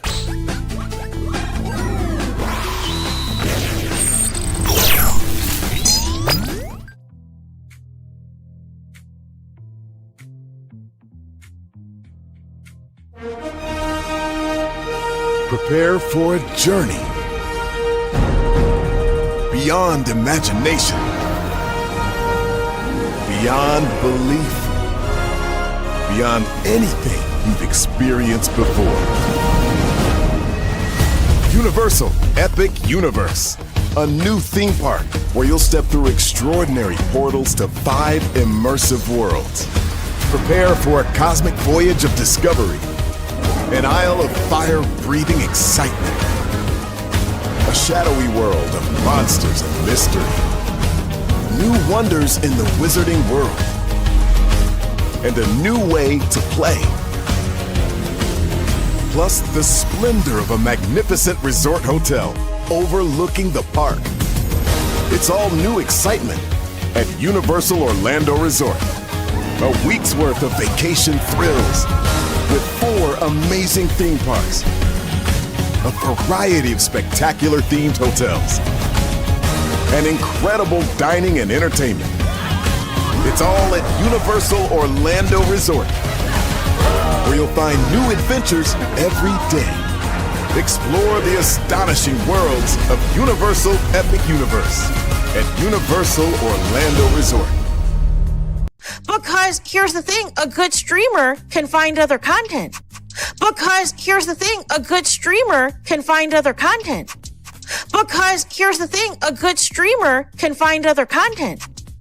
Because here's the thing, a good streamer can find other content.